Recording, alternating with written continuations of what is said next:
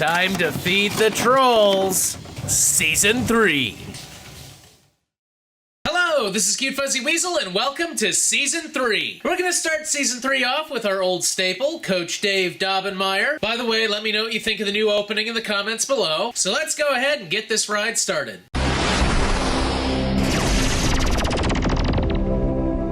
Why is it called Coach Dave TV? I mean, he's not on TV. Well, good morning. This is Coach Dave Daubenmire. Good morning, Dave. At newswithviews.tv at newswithviews.com. Thanks for tuning in this morning. What the hell is that thing over your shoulder, Dave? It looks like an angry clown in a drill sergeant's hat. I mean, look at those eyebrows. If any of you guys are in the military, can you post in the comments below if the drill sergeants actually have the big drawn-in clown eyebrow things? Because, I mean, just look at that thing. Oh my god. I just realized something. Man, I need to get my mind out of the gutter. Man, I'm sick. Just sick. Watching what's going on in football. Coach, speak up! Man, we can't hear you over your music! Football, you know, you used to be able to turn on professional football and men were allowed to be men and knock each other down, and now they're trying to get all type of safety going on in there. I know, right? Because what the fuck are concussions supposed to be? Brain goes in, brain goes out, and you can't explain it. We see guys getting knee injuries now because you're not allowed to run and hit a guy in the head above the body anymore. I'm not sure what the prevalence of knee injuries have to do with not being able to go after a guy's head. Something tells me that a guy that's 300 pounds and 7 feet tall with 100 more pounds of gear on him slamming into you at like 15 miles an hour is going to cause problems like all over. Everything's about safety, safety, safety, safety, safety. Football was better back in the day when we let the guys come onto the field with chainsaws. They need to bring that shit back. Actually, that I would actually like to see that. That would be pretty cool. See, we understand all that, but listen, I'm here to tell you this. I'm talking to moms and dads now. It's time that we taught our kids to suck it up. Coach, my ribs! I can't breathe! Suck it up, you little fuck! Oh god, Coach, my eye! The ball hit me in the eye! It's all bloody! You don't need 2 eyes on a football field, you little bitch! Suck it up, will ya? Will ya suck it up? Oh, you got a broken ankle? Suck it up, you little fuckers! God damn, I can't believe I've got the most fucking wussy goddamn Pee-wee division motherfuck! Oh, your leg's broken? You want me to call the ice cream man and your mama about you pissing blood? Uncontrollably? Fuck, man. This is why we replaced the football with a lead weight! What do you mean, Coach? Well, my coaching experience has taught me a lot. I'm glad I was a coach, enjoyed that life. Yeah, that must have been the life, right? I mean, hanging out with all those athletic young men and watching them in the showers. Hey, wait a minute, Coach. I don't know if my wife did, but I sure loved my time as a coach. But, you know, a lot of the problems I used to have was with mommies. Mothers, Dave. You're not a 5-year-old. Yeah, I'd get a call from mommies because they thought their little boy was not being treated fairly or whatever it was, you know. Hey, Coach, you made my son go out in the field with a broken wrist. What the fuck do you know about football? Well, I know there's certain rules about what you can and can't do. That's right, you don't know shit! And I used to love to sit down and talk with parents. I didn't love to, but when I got into that situation where parents came in to talk to me, and they start talking, inevitably, their little boy didn't get to play because I didn't like him. Well, that's bullshit, because we know Coach Dave loves everyone. The big government libs, the God haters, I call them, or I was mean. Listen, I'm giving some good advice right now to some of you watching this. Some of you right now are dealing with an issue with a coach. Wow, he's right. Some of us are dealing with a coach right now. Just know how life is. Once again, you're kind of right. I mean, the coach doesn't know what life is, so 2 out of 2 there. That's pretty good, you know, for you. There ain't no creature in the world like a parent. Coach, you're really creepy when you laugh. You know that? So I'd be sitting there with those mommies and their daddies talking about how I don't like so and Joe and I'm not fair, blah blah blah blah blah. You know how I'm like ignorant and I'm a hypocrite and blah blah blah blah blah, right? I mean, like, you know. And I'd let them say what they had on their mind, and I would listen. I would listen to them. But I would tell them a couple different things. I'd say, number one, let me tell you something. I love your son, but I don't love him the way that you do.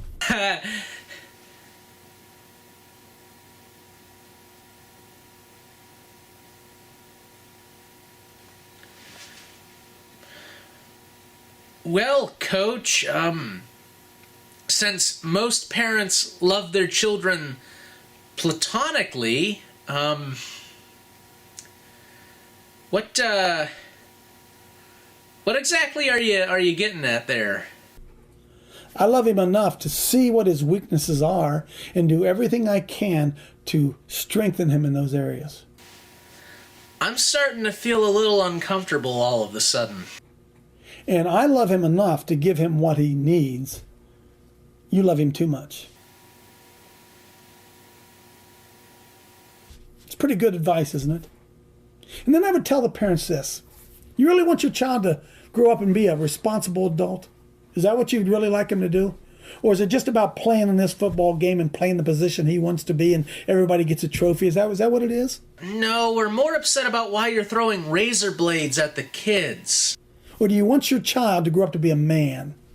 Well, if you want your child to grow up and be a man, then here's the best thing that you can teach your child, ma'am. You can teach your child this. Number one, he ain't always going to like his boss. Yes, because that's a sign of being a good coach, being hated by your players. It's a reality of life. Sometimes you get a stink. No, what is that? Dave! Or Dave's editor, one of you dropped the ball right there. I know accidents happen with the green screens, like sometimes I'll be talking and I'll be like this and there'll be some over here and I have to mask it out and then all of a sudden, oh no, where's my hand gone for like a couple of milliseconds, but wow, that's half your hand, Coach. To Coach's editor or whoever's responsible for that, just, I don't know, you could have put a picture there or something, because, Sometimes you get a stinking job with a stinking boss. What are you going to do then? Well, according to some ultra-conservatives, such as yourself, the thing they need to do is be thanking God that they even have a job. Lesson number 2. Life ain't always fair. However, it is being ruled over by a just and fair-loving God. That's right. You aren't always going to be treated fairly. Yeah, you're not always going to be treated fairly in a sport with rules attempting to maintain fairness. Look, just don't say anything, because when you disagree with me, you sodomize me. And this whole idea of fairness, I don't even know where that thing came from. Oh, they tell us that we believe in evolution, that we came from the apes. There ain't no fairness out in the jungle, I can promise you that. And we're training your child to go out into a jungle where there is no fairness, where there is bullying. Yeah, society is like a fucking jungle, man. What with our laws and elected officials, and our supermarkets, and our television, and our ads, and our computers, and our internet. It's like a fucking jungle, a lawless, anarchist society. And always going to treat him fair. Number 3. Life's full of raw deals. Wait a minute, isn't that covered under number 2? Life ain't always fair. Life's full of raw deals. Yeah, I mean, it sounds like you just subdivided the same. I mean, life is not fair.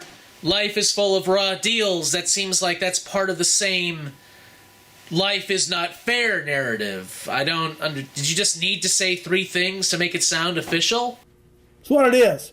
You can work as hard as you want, be as faithful as you want, be as loyal as you want, and still you're going to get smacked in the belly at some point. Again, rule number 2. This is the same rule, Dave. Your wife's going to leave you. You're going to have a death in the family. You're going to lose a business. You better learn to suck it up, baby. Fuck, Dave! I can only imagine how your pre-game pep talk must have sounded. All right, kids, listen up. Even though you may go out there and you may win this game, everyone you know is gonna die, Your wife's gonna leave you. Everything you do is gonna turn to shit. You're gonna end up dying of an overdose in a gutter, and nothing you do will ultimately matter. So go out there and give it your all, yeah! Suck it up! Yeah, suck it up! And remember once again that if anyone disagrees with you, just whine and say they're sodomizing you. That's what we need to teach our children. We need to teach them to suck it up. Yeah. Yeah! He's unfair. Yeah, he doesn't like you. And you need to make sure your players don't like you by disagreeing with them, yeah! Yeah, you are getting a raw deal. Okay, alright, okay. I'll stop. I can't top that. I can't top that. He topped that. I can't come up with anything. That's okay. All right. I'll stop with the jeez. Quit sucking on your thumb and get to work.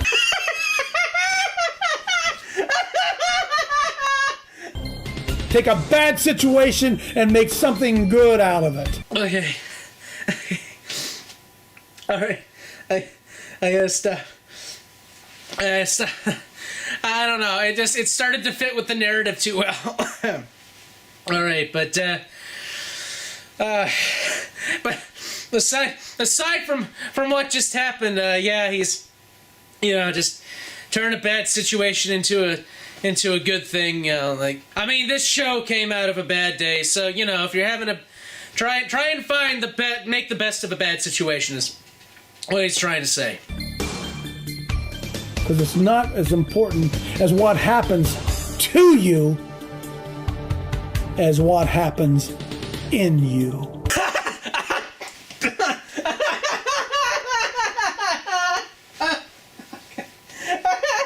Okay, Dave, stop it! Stop! It's time to teach our kids to suck it up. Dave, stop! It's Coach Dave Daubenmire at newswithyous.tv, at newswithyous.com, telling you, stop the whining. It's time to suck it up. You know what you're saying, Dave. You know exactly what you're saying. Okay, Dave, you beat me at my own game. I mean, it doesn't exactly make you look good, but still, well done. All right, okay. All right, that was Coach Dave Daubenmire. I'll post a link to his video below. If you have any trolls you want me to feed, list them in the comments below. This is Cute Fuzzy Weasel. Have a good day. All right, okay.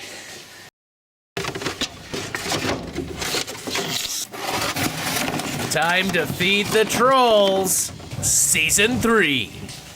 Hello, this is Cute Fuzzy Weasel, and it's time once again to feed the trolls. Before we start, I read the comments in the last video, and as you can see, the background is no longer doing the forward and then reverse video thing. I thought it looked cool, but apparently it was giving some people motion sickness. Anyway, the troll we're going to be doing today isn't exactly a troll. He's more of a...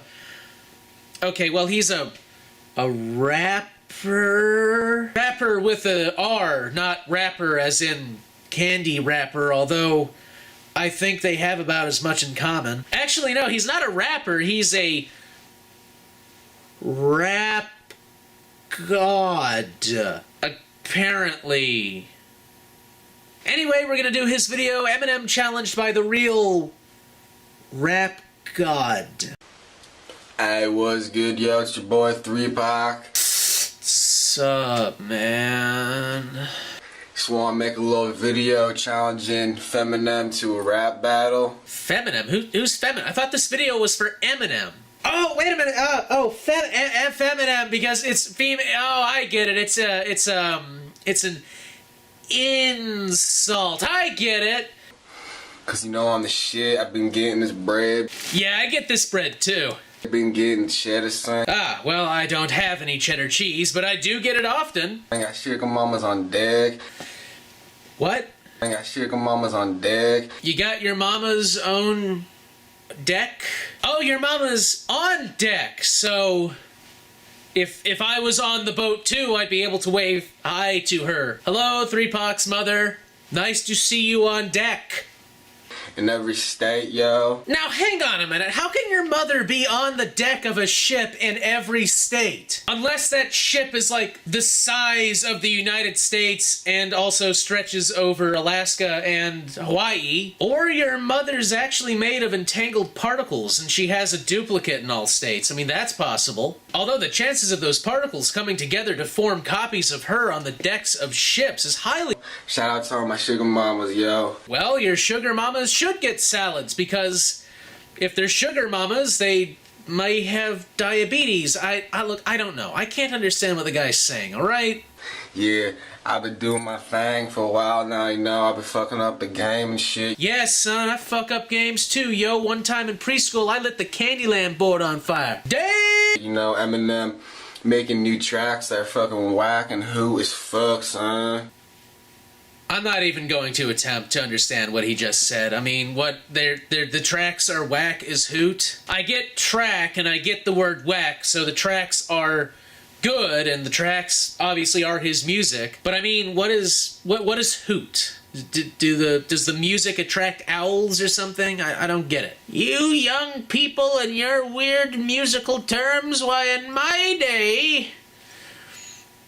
I wasn't into music either, so I'd be saying the same thing. Shit, that's gonna be me in 60 years, you know? Fuck, man. You fucking hoot ass bitch, son. I don't give a whack or a hoop about that shit, son. But why is the camera looking? I have no idea what he just said. Hoot ass bitch. He doesn't give owl prostitutes for smaller bitch owls because...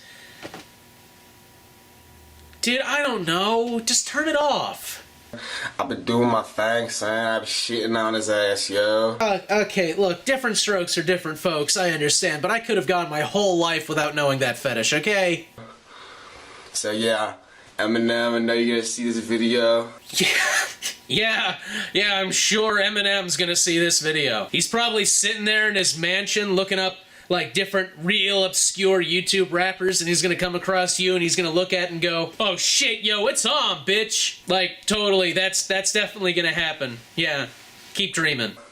So you best respond to this shit, cause you a fucking hoot ass bitch. I don't give a whack about that shit, son. Don't give a hoot, yo.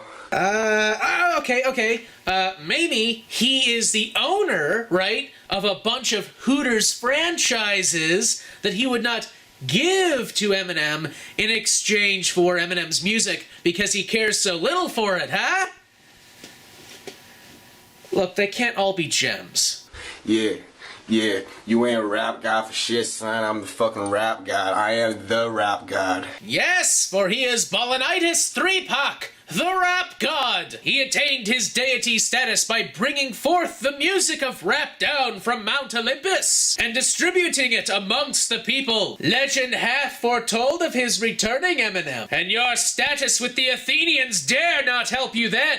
The only rap god, son. Really? You're the only rap god? You sure you wouldn't want any, like, demigods to take care of the various different facets of rap music? I guess you're just the only one, so it's sort of a monotheistic religion of rap? Country music alone would probably have 5 or 6. Just, you know, there's a lot of different facets to it. And don't even get me started on how many guys would be in charge of the death metal pantheon, okay? I mean, that'd be a fucking planet. I fucking run the game, son. I'm the bank of Monopoly, yo. Don't pass go, don't collect $200, bitch. I'm the king of hip-hop, yo. Yeah. Fuck Kendrick Lamar. Cannonball Mark? Kendrick Lamar. Canical Bark? Kendrick Lamar. Cannibal Clark? I'm not sure you want to fuck around with someone called Cannibal Clark. That seems like a bad idea. Too, he's a bitch. Yeah. Yo, I'm the shit, son. Got the bread. I don't give a whack or who, but doing my thing. Yeah. Whoa! Get the bread, son. Okay, all right. I've got the bread. Is this helping? I'm the best. I don't give a fuck. Sugar mama's on deck. I don't give a who. Beats in the booth. Do what I want to do. All about you. I'm the fucking truth. I get the bread. I don't know. Is it helping? I don't give a fuck. I don't fucking shit. I'm a fucking boss. Oh I'm God, what's happening? Literally, this is the wrath of the rap god. I'm a fucking shit. I'm a fucking boss. I'm a little white Rick Ross. Oh no, he's the rhyming Ross. What? Oh yeah, fuck. I smoke crack. I smoke crack. Oh, that's what's going on. Okay, everybody, false alarm. It's just a crackhead. Never mind. Go about your business. I smoke dope. I don't give a shit. Really? Because you're acting awfully hyper for someone who smokes dope. I don't give a shit. I smoke dope. I don't give a fuck. You don't give a fuck? I don't give a who. Yeah, yeah, yeah. Yeah, yeah, yeah. Yeah, yeah. Yeah, yeah, yeah. Yeah, yeah, yeah. Yeah, yeah, yeah. Yeah, yeah, yeah. Yeah. I smoke crack. Okay, crack. I smoke crack. Okay, crack. Yeah, yeah, yeah. BCP. PCP. BCP. PCP. Yeah, yeah, yeah, yeah, yeah. Yeah. Yeah, yeah, yeah, yeah, yeah. Yeah, yeah, yeah.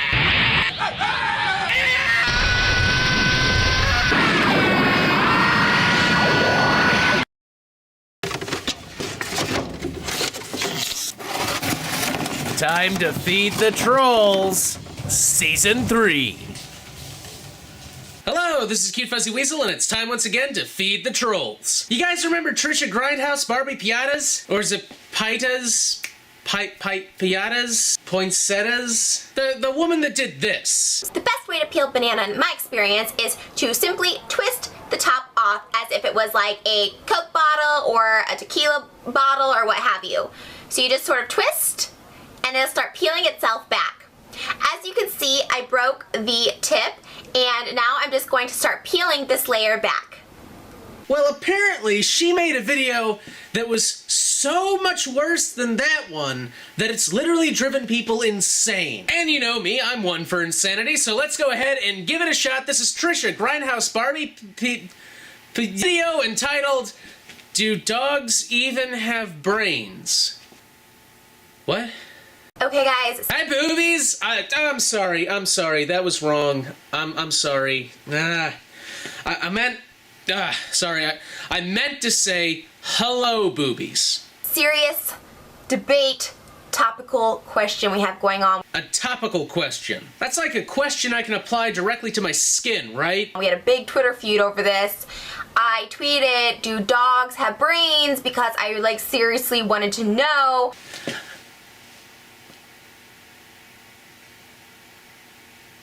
Dogs have... Well, yes, of course. Yeah? What? How?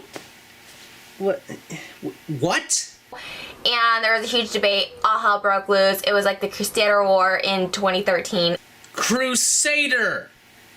Say it! Crusader. No. Crusader. Crusader. Crusade. There's no T. Crusader. Crusader.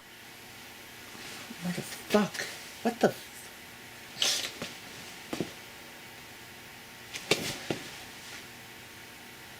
Wait a second. In 2013, it was cray. So basically I'll give you a little bit of story behind my questions. Please do, because I've got to figure out how this fucking thing started. So I was like, of course, dogs are mammals, right? Oh God. Oh, please stop dragging down the human race, please. Yeah, dogs are mammals. They're humans. Or no, they're not human. They're part of the animal kingdom that God created. I love you, Jesus.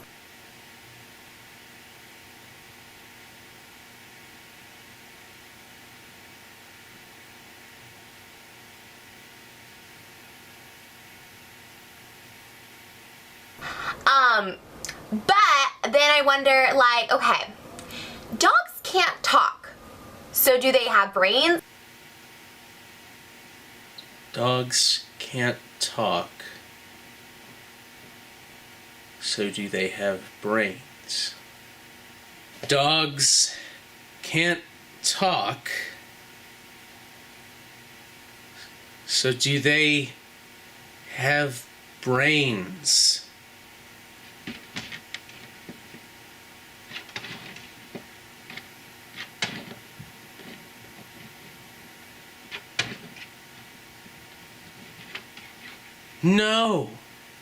No, they can't talk, so I guess they don't have brains.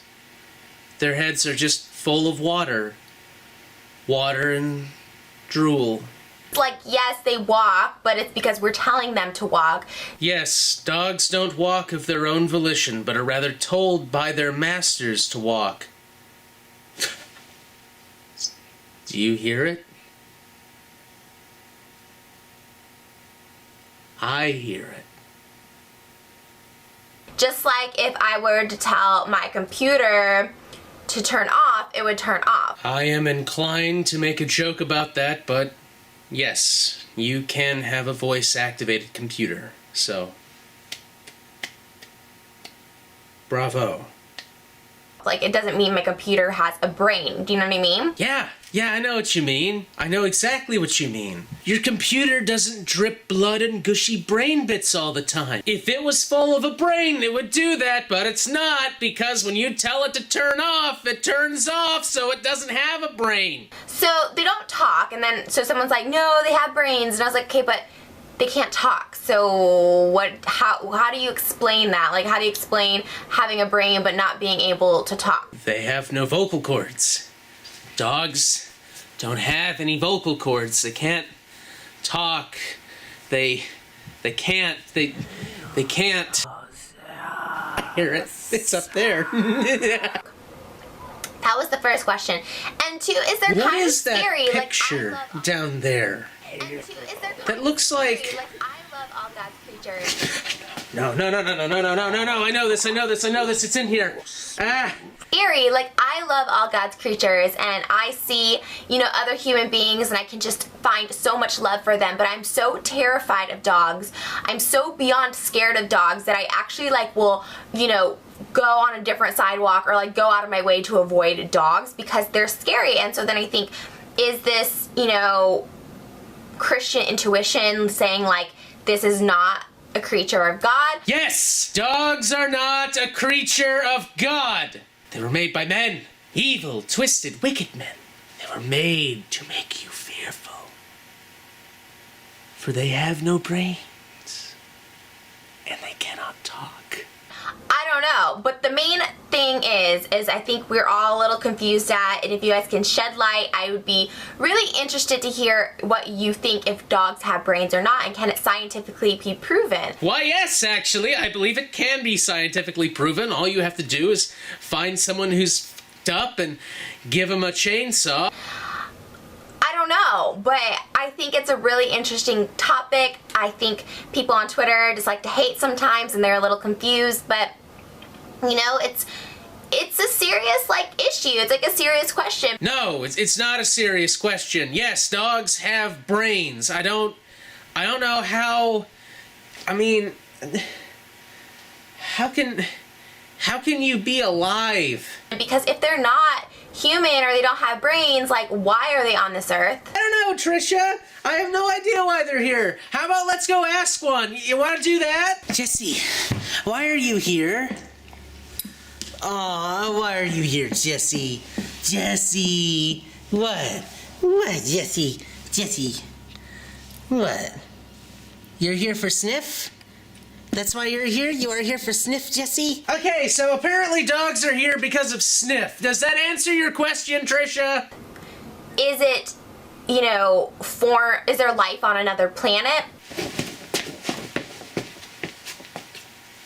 The fuck? What? Is there life on another planet? Yeah, Trisha, actually, I think there is life on another planet, and once more, I think you're proof of that. There's no way you're human. I mean, look at her. Look at her. Look at her eyes. Her face. It lines up. Oh, God. That's what this is. This is alien. This is alien. It's trying to conquer us all by driving us insane. Ah, but you couldn't fool me, Trisha. You couldn't fool me, could you? Nah, you couldn't. These are all questions you have to consider when asking these things. Unless you're trying to take over Earth, in which case the only question you have to ask yourself, Trisha, is how many humans can you herd into your slave camps? Well, you won't get me, damn it! I know what's behind your face. It's some kind of rubber mask. Yes! Yes, I told you! It is! It is! They're the first wave! Grab your guns and buy your gold because Glenn Beck was right! They're coming for us! And I don't want to get too philosophical on it. I guess philosophy just isn't a part of your alien species, is it? No, you probably phased out philosophers long ago, siding only with your military for the use of conquest. How much of the galaxy have you slaughtered, Trisha? Tell me! How many innocent alien lives have you slaughtered? Being like, oh, where did we all come from? What happens when the world ends? You take over! That's the end game! That's what happens! I know it! You told us all! You told us all by beaming the thoughts into our heads! But I know how to get away from your thought ray! I know! Away! Away with the green screen! I have a better plan! Yes! You will never be able to breach my aluminum shell, Trisha! Is it just black? Is it just blank? Like, what happens, you know? I don't know. Of course you don't know, Trisha. Not anymore. Dogs are freaky. And I hear a dog barking. Ah! Ah! Ah! Ah! Like, dogs know I don't like them, and I think they just want to attack. I've been attacked by dogs like 3 times. Also leads me to believe that they don't have brains, because why would they rip off my face at 2 years old? Like, literally 2 pit bulls ripped off my face in Moreno Valley, California. My mom had to, like, call the cops. She ran out with a baseball bat. It was intense. Well, if that's true, I gotta say it's hardly noticeable. I mean, I can't tell. I feel like if they had brains, they just want to do that. And I don't feel like if they were God's creatures, they want to do that. Wait, so you were attacked by dogs, so therefore dogs don't have brains? Because if they had brains, they wouldn't have attacked... You do understand what a brain does, right? I mean, it controls the body. So, I mean, the fact that they attacked you should be proof that they have brains. Because, I mean, you know? But then again, maybe they have free will, so maybe they do have brains. I don't know. Let me know what you think in the comments below, and hopefully we can figure this out. It's been bothering me for, like, ever. You know, I changed my mind. Trisha's not an alien. She's just stupid. I really should learn to stop going crazy at the drop of a hat, though. I mean, that was just ridiculous. Clearly, she would not be an alien coming to take over. No, she's probably an alien creature that they used to test their space program. She ended up crashing here, and now she's loose. Kind of like if we sent a guinea pig to another planet, and now the guinea pig's out and walking around. It's a lot like that, so nothing to fear. She's completely harmless. If you have any trolls you want me to feed, list them in the comments below. And as always, this is Cute Fuzzy Weasel. Have a good day. Hello, everyone. It's time to feed the trolls. It is. I'm not going to use that accent. Time to feed the trolls. Season 3. Hello, this is Cute Fuzzy Weasel, and it's time once again to feed the trolls. This episode's gonna be relatively short because I've got a really big one planned for, next episode. So it's gonna require a little more editing, a little more planning and everything than is normally the case. So I figured I'd knock this one out since it's been 5 days, 6 days, 7 days. It's been a while. So I figured I'd make this one to tide you guys over for the next one, which will feature, can I tell you anything about the next troll? Well, actually, I can. What can I tell you? I don't want to give anything away, but suffice to say, he's relatively famous, and he once shat himself to get out of Vietnam. So that should be all the hints you need. Anyway, this is xXtheamazingmasterofswagXx. Or if you wanted it to all be one word, Shit, let me try that again. The amazing master of swag. And the award for the most boring, unimaginative intro in the history of the show goes to XX, the amazing master of swagXx. Round of applause, everybody. In its fight against communism. Hello everyone, I'm the amazing master of swagXx. What the hell kind of computer-generated voice is that? What's that? Oh, yeah. I want the digital voice that sounds like a sentient balloon is talking, sure. It is I, the best user on YouTube ever, xXtheamazingmasterofswagXx. I am the best video producer on YouTube ever. I sound like a Borg drone that was made out of Shaggy from Scooby-Doo. Like resistance is futile.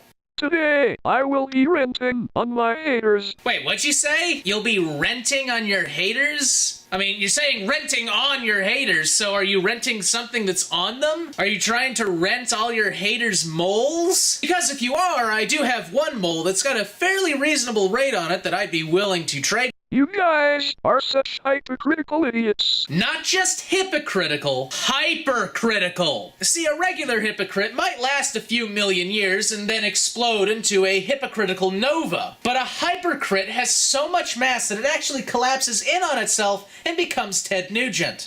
If you don't please Vox, then you are a horrible person. Everyone will hate you, and when you die, you will go to hell. Unless you're Catholic, in which case you'll go to purgatory and spend 10,000 years playing Flappy Bird. I'm just spreading the truth and trying to keep everyone on this side safe. What the fuck kind of noise is that? I'm just spreading the truth and trying to keep everyone on this side safe. I am just trying to put my voice right like you. Can you imagine if there were companies trying to sell their product with that voice? Samuel Adams cherry meat is very smooth.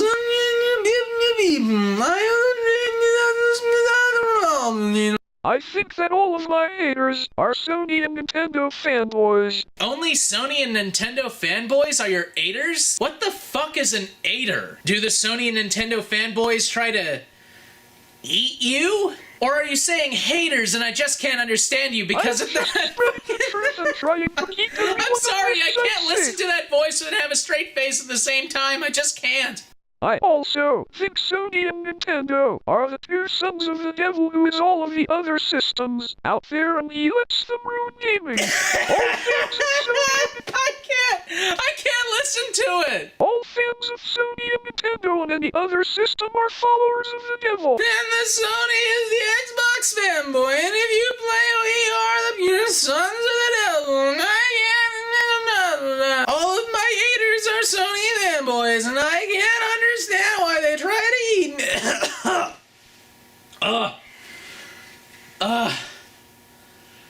Okay, that voice does a number on my throat. Okay.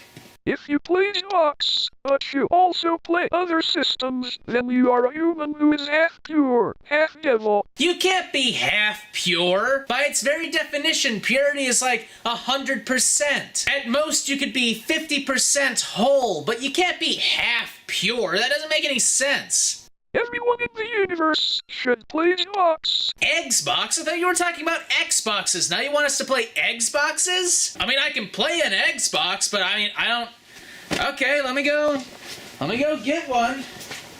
Hold on. Okay, I got the Xbox, but, where do I put the controller? Also, it doesn't seem to have a TV out. It's kind of loose. Huh. So is this some kind of weird Wii remote kind of deal? Let me see if it does anything. Oh, shit. Well, that's what I get for playing with this thing, I guess. It is clearly the best. All of you haters are clearly just trolls that no one cares about. Oh, MG, I am so angry. He's so angry. Angry. Angry. Angry. Angry. I want to do an auto-tuned episode now.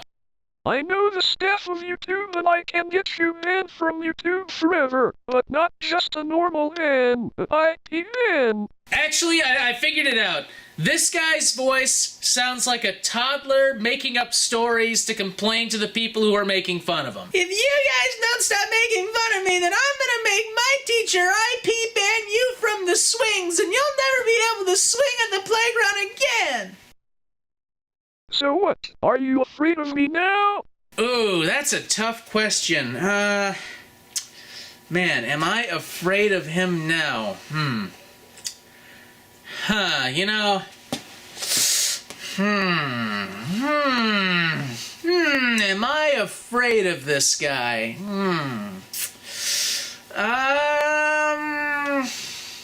I'm gonna have to go with, carrots. I mean, no. I'm gonna have to go with no. No? Well then I also am very powerful thanks to the fact that I am the teacher of gaming. Yes, I am Professor XX, Master of Swag, your professor, and I am here to teach you the mastership of gaming. Look to the pupil to your left, and now to your right. One of you will not pass my class. So the Lord's Ox gives me special power so I can teach those who simply do not want to learn. Wait, what? The Lord's box? The Xbox is the Lord's box. Wait a minute. Oh my god. How could we have been so blind? Microsoft is a sign from Jesus! But if you like Xbox, then do not fear me. So if I like Xbox, then I don't have to fear you? Well, okay. There. I like Xbox. But if you hate Xbox, I hate Xbox. or if you even do not like it, then either like Xbox now, or face a very painful death that will be very painful, will make you lose your ability to move. Well, yes, I would imagine death would make it very hard to move. In fact, I would say would make it impossible to move. Because, you know, you're dead. And will last 1 week. Well, then it's not really death, is it? Unless you come back as a zombie. Maybe that's where all the zombies from Call of Duty come from. But of course we all know that the Xbox is only ripping off Call of Duty. I mean, look at it. It's black and it's square. I mean, what does that remind you of? The Black Ops case. QED Xbox, you rip off COD. Well, thanks for watching. Well, you're welcome, I guess. This is XX, the amazing master of swagXx, and goodbye. So long, farewell, as Wiedersehen, adieu, adieu, adieu, to you and ya and ya. No! Anyway, this is Cute Fuzzy Weasel, and if you have any trolls you want me to feed, list them in the comments below. A quick shout out to ArcLight84, cool guy, check out his channel. And as always, have a good day.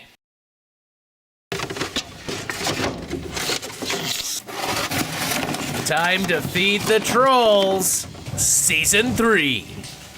Hello, this is Cute Fuzzy Weasel, and it's time once again to feed the trolls. I apologize for the long absence. I was actually iced in. We lost power for a few days, the water went out, a bunch of bad stuff, so I really haven't had time to do any kind of filming. But now that spring is here, I'm sure I'll be knocked out by some thunderstorm or something, so... such is life. Anyway, the troll we're going to be doing today is none other than Ted Nugent. Now, some of you might argue that Ted Nugent really isn't a troll, to which I respond, My name is Ted Nugent, full-time. I'm addicted to freedom. Well, you're addicted to something. I'm the American dream. Nah, motherfucker, you are not the American dream. Soji Debucci is the American dream. You're the American accident, where we've fallen asleep after taking a ton of laxatives and a ton of sleep aids. How you doing? Well, I'm doing all right. Okay, switching to the gun control debate. Yes. And the debate... Is there a gun control debate? Because I haven't heard it here lately. Maybe not. Get it? Because Ted's at a gun show. And people who are not interested in guns would probably not be at a gun show. You get it? It's funny. Because Ted has brain damage. Not here. There really isn't a gun control But how do you debate. define... Well, that's true. There really isn't any kind of gun control debate, what with all the, debates about gun control. Find your role in the larger debate? Well, because you seem to... I think Is Ted Nugent a lizard?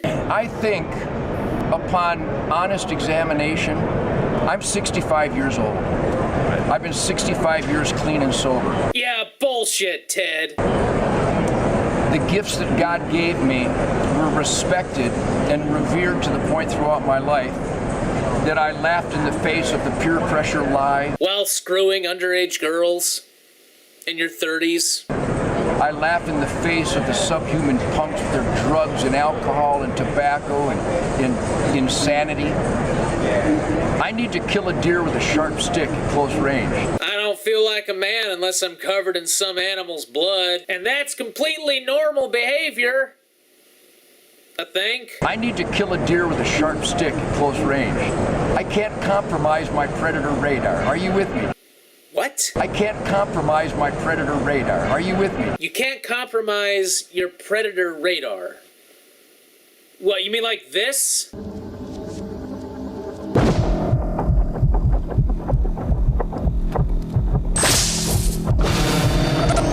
But if Ted Nugent had that kind of radar, wouldn't that logically mean... This is alien!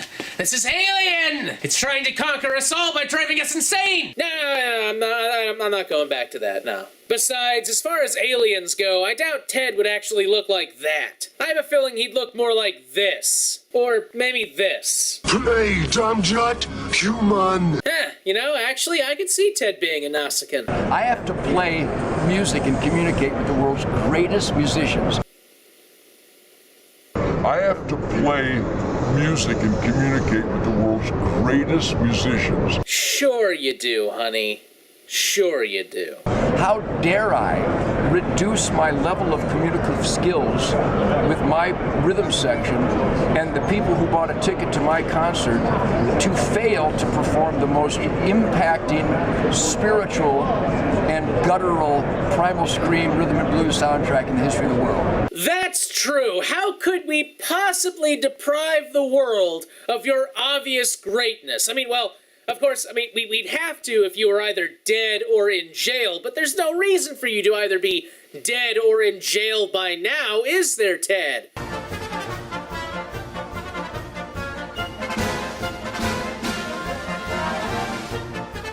I definitely want a copy of that. So the gun debate, and I got to tell you, I'm not bragging because I didn't plan this, but the anti-gunners pounced on me viciously as early as 1965, 1966. Oh, poor little boy, poor Teddy. Did those mean old anti-gunners come after you? Before anybody maybe in this room knew there was a culture war. Now that's quite a statement, because we're in the room of people who are impacted by freedom haters. Ah yes, having the stance that you don't want any old insane person to have the capacity to go into any public area and just kill whoever the hell they want clearly makes you a freedom hater. While we're at it, if that psychopath who thinks that tomatoes are telling him to kill pregnant women wants grenades, well that's his God-given Second Amendment right too. Just so long as he ain't a gay. Because if he's a gay, there's a problem.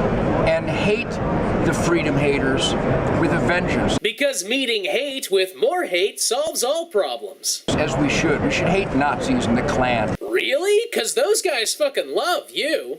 We should hate the Black Panther punks who commit felonies and destroy innocent lives. So hate is a good emotion. Yes, let's fight hate with more hate, because hate is good. When I experience the first volley of hate towards me because I eat venison... Who gives a shit if you eat venison? I've eaten venison. You sure this is genuine hate coming at you and not just you interpreting stuff as hate? And carry a gun. I couldn't control the laughter because the people that were spewing this hate had little foam puddles of spittle in the corner of their mouth. You mean like how you have big tufts of hair coming out of your nose? Fresh from an LSD experiment. Swear to God, these were hippies attacking me because I had a gun for self-defense and all the other perfect reasons. Like shooting them illegals what cross our border. No, really, he said that. And that I actually killed deer to feed my family.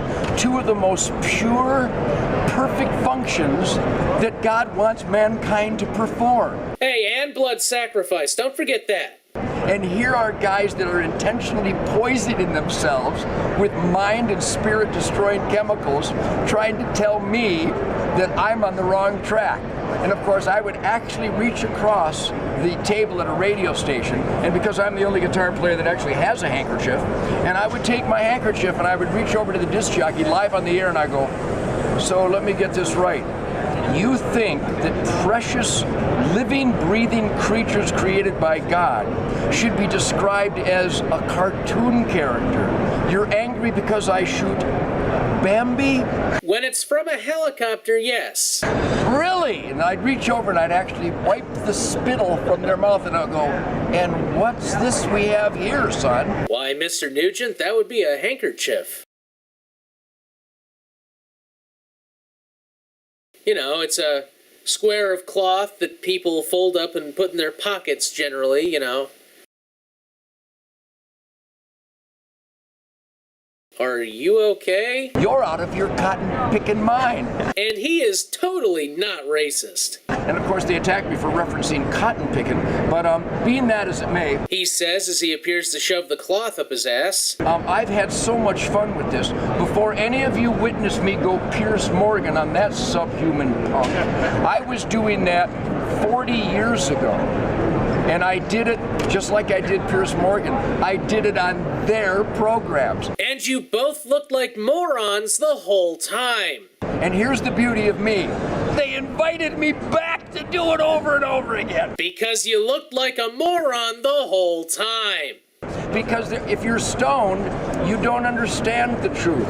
I don't know, Ted. I mean, you're not stoned, but clearly you're batshit insane. But the listening audience and the producers loved it. Because you looked like a moron, you moron! Get it through your fucking empty skull, Ted. You're a joke. You sang Cat Scratch Fever 35 fucking years ago, and ever since then it's been Because I kept it funny. Well, actually, Ted's got a point there. He did keep it funny. I.e. handkerchiefs and spittle live on the air, and I was just a dumb teenager. But I understood that what my dad taught me about precious creatures that we thank God for every November. Ah! Thank God for all these creatures, or I'd have to act like a fucking human being! Ah! During the natural God-created season of harvest. Thank God for this bountiful harvest of gore! Was so perfect that anyone who would attempt to find fault with it had to be mentally deranged. If you don't like doing this, you're fucking insane! Now where the hell are those goddamn koalas? There they are! Now, I would pity and try to help most mentally deranged people, but not when you actually take a substance knowing it will derange your mentality and then act upon your derangement in defiance of the truth. So I would just reach up their ass with my fighting gloves, pull out their guts and slap them with it. Yes, if you take any kind of drug, you're insane. Now let me explain how insane you are by a metaphor of me pulling out your intestines and slapping you over the face with them. Because clearly, that's the sign of being mentally stable. Which is quite a visual unto itself. Yes. Theoretically speaking, metaphorically speaking. Yes, Ted, we know it's a metaphor. I have a feeling personally that you would shit your pants if you actually had to face the repercussions of what you just described. So the gun debate is about good people having the individual right from God, guaranteed by the U.S. Constitution, to stop evil people. Yes, Ted, that's the gun control debate. Good, godly people being charged by God to, with lethal force, kill those they consider bad. Now, who could possibly argue with that? If you find fault with that, you are on the side of the evil people. Yes, good, godly people charged by God and given weapons by God to go kill people who disagree with them. Because if you disagree with those people who are charged by God to kill people who they consider bad, indeed you are also bad and need to be killed. It's a very simple thing to wrap your head around. If you have brain damage. Duh. So, last question. 2016. 2016, which doesn't mean anything to Ted Nugent because he's dead. I mean, he's in jail. I mean, he's a pussy. 2016. 2016. There it is. The perfect ballet of freedom would be if this happened.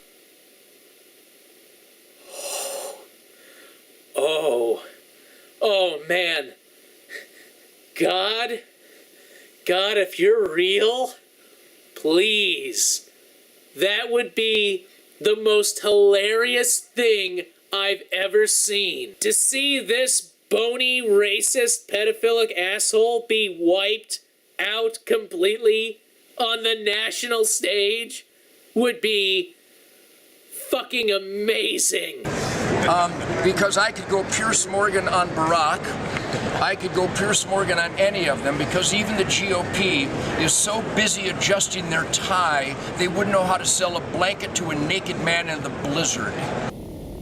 Doctor, what is it? His intelligence is increasing at an almost toddler-like rate. If this keeps going, we'll be able to wipe his own ass by Friday. My God. Again with the tongue. Is Ted Nugent an iguana? Our politicians check their scrotum in at the door. Even Hillary. But obviously she has spare scrotums. Because Hillary is just covered in scrotums. Humor of 2003, everyone. The state of politics in America are heartbreaking, tragic, virtually self-inflicted, and I think I'm speaking for everybody here. We would like to apologize to the heroes of the military for bending over since World War II and allowing a commander-in-chief who is the enemy of the U.S. military. I don't even know where to fucking begin with that statement. So the commander-in-chief, and by commander-in-chief you of course mean Obama, because, you know, just dumb, is the enemy of the military, and since World War II they've been humping you because you've been bending over because Obama... Dude, I don't even fucking know. Of the U.S. military. I'd like to apologize to the heroes of law enforcement for an attorney general who commits more felonies than the people he lets go on television committing felonies, Black Panthers, Philadelphia, ad nauseum. So while I'm busy apologizing because I didn't let my guard down. Except that time you did cocaine and meth, and that time that you crapped yourself to get out of Vietnam. Aside from those times, and a couple of other times where you said if you could find someone who was better than you, you'd suck someone's dick or something. And if you can find a screening process more powerful than that, I'll Aside from those times, oh, and the time that you did it with an underage girl fan of yours. Except for those times and a couple of other times where you've... Anyway, aside from those times, your guard has just always been solid. I've been fighting this battle. I have no more capabilities than what I implement on a daily basis. Really? Oh, wow. I feel so bad for you right now. But I have obviously failed to galvanize and prod, if not shame, enough Americans. Well, I'm sorry that you've been such a failure, Ted. If it's any consolation to you, though, you've made me ashamed to be an American, so you kind of shame people. To be ever vigilant not to let a Chicago communist-raised, communist-educated, communist-nurtured, subhuman mongrel. But he's totally not racist. Like the Acorn community organizer gangster Barack Hussein Obama to weasel his way into the top office of authority in the United States of America. Should I bring up Vietnam again? I am heartbroken, but I am not giving up. I think America will be America again when Barack Obama, Eric Holder, Hillary Clinton, Dick Durbin, Michael Bloomberg, and all of the liberal Democrats are in jail, facing the just due punishment that their treasonous acts are clearly apparent. I've said it before, Ted, and I'll say it again. You are such a fucking pussy. I mean, just not even bringing up this quotation, not even bringing up that. Although, I guess you could play that into this whole thing, given that you said this and then nothing happened. So I take it this great and glorious Christian right-wing revolution won't really be fought on your part, will it? Actually, it would be kind of entertaining to see Ted Nugent in an actual firefight. I predict that the very first bullet that whizzes by his head causes him to collapse into a fetal position and start shitting his pants while he sucks his thumb. Actually, I'll go a step further, Ted. If anything really happened and you were involved, chances are you would surrender. Not only would Ted surrender, he would probably sell out his friends for a more lenient sentence after the war was over. Wait, did I say war? I meant to say 12-minute skirmish. So those are, a lot of people would call that inflammatory speech. No, I'd call it being a pussy, because that's what you are. Well, I would call it inflammatory speech when it's your job to protect Americans, and then you ask you to look into the television camera and say, what difference does it make that I failed in my job to provide security and we have 4 dead Americans? What difference does that make? Ah, shit, I've run out of crap to talk about. Oh, maybe I'll just spin the wheel of conspiracy theory here.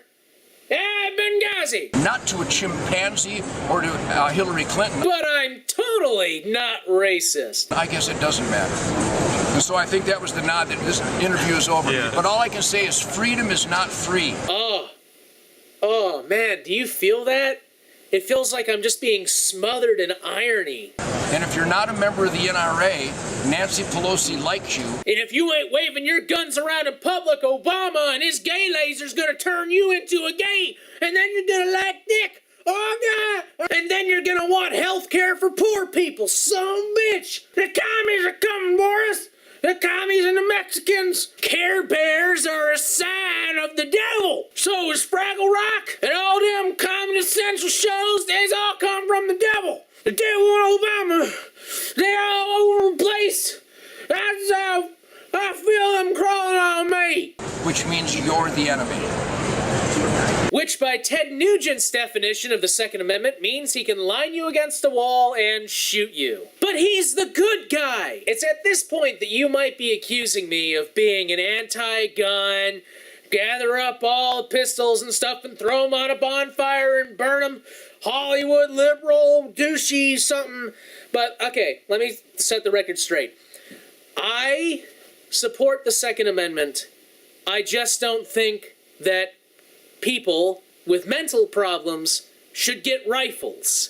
Also, I think before you get a gun, you should be given a criminal background check to make sure that, say, you're not a pedophile. I also think there needs to be maybe a little bit of a waiting period before you can get a gun and go out and shoot the guy who called your car gay. Just my opinion. I'm not saying that I think people should not be allowed to own rifles or guns, that people shouldn't be allowed to defend themselves. I'm just saying that maybe shooting someone in the back of the head as they walk away from your porch might be, like, not something we should allow. And I also think that maybe insane people shouldn't be allowed to have grenade launchers and 4 or 5 fucking shotguns and 7 AR-15s. Not that I think you shouldn't be allowed to have a basement armory. Far from it. But I think if you're gonna have racks upon racks of all these different exotic guns, that maybe the government should know and perform a psych eval on you so you don't strap on all those guns and kill a bunch of toddlers. Just my opinion. I mean,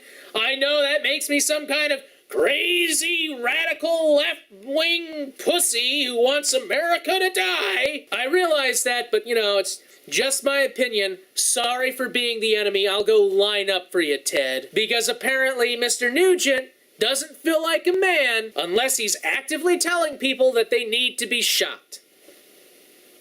Maybe I just don't get it, Ted. And that was Ted Nugent, ladies and gentlemen. If you have any trolls you want me to feed, list them in the comments below. And as always, have a good day.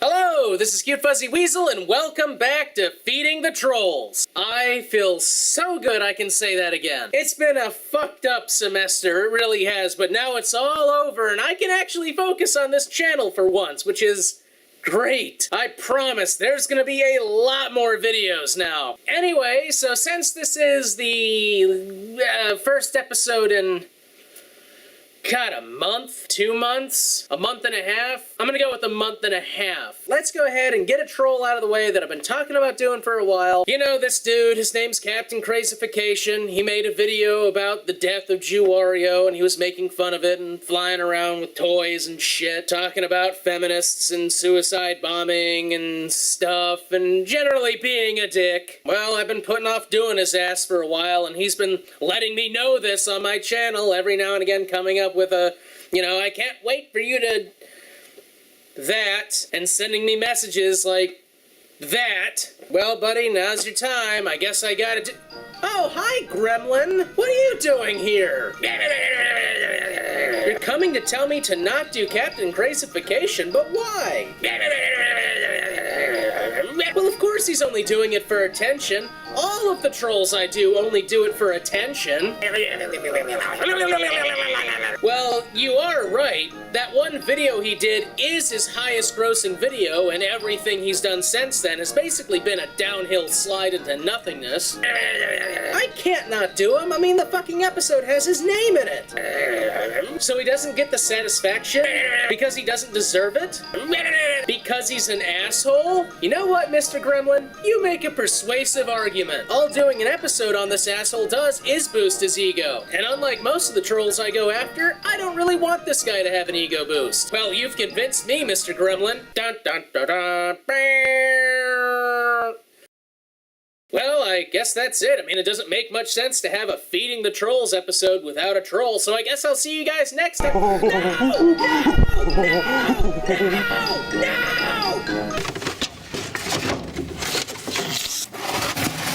Time to feed the trolls. Season 3.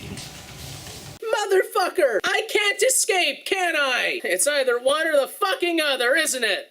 This video is rated PG! It takes a rare kind of person to pull off a voice that sounds like a rabbit being grinded up inside a clothes dryer, but this guy manages to pull it off. And that, baby boys, stands for pure greatness!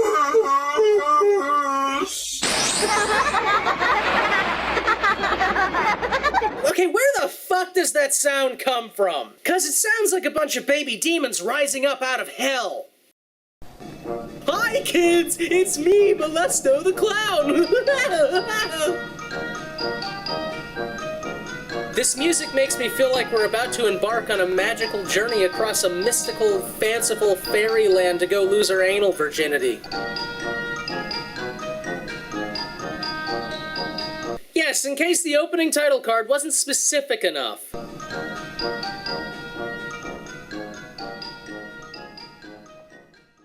Oh, fuck.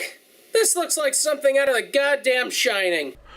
Hello, everyone. My name is Beck Sullivan Peter. Again, in case the opening title card wasn't enough. And today I would like to talk about how much I just love Google+. Proof that it's from the devil, right there! Here are the reasons I love it so much.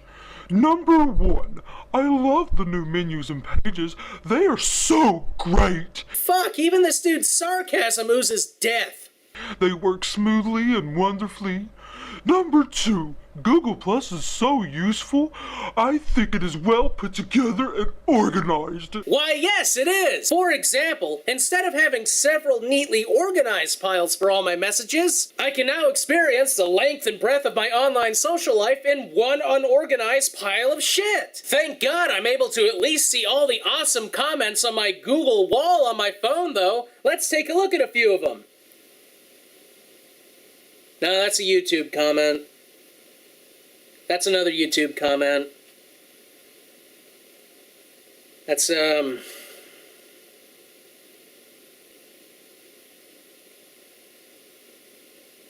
I'll let you know what they say as soon as I get one because no one uses it! Number 3, No getting aroused on my show, jackass! I am so glad Google took over YouTube.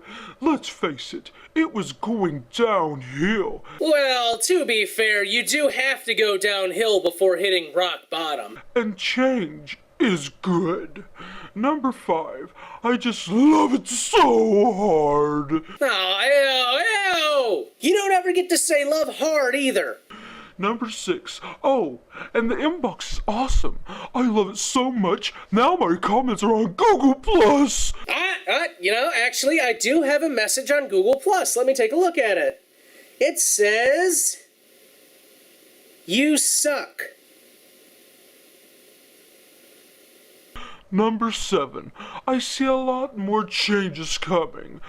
OMG. No! You have no God! I hope that YouTube goes PG. That would be great. Number 8. Not to mention now you can review the comments that might be spam. That means we can control trolls. Gosh, I just hate trolls.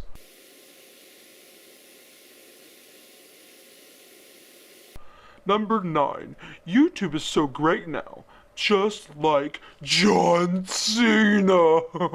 The only way Google Plus is anything at all like John Cena is if John Cena looks like this. Number 10. Fuck, we're 10 deep into this shit? What the fuck am I gonna do with the rest of my fucking life? Holy crap. YouTube used to be so broken. Now it is fixed. Come on. Come on.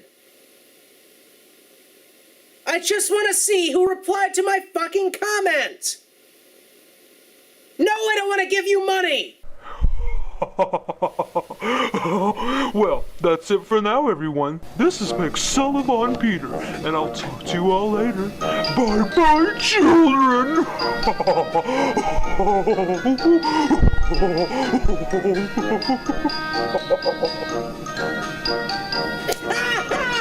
It's on me! It's on me! Fuck!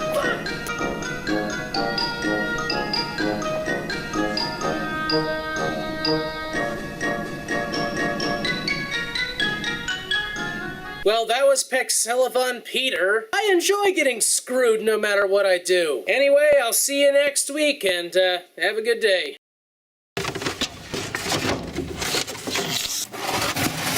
Time to feed the trolls. Season 3. Oh, Jesus.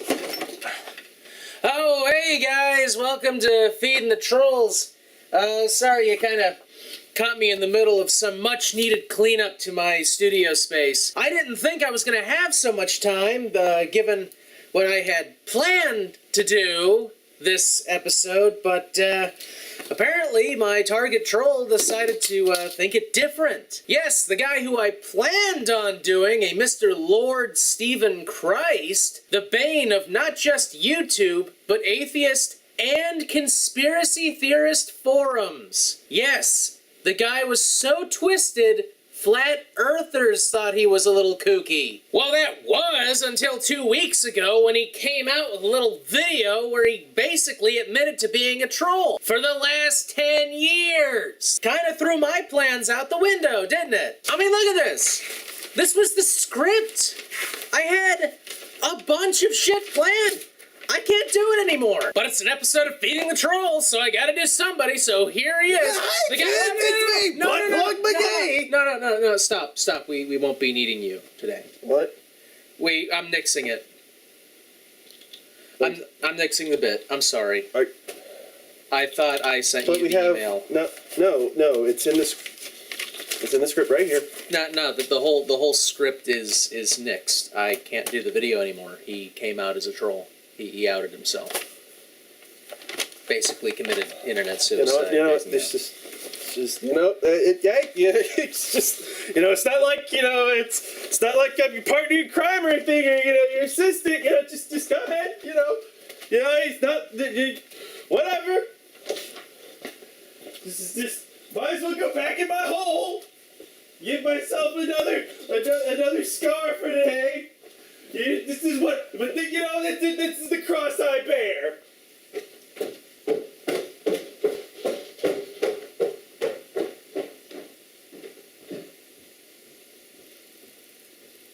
You see what you made me do? There's nothing worse than a sad Nasu man. Well, shit.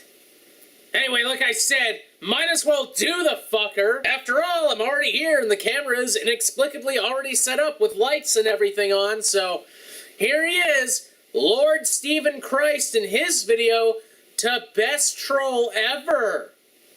The greatest troll ever. Judging from your appearance, man, it looks more like you're the greatest Unabomber. What follows is a 1.5-minute montage of the man's greatest exploits. Yeah, I'm sure you're gonna want to tell your kids about this. Yep, that's when I threatened Obama. And that's when I out-crazied George Norrie. Which, by the way, how come you didn't get a Lifetime Achievement Award for that one? Ah, Jesus, this thing goes on forever. Fuck it, you know how entertaining this guy would have been? I mean, his whole act for the past 10 years was that we were living on the inside of a sphere, and there was a big glass ball that rotated around in the center, and that gave us an illusion of a sky. And NASA rockets punched through the glass, and it was all like a big government conspiracy and everything. It was gonna be really cool, but apparently we're stuck with this. This lame-ass crazy man clip show. This isn't the fucking work of a troll. This is the work of someone who has wasted their life. Oh yeah, and he has a habit of spitting at the camera. Nice. Clearly he is the greatest troll ever. Yep, right here's the time I wasted my life talking about rainbows. I'm Jason.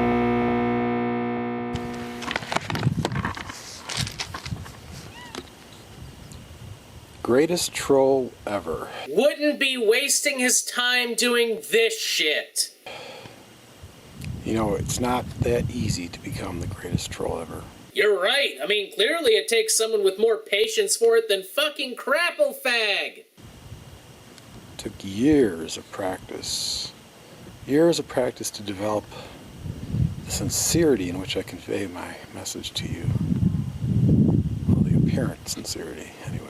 My God, dude, what are you, 38? This is what you've spent your life doing? Creating this false persona?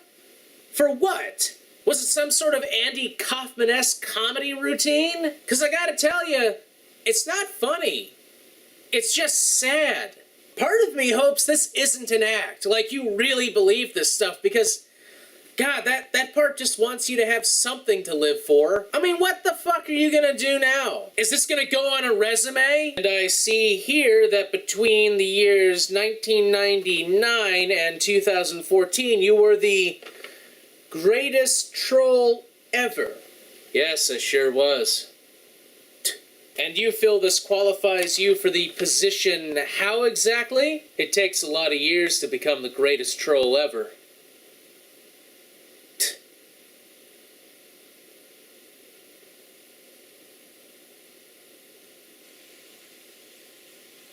Yes, but I don't exactly see how that qualifies you for the position of lead trauma surgeon.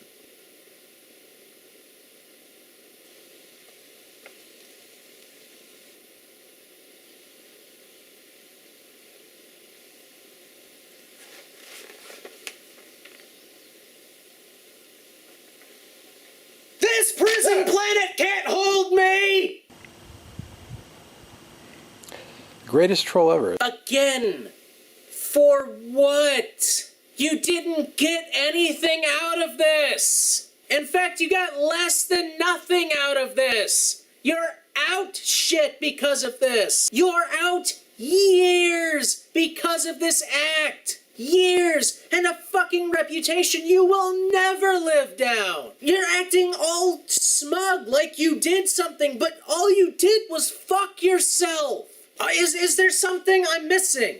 Is there some kind of crystal skull or something that you get for being a dick shit for a decade? My God, this is not a fucking funny video. This is a train wreck with a casualty. It sure feels better than people thinking I'm the greatest idiot ever. You are! My God, man! You are the biggest idiot ever!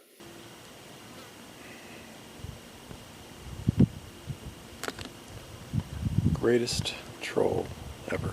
Well, I hope you enjoy the title, my friend, because that's all you're ever gonna get. Well, okay, that's not strictly true. You might achieve the level of, say, manager of a KFC. That is, of course, if they choose to look beyond your interesting little list of talents. So I see here it says that you had people fooled that you were an utter moron for 10 years. I am Jesus! It's kind of an honor. In what fucking dimension? Hell?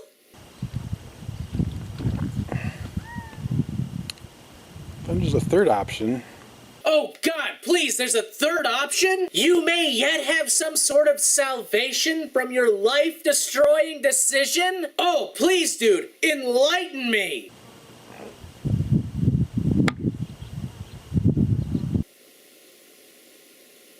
Enlighten.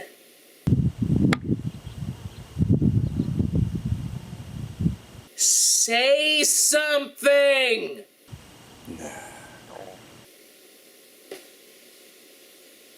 Man, fuck you! Well, that was to greatest troll ever, but not the end for Lord Stephen Christ. No, the dipshit's still making videos on his other channels. Check him out if you want to see how far down the shithole goes. I'm just glad this motherfucker wasn't able to convince anyone else of this bullshit.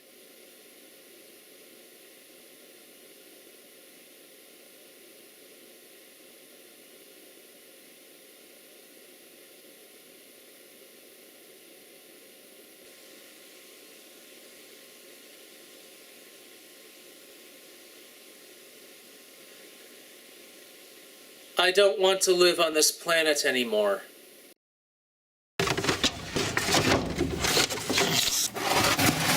Time to feed the trolls. Season 3. Hello, this is Cute Fuzzy Weasel, and it's time once again to feed the trolls. And you could argue that this is the first feeding the trolls since Ted Nugent, seeing as how this is an actual episode and not me complaining that, say, a troll outed himself or doing the whole bait and switch, although I really don't regret that. Oh, this week it's a full-on episode, and we're gonna do someone who I have been looking forward to doing again for about, I don't know, a year and a half now. Good old Caiden Cowger. He's the Caidenest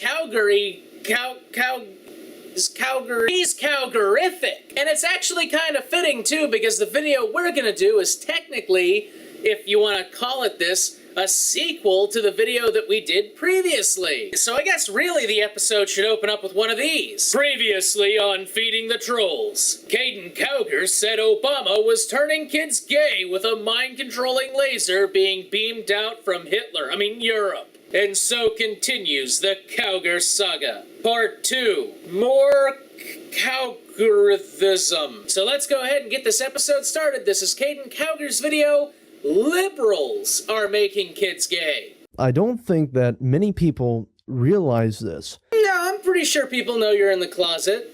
But I am still receiving video responses, and messages about my first video, Obama is Making Kids Gay, that went viral. I really don't doubt it. Things that are incredibly stupid tend to have a long lifespan on the internet. Now, quite truthfully, I get tired of receiving messages about that. Get used to it, asshole.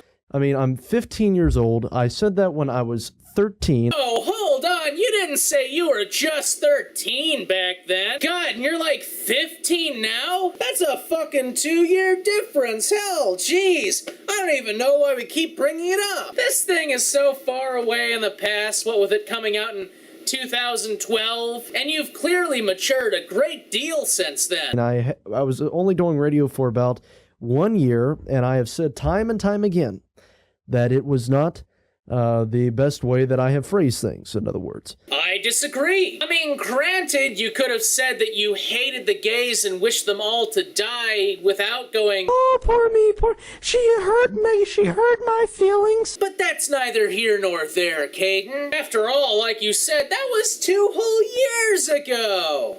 But I am not going to apologize for what I said. And why should you? It was only incredibly ignorant and stupid. That shit's par for the course with you right-wing radio dudes. Because though I did not put it the best way that it could have been put, in other words, I personally do believe that what I said was true. Well, you should think that, Caiden, because it is true. Why, just yesterday Obama walked into a middle school with his magic wand of gayness and started prancing around the hallways going, gay, gay, gay. And the kids turned gay instantly. Cause that's how it works, Caiden. Obama just shows up somewhere with this magic gay wand and suddenly, oh no, everyone's gay. Now for those of you who are wondering, but why is he using the gay wand when he has the gay laser? Budget cuts, you know. And I'm going to tell you something. I was recently In the closet. going through some of Gay porn that you have in the closet. the news stories and checking some of the tips that people normally send me. Well, I found an article Of just fabulous clothing. Okay, alright, fine, I'll stop. about something that is happening over in the UK. Where Ian McKellen is building his own homo weather dominator. And it completely validates what I said in that video. Now, first, I want to play for you the segment of a small segment of what I said in the viral video, Obama is making kids gay. I want you to hear that, and then I want you to hear this news story that I have from the UK. Now, this is from my video, Obama is making kids gay. Listen to this. I see younger people turning to be homosexuals. So let me get this straight. You're playing your older episode, and while you're editing out such gems as Oh, poor me, poor. She hurt me. She hurt my feelings. and We've got about 30, I'd say 30 teenagers in this county that I'm at that are homosexuals. you're not bothering to correct your own horrible grammar mistakes? I see younger people turning to be homosexuals. Wow, that's sort of dumb. And you know why they are becoming homosexuals, why they are becoming gay. It's because they are being encouraged. If you're encouraging, you are making kids gay.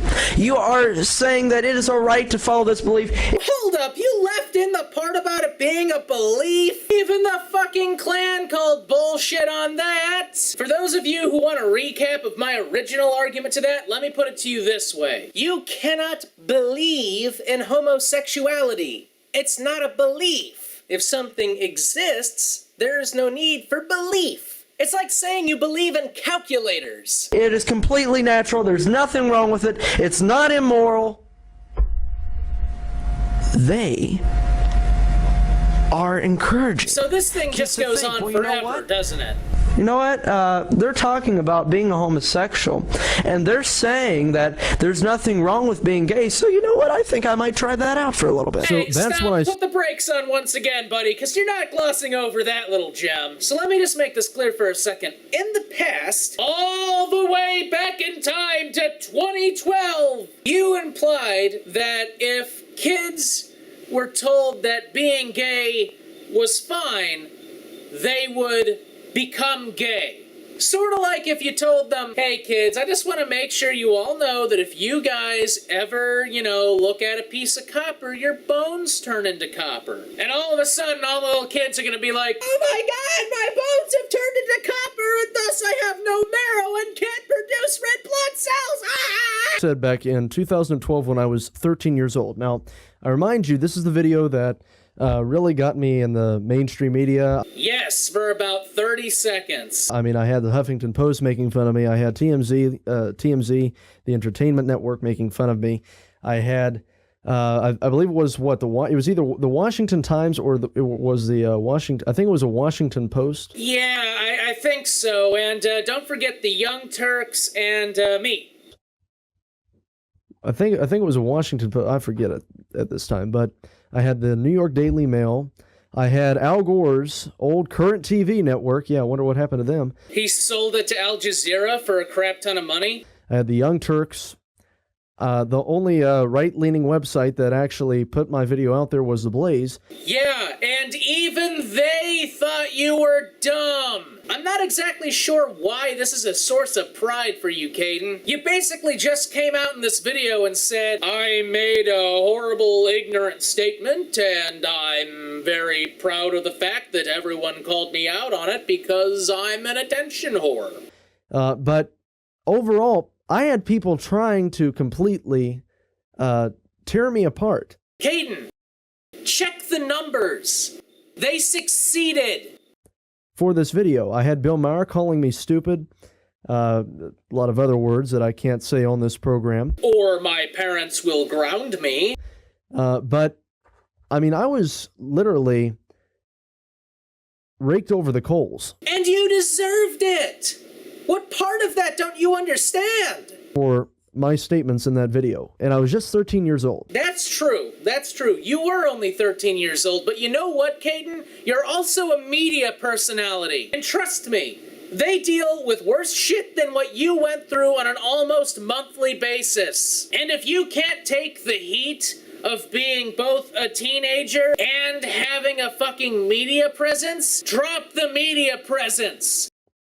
Now, what I said there at the end, in all those clips that I just played for you from that segment, I was talking about how there are people trying to, basically how the liberal left is trying to basically make kids homosexual, how they are trying to bring them into the homosexual lifestyle. Well, a lot of people called me crazy for it, made fun of me, said, you're 13, what do you know? Yeah, well, Caiden, all I gotta say to that is, well, you're an idiot. What do you know? And just because I didn't really use good grammar in that video, I must say, even 15 years old, I know. You do you? Oh, you know it was incorrect grammar. It was bad. But they tried to discredit what I said. We did. You were. Well, I have a report here. God damn it, Caiden. It took you over 2 minutes to bring this shit up. You gotta bring it up like this, because most people are not a fan of sitting through all this, well, you know, I was 15 and everyone made fun of me and I said some things and let me go through the list of people. You gotta be more succinct, man. And this is from The Sun over in Great Britain. And it reads, gay roleplay for kids urged by sex education experts sparks outrage. That's a good description, Caiden, but let's actually read that little snippet, shall we? Kids gay roleplay. Children should act out gay and lesbian relationships as part of a sex education at school. New guidelines suggest. Key word there, Caiden. Suggest. Let's go on. Teachers have been told roleplay in classes should not deal only with heterosexual relationships, and that they should talk to pupils about pornography and point out that it does not represent real life. Aside from the homosexual roleplay thing there, Caiden, that actually sounds pretty conservative. And as for the homosexual roleplay, you know, I'm pretty sure the roleplay does not involve them having actual gay sex in the classroom. I'm pretty sure it's more about relationships. And, Caiden, you do know that in sex ed, they do actually, in comprehensive sex ed, not the kind of sex ed bullshit that I had in middle school, where they basically just said, sex is bad, sex is bad. Here's some pictures of syphilis. All right, now all of you kids below the age of 16, write out this contract that your parents have to sign that says that you will remain celibate for the rest of your life until marriage. That's the only way to protect you against the gonorrhea! Because telling kids the truth about sex would be, work. But anyway, in comprehensive sexual education, they do role play like that. In fact, opposite genders role-play each other. Males role-play as females, and females role-play as males. It's a whole thing. They've been doing that for years, Caiden. But that's all fine, so long as it's heterosexual couples they're role-playing. I'm gonna be honest, if this was done in my school, this would not turn anyone gay. It would probably just make people laugh. But let's continue on. Individual schools will decide whether to use the recommendations by the Sex Education Forum. In other words, schools get to figure this shit out on their own. This is not big bad government coming in and saying, all you straight kids have to be gay for a day. This is one class where they already do this shit, and it's up to the schools to decide whether or not it's appropriate. It's all recommendations, Caiden. But I'm sorry, go on. I kind of went long-winded there. Go on and tell us why this is the end of the world. This was posted this month, March 2nd, 2014. gay role play for children as young as 11 years old. Actually, you know what? I take a little bit about that back. You know, if it's as young as 11, that's a little iffy. Is being urged by experts, sparking outrage among parents. New sex education recommendations for schools say kids should act out scenes with gay characters and not deal only with heterosexual relations.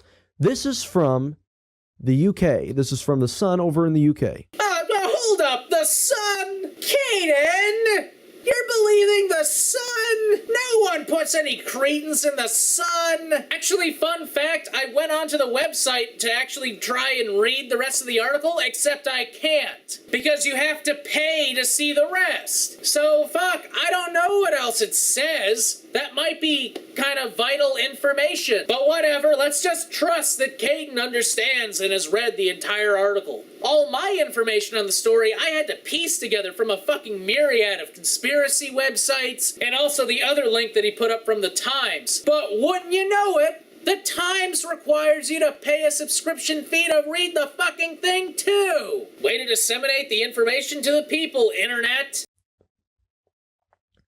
So what are they doing? They are encouraging kids to participate in the homosexual lifestyle, to experiment. Oh, God, dude, it's about education. It's not to turn them gay. It's not to make them communists. It's to make sure kids know how to use a condom and have safe sex. That's all it's about. And a little fun relationship advice on the side. Unlike my sex education class, which, I shit you not, had us write our own obituary, I'm not joking, and draw our own tombstone. Seriously. Now, what was it again that I said in that last clip? Go ahead and play the last clip one more time. They are encouraging. God, we just heard this! Well, you know what?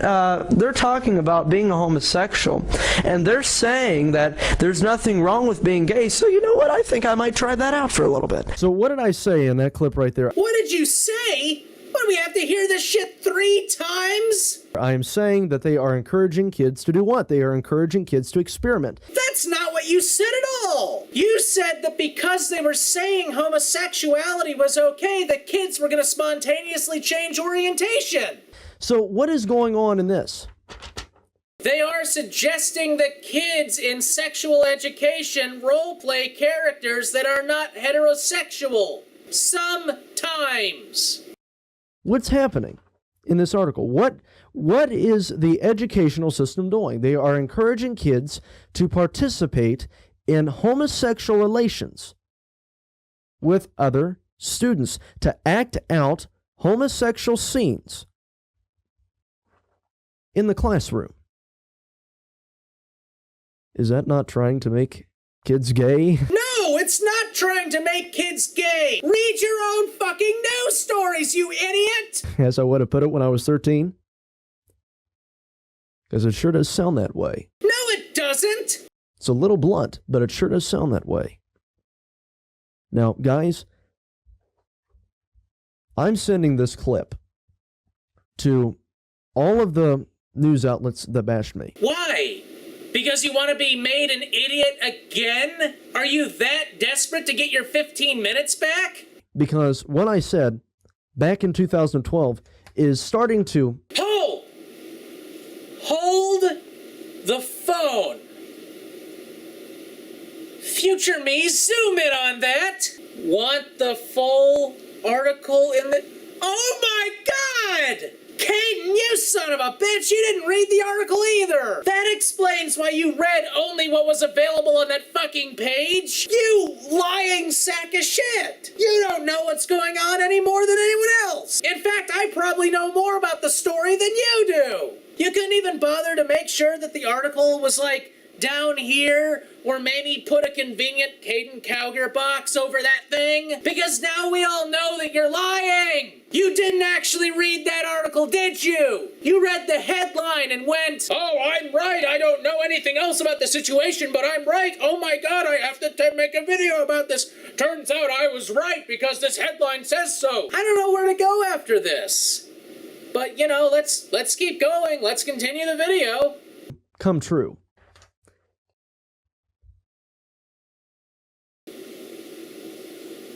Caiden?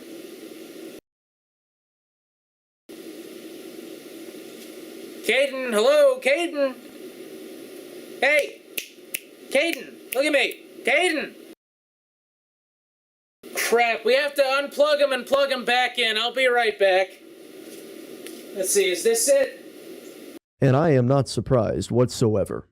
It's becoming clear. And I'm going to tell you, what they are trying to do to these kids is basically, they are trying to make them gay.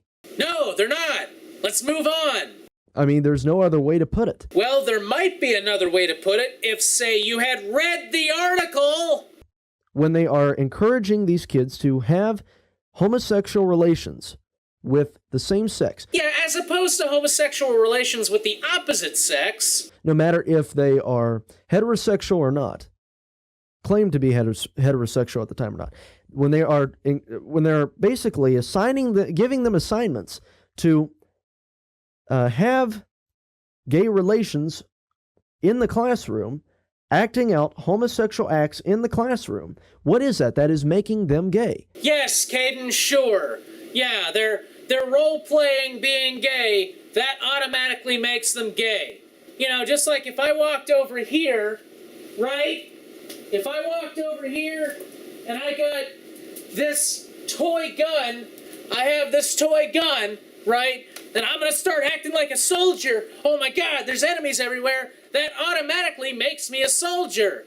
And I have to go to, what's a fort near here? I got to go to that fort there on the coast because I'm holding this gun. And I just got to show up because now that I'm playing around with this gun, I'm automatically a real-life soldier. So, you know, where's my benefits package and when do I ship out? God forbid I get hurt out there because it's going to take 6 months for the VA to get to me. Trying to make them gay, encouraging them to experiment. What was I talking about in that video? Bullshit.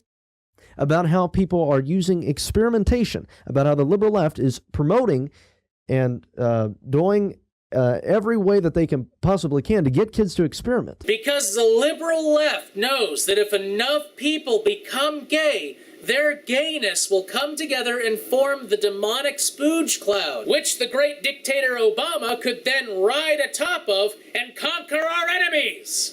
To get involved in that lifestyle. That's what's going on in Great Britain, and I guarantee you that it will soon be going on here because the promotions are already occurring.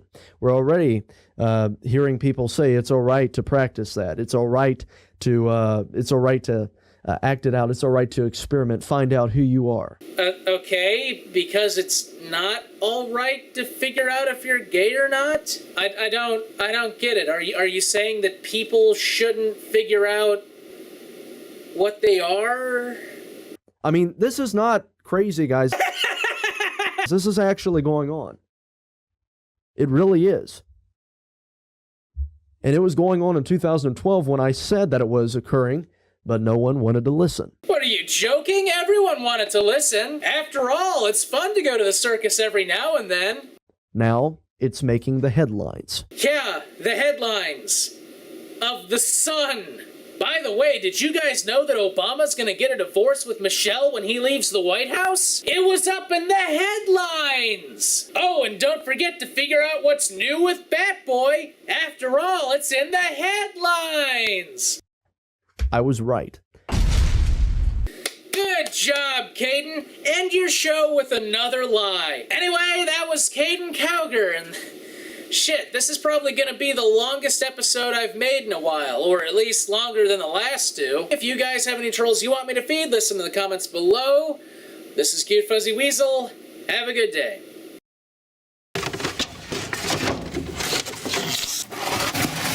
Time to feed the trolls. Season 3. Hello, this is Cute Fuzzy Weasel, and it's summertime! Hence why I'm wearing this. Well, Actually, I guess it's been summer for a while, hasn't it? Should have known what with the 80% humidity. Anyway, while I'm not roasting outside, I figured I'd come down here and do another episode. I know the channel's been clogged recently with a lot of watches and readings and stuff, and I've got a lot more of those planned. Actually, I've got a couple of new things planned coming soon. But I figured let's do a Feeding the Trolls because it's been a little bit. So the person we're going to be doing today is not technically a troll, even though she kind of looks like one. Her name's Monica Punk, and as far as I can tell, she, baby cakes! makes art. Then it's called a sacrifice, but did you know that we're the only species that need money to survive? Anyway, we're going to be doing her video, Why I'll Never Have a Job.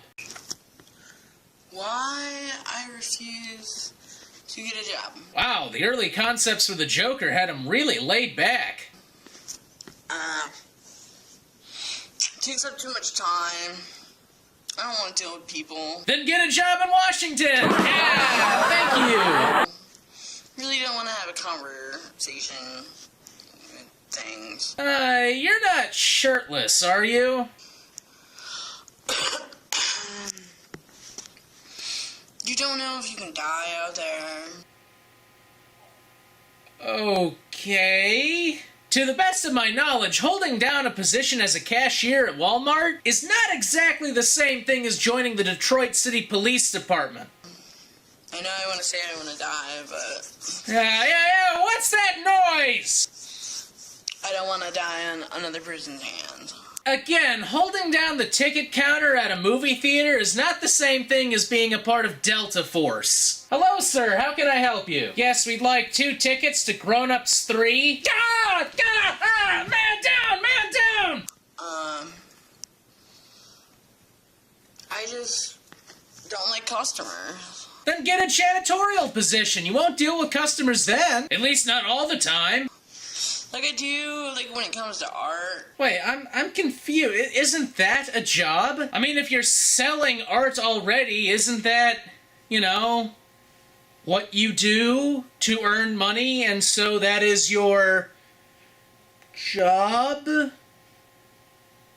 I mean, like, me personally, I'd rather just give my art away. If I can sell it, I can sell it.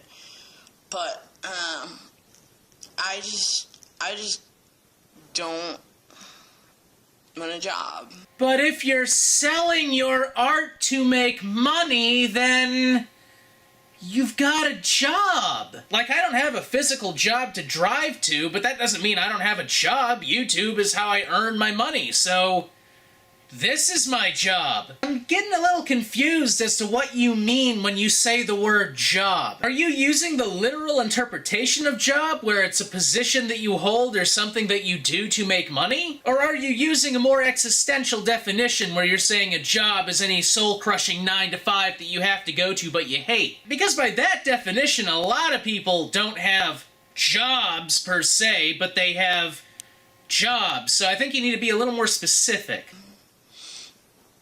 I think I should always be giving free money.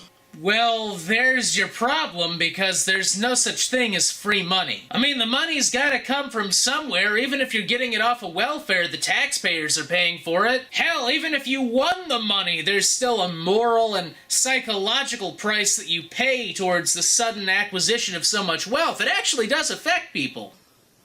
Why work for money?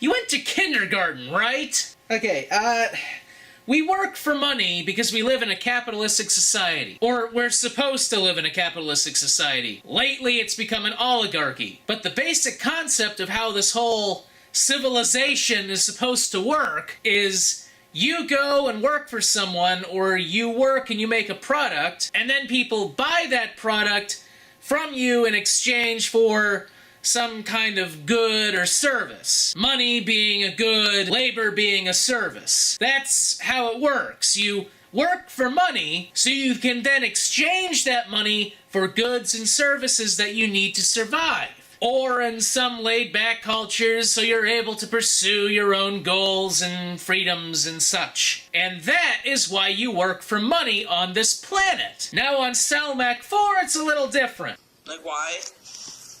Why not just have fun in games? This video is real, right? And that's what I'm all about. I really just want to be an artist. That would be a job, right? That's what I really want to do. I don't believe in working. Then you're not an artist. Art is work. That's why they call it a work of art. It's someone who worked and made a piece of art. If you don't believe in working, then you can't produce art, so you're not an artist. That's not me, that's the dictionary. The only place that I want to work at is Hot Topic. Oh! I've misinterpreted this video the whole time! I've been treating this person like a person, not as a vampire! Silly me, okay, so this is what happened to Ebony Dementia Raven Way! Wow! Hogwarts really did not work out for you, did it? And I'm banned from working there. How the fuck do you get banned working from Hot Topic? Because back when the local mall where I live was still a mall and not a giant carcass, there was a Hot Topic there.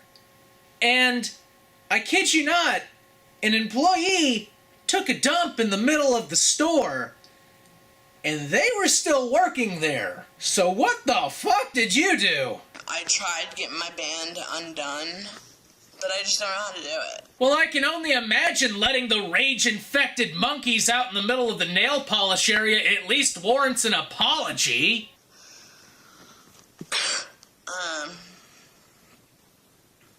That's the only place I really want to work at. Well, if you like working for Hot Topic, why don't you try working for a company that's like Hot Topic? Like Spencer's or GameStop. It's been a while since I've been shopping.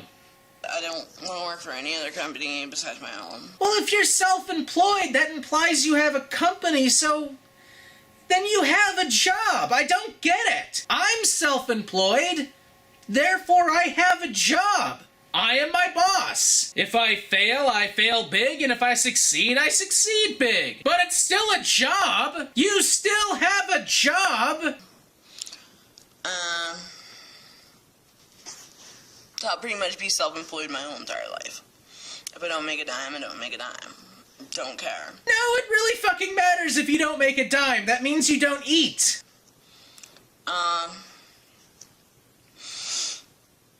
Personally, I'd rather my own TV show. What, and that wouldn't be a job? Fuck, I work my ass off and I just have a YouTube channel. I can imagine the shit that I'd be under if I had a fucking television show. Then I'm getting paid for that. Then working. But this is still working! I'm working filming this! I'm gonna be working when I take this thing up into the room to edit this! It's still working! I'm still working! Because I'm an artist and I have so much fun. So you, wait, so you can't have fun and work at the same time? Look, here, I'm gonna go get my school books from, like, fucking middle school. You can take them, alright? Because I think you'll learn something from them about what is and is not work. I don't care about putting food on the table.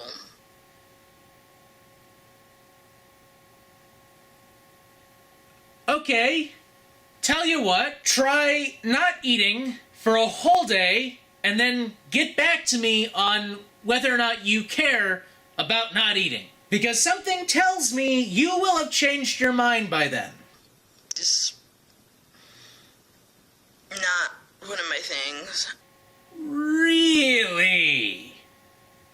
Eating is not one of your things. I suppose you find breathing oxygen to be too passé as well. Personally, I can go hungry and die. Tell you what, how about you try not eating for 3 days and come back and tell me if you still don't care about starving. Something tells me you will have changed your mind. I don't care.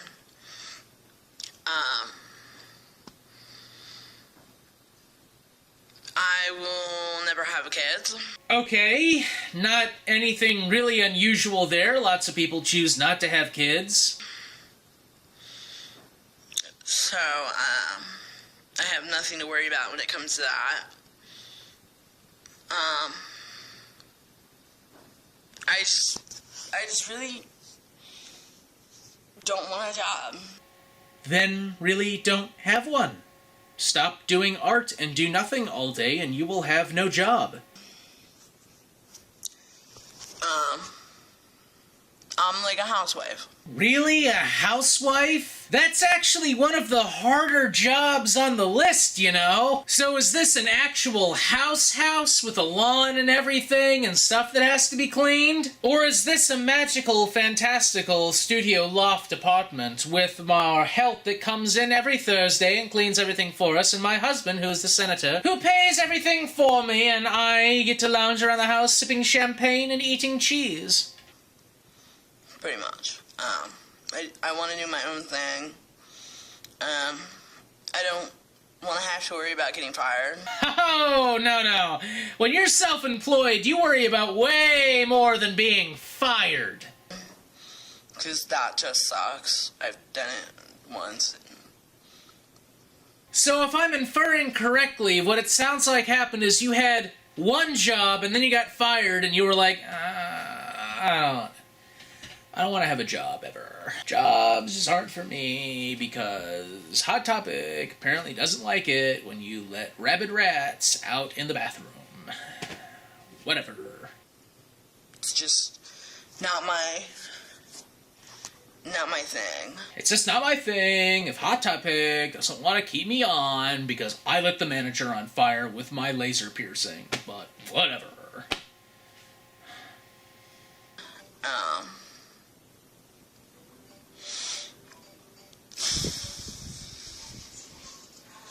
I have so many opinions about money, it's not even funny.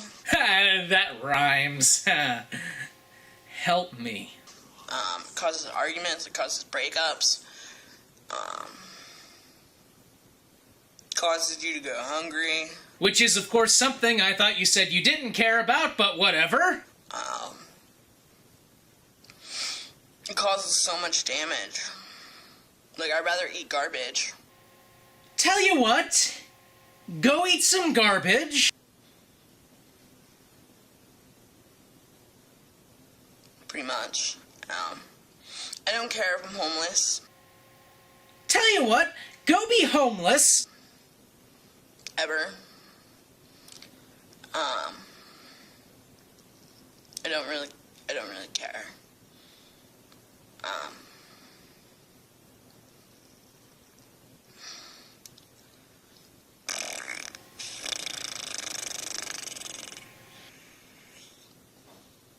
Such a likable person.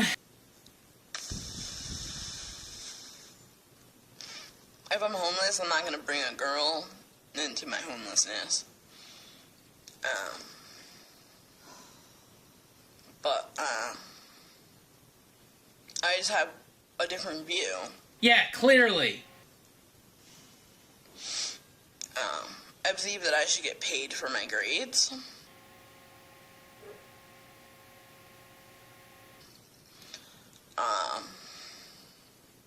I believe I should get paid for education. Okay, look. I personally believe that all forms of higher education should be free. I believe it builds a better society when people aren't forced to go into debt to go be a doctor. And that maybe we would have a more well-off populace if everyone could get an education without having to sell off a pound of flesh for it. But honey, you're asking to be paid for your grades, and just going off of what I'm seeing here, somehow I don't think you would be rolling in it.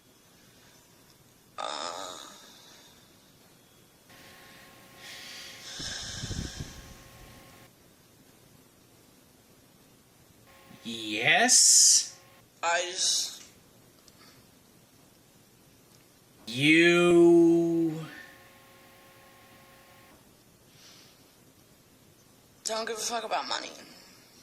Ah, well, okay. Alright. Somehow I don't think it matters that much, but whatever. I just don't care. Personally, I have too much stuff. Then sell some of it, or donate it to someone who can use it. So I really, technically, am buying non-stop stuff. And buying is like an addiction. So wait, you don't care about money, but you have a buying addiction. That doesn't make any fucking sense. How do you not care about your money if you use money all the time? It's like, if you don't care about one, you don't buy a lot of things because you don't use a lot of money, because do you not care about budgeting, or do you not care, I don't get your priorities, okay? If you're addicted to buying stuff, you're spending a whole bunch of money all the time, but you don't care about where your money comes from. So what? Where do you get your Social Security from then? Or do you not care where that comes, or are you using someone else's?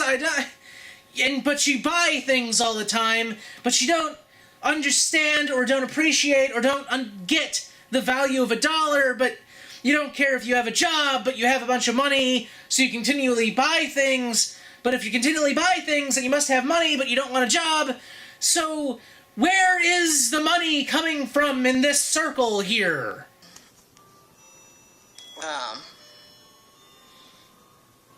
It gives me a headache. Oh, I'm sorry. Okay, so money issues give you a headache, so you don't focus on money, but you just buy things and you don't care about the long-term consequences. Okay, I get it. You're stupid. Alright, fine. Personally, I'd just rather have things given to me, and I'd rather give back. Giving back is work. You don't like work, therefore you don't give back. It's such a deep, touchy topic.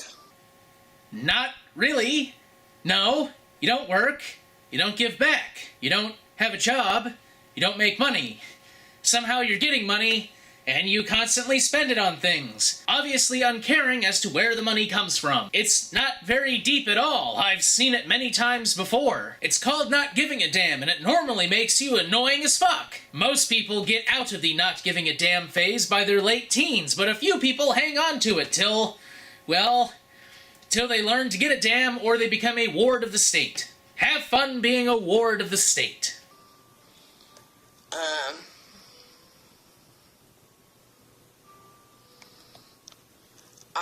I will never have a job. Never, ever in my life will have a job.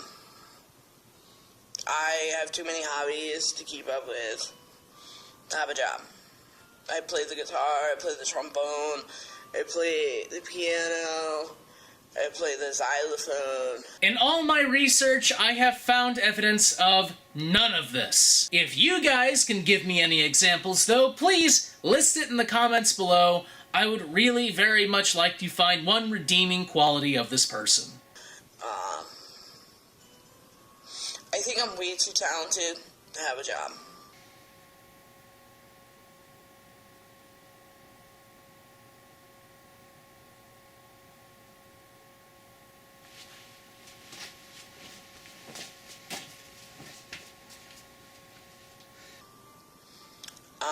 Photographer.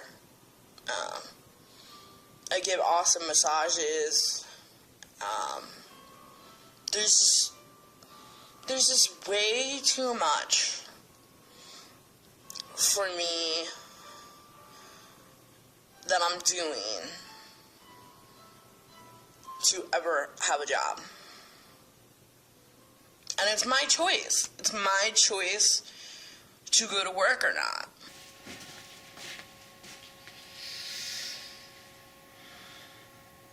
The whole thing.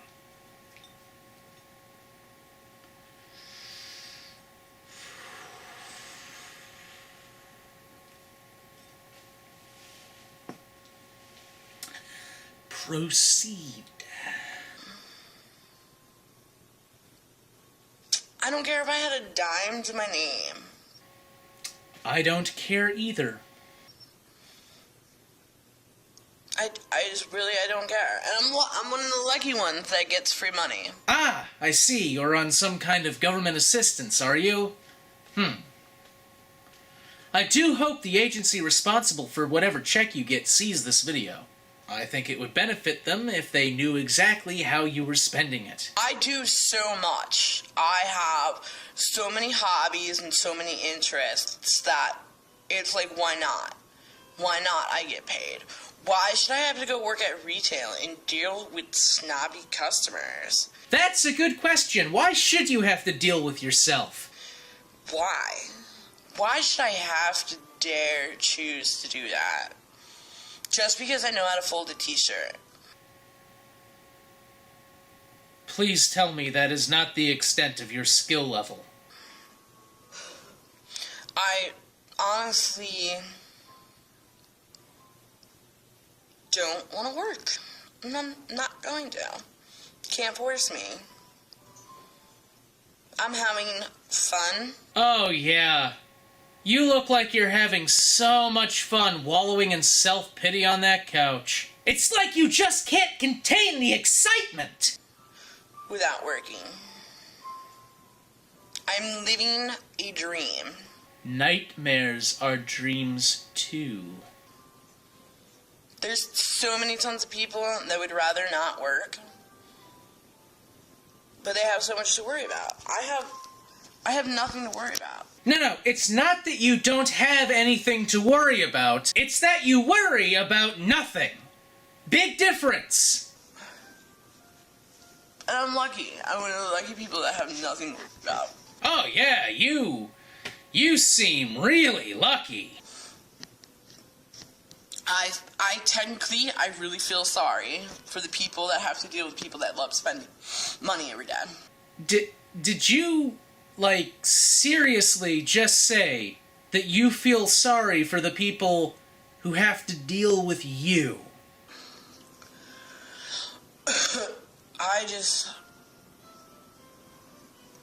Mom, who is that? Oh, just watching the boards. Yeah. But who is that on the piano?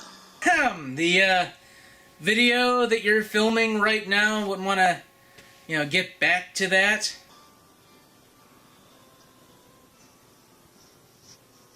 Are you gonna answer me? Who's that on the piano? Fuck you! Told you I was watching the. No, I mean, who's that on the goddamn piano? It's in the video, Monica. Yeah, ask them who's on the piano. It doesn't say. Well, type it in.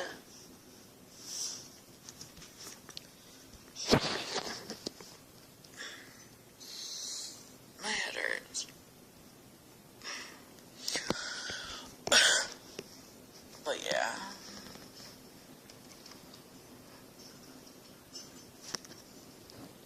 Oh. Wow. That is...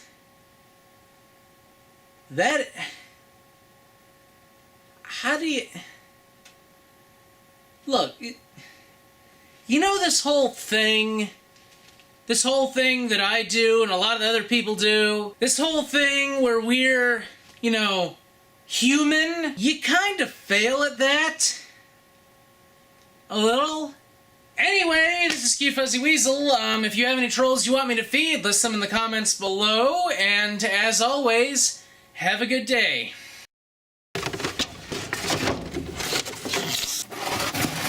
Time to feed the trolls. Season 3.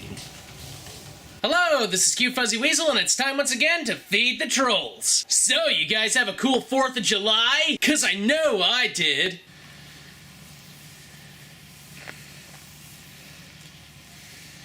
I live a far away way from anywhere. Also, it's fucking 80 degrees even down here in the basement! Anyway, the troll we're gonna be doing today is kind of an interesting one. His name's Battlefield 315, and while he was active a couple of years ago, he's kind of fallen off the face of the earth. But what's interesting about the guy is, before he started getting into the kind of videos that we're gonna be doing, which you know are good because they're political videos made in extra normal, he used to make Battlefield walkthroughs. So I really don't know why he went just completely in the opposite fucking direction, but he did. But that's the kind of video we're about to do, so sit back and relax. This is Battlefield 315's video, Gay Marriage Explained. Hi, I support gay marriage. Oh no, why? Oh, yeah, sure, because that's totally what a natural conversation looks like.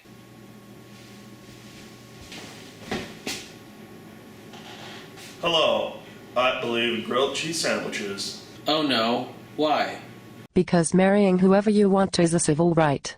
If changing the definition of marriage is a civil right, does it mean conservatives would have a right to change it back? Hold. Okay, standard response number 3721481. Okay, so legalizing gay marriage doesn't actually change the definition of marriage because marriage has been redefined many times throughout history and yada yada yada. We've heard this thing before. I know I really shouldn't expect much out of this video, but could you please give me something new? No. The civil right is powered by emotions. Wait, what? It has to do with the Constitution, you know, life, liberty, pursuit of happiness, that kind of thing, which, okay, that's actually the Declaration of Independence, so if we're going to say the Constitution, then we're going to say the First Amendment, but that's what it has to do with. It has nothing to do with emotion. How so? If two people love each other, then they are allowed to change the definition of marriage to accommodate it. No, that has nothing to do, that's not why we should legalize gay marriage, that has to do with, like, what are you talking about? What are you? This is like watching two Terminators debate. If two gay people hated each other, would they be able to outlaw gay marriage? No, they have a divorce. If two heterosexual people hate each other, does that mean they get to get rid of marriage altogether? No. I meant the civil right is powered by love. No, it's powered by the Constitution. What the fuck are you? Who the fuck is that? And you cannot just make laws based on traditional morality. And what the fuck is morality? So if polygamists love each other, they can marry more than one person? Well, actually, polygamists No, that's against traditional morality. Who the fuck are you? Go away! I'm trying to have a conversation! You know? Conversation! Actual points! But you just said. I know what I just said. Polygamy is totally different. How so?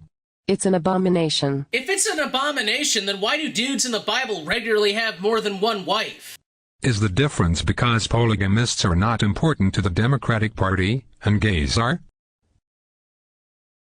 That's just a coincidence. Oh, I get it. She's like a straw man for the liberal argument and blah, blah, blah. Okay, fine, whatever. You think you could make her just a slight bit more intelligent? Or are you just incapable of comprehending the other side? Which is normally why people make straw men in the first place. Okay, so the guy with the black hair, he's our tall, strong, masculine, conservative hero, and the short woman in the blue kind of shirt thing's like the typical uneducated Democrat voter who only votes based on what the party tells her to vote, blindly following party leaders and slogans like a sheep, which we all know conservatives totally don't do. What if polygamists became one of the Democratic Party's loyal interest groups? The Constitution is always evolving. If that happened, we might revisit the issue. Seriously, you could not make that character any more fucking transparent. I mean, could you imagine if I brought a straw man on the show as obvious as that?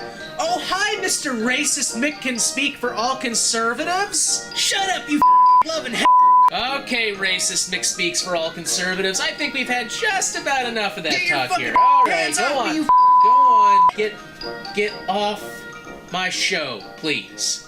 Oh. Silly characters like that. I had a feeling you might. Gay marriage has to be legal because it is a private matter between two people. I thought changing the definition of a society's most prominent public institution was a public matter. Since when is marriage our most prominent institution? I thought that was consumerism. Oh, wait a minute. Is consumerism... Could you consider consumerism an institution, though? That's a good question. God, shit, I'm sorry. I started having an interesting conversation. Can we go back to the two robots? It's not really changing the definition of marriage to remove the part about different sexes joining together. I thought that was the whole point of marriage. Really? I always assumed marriage had to do with love. If I had my way, there'd be arranged marriages. Nick speaks for all conservatives, you nut. Well, at least gay marriage doesn't affect anyone else. Finally, the Cylon says something that makes sense. Then why is it necessary? What does it add? What does an increase in stable monogamous relationships add to society? Why not? I think the burden of proof is on people trying to radically alter humanity's most ancient and important custom. Number one, no, the burden of proof is on you to prove how gay marriage in any way destroys society. Two, most ancient custom my ass, especially given that many ancient cultures didn't actually practice marriage but had big group communal relationships, and subsequently a lot more orgies. Not if you're a liberal. Everything should be fundamentally transformed unless absolutely proven otherwise. And even then it's a maybe. Oh. Well, if I had my way, we'd go back to the 1400s when a bitch like you'd be stoned to death and your body would be burned on a pole. Yeehaw! Oh, Mr. Speaks for all conservatives. He's such a crazy guy. Did I mention he's a straw man and an allegory for that character? I just thought I'd make that perfectly clear in case I got a comment from, you know, like a moron. But gays need to marry because of something about visitation rights in hospitals. I didn't know gay people weren't allowed in hospitals. No, it didn't have anything to do with gay people not being allowed in hospitals. It had to do with gay couples not being given the same kind of visitation rights that heterosexual couples were given. That's what that particular thing had to go. Oh, shut the fuck, shut up! Sometimes shut the they fuck are up, you to toaster! Or something. This seems like a really indirect way to fix that problem. Yeah, it sure does seem kind of like a waste of time to legalize gay marriage in this country so gay couples can have the same kind of rights that heterosexual couples can. What a fucking waste of time. You know, we ought to spend millions of dollars to change our state's constitution to make sure that can't fucking happen. That's a good use of time.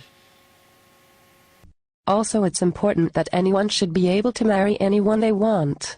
It's about equal rights. Thank you, Toaster. Yes, other Toaster, it's about equal rights. Unless they're not loyal Democrats. It's still equal because even polygamists have an equal chance to become a special interest group for the Democratic Party. Oh. At least that's what should have happened in the video right about there. Besides, it's important that gay people not be treated as second-class citizens.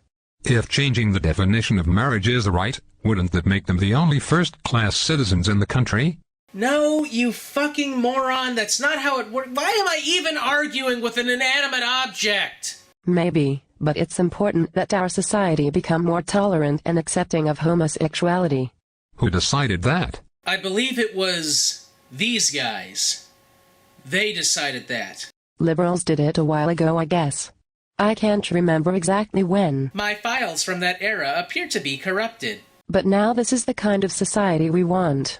So the point of gay marriage is to change the attitudes of society? Yes. But I thought you said you supported gay marriage because it doesn't affect anyone else. And now you admit the entire point is to affect everyone else. Have you guys ever been at a library or a mall or just been walking down the street and seen two moronic teenagers talking about something that they were both clearly not educated enough to fully understand? That's sort of like what watching this video's like. In fairness, you were never supposed to figure that out. Then you must upgrade your infiltration software or the humans will never buy your disguise. Sorry. Also, being against gay marriage is exactly like racism. How so? People try to outlaw interracial marriage. Actually, you're right. It is very similar. I'm right? Yes, interracial marriage always existed, until some Democrats tried to change the definition of marriage, to outlaw it for political gain.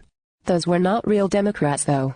In what way? Well, there was this whole thing called the Southern Strategy. When Democrats do something bad in history, they really count as Republicans. Oh. But it's still just like racism because people are born gay.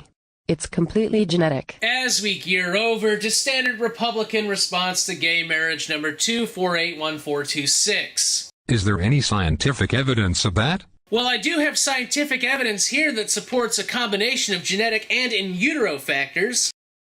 It's not required in this case. Why not? Either that or it's a conscious choice, which cannot be true. So everything is either consciously chosen or else it's completely genetic. Look, I'm gonna go get a book to read while the liberal and conservative version of Chatbot have an argument, so I'll be right back, alright? There's no such thing as environmental factors. Yes. Funny how that rule doesn't apply to anything else in the entire field of psychology. Well, this is politics now. When a liberal says something is true, it becomes science. If the current definition of marriage is racist, then why do more black people oppose changing it? Who the fuck said it was racist? And you know, if that robot was actually talking to a real liberal, they'd probably respond with, I don't give a shit if the entirety of the Democratic Party doesn't support it, it should still be fucking legal. They will obey the Democratic Party eventually. It's too bad there are no prominent black Democrats right now. Because Obama's, you know, he's up there, and then obviously all black people don't support gay marriage because they're, I don't give a fuck. This fucking thing makes no sense. It's a conservative robot talking to a Democratic straw man. It's like, this whole conversation doesn't even work. These points are so hard to follow because they're not even designed to make sense. And this video doesn't need to be 5 fucking minutes long either. This whole thing could be boiled down to 10 seconds. Don't believe me? Watch. I don't think gays should get married. I do think gays should get married. You are dumb. I are dumb. I have to go lick the urinals now. I know. If Martin Luther King were alive today, he would totally support gay marriage. How do you know? Because it's more popular now. And all people who oppose gay marriage are terrible. By the way, I was referring to Obama earlier. Oh. Right. Obama is a black Democrat. Is he a terrible person because he opposes gay marriage? No, because I know he secretly agrees with me. So he's just a hypocrite. No, he is a political opportunist, like all politicians. Hey, wait a minute! I recognize that window! Holy shit! This is the office where that guy from the Halloween special lives! No wonder these two are such idiots! Look at their boss! We literally have a satanic cult running America. Now you know why we have all these problems and why it is not raining in Texas. Don't all of your other heroes from the Democratic Party oppose gay marriage? It's okay, they were just liars, not prejudiced. In the future, will Democrats look back and say Obama was really a Republican like all the other Democrats who did bad things in history? No, but I do believe in the future Republicans will look back on the healthcare system and say it was their idea, which if you think about it, it sorta is. This country would make a lot more progress if people like you stopped asking so many questions. And then they just stand there, and I guess a meteor hits a building, and everything goes white, and then we see pass it on. Anyway, this is Cute Fuzzy Weasel, and listen, I don't think that this thing speaks for all conservatives any more than this thing speaks for all liberals. And honestly, I don't even care that much that this guy doesn't support gay marriage. I mean, the momentum's already there. It's gonna happen. But this video really is nothing more than another symptom of this country's ever-growing divide between left and right. It serves as nothing more than another way of completely washing out the middle. And that's the real problem. And I would rather talk to an actual conservative than these two things any fucking day. Anyway, if you guys have any trolls you want me to feed, list them in the comments below, and as always, have a good day.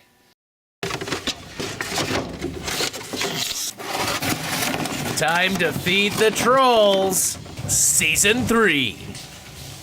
Alright, got this going. Hey, hi guys, this is Cute Fuzzy Weasel, and I'm back! Oh, I've got a lot of work to do down here. My lights got covered in webbing by a very ambitious fucking spider. But anyway, yes, this is Cute Fuzzy Weasel, and it's time once again to feed the trolls. I'm not lying, it would have been impossible for me to do this show where I was. There just physically wasn't enough room for me to do it. Like, really, there wasn't a place to put the camera. But I'm here now, so let's go ahead and get started. Redpill Philosophy and his video, Some Women Like Getting Their Asses Beat. Some women like getting their asses beat. Are you sure you should be driving like that? I mean, I know in my vlogs I was driving, but I had a camera mount. It looks like you've got... Yeah, you're just holding your camera, and you're wearing earphones and sunglasses. And that traffic around you doesn't exactly look light, so maybe you should put down this shit and do this when you're at home. You know, when you're not endangering public safety.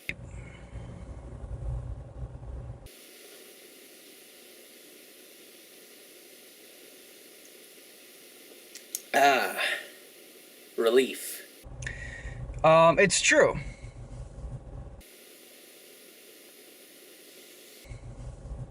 The whole video's not gonna be like this, right? You know, it's a fine line between rough sex and physical abuse, isn't it? A fine line that you yourself are probably not qualified to talk about, but let's roll with this. You know, 50 Shades of Grey came out like about a year ago or so. Or at least that's when it became very popular. Yeah, I think so. And women were obsessed with it, infatuated with this rough sex main character in the book, Christian Grey, who liked to tie his woman up and, you know, just take part in really, really rough, borderline rape-seeming sex. I can't comment because I didn't read the book, but it seemed to me that women, and actually a lot of people, not just women, were really impressed with the book, not because of its subject matter, but more because of the marketing campaign that surrounded it. 50 Shades of Grey was not the first book ever written on BDSM. I think it's because it was the first book on the topic that had a marketing team surrounding it that was actively pushing it to the public. The fine line between rough sex and physical abuse / rape is called consent, or the consent of those who are able to even qualify to give consent.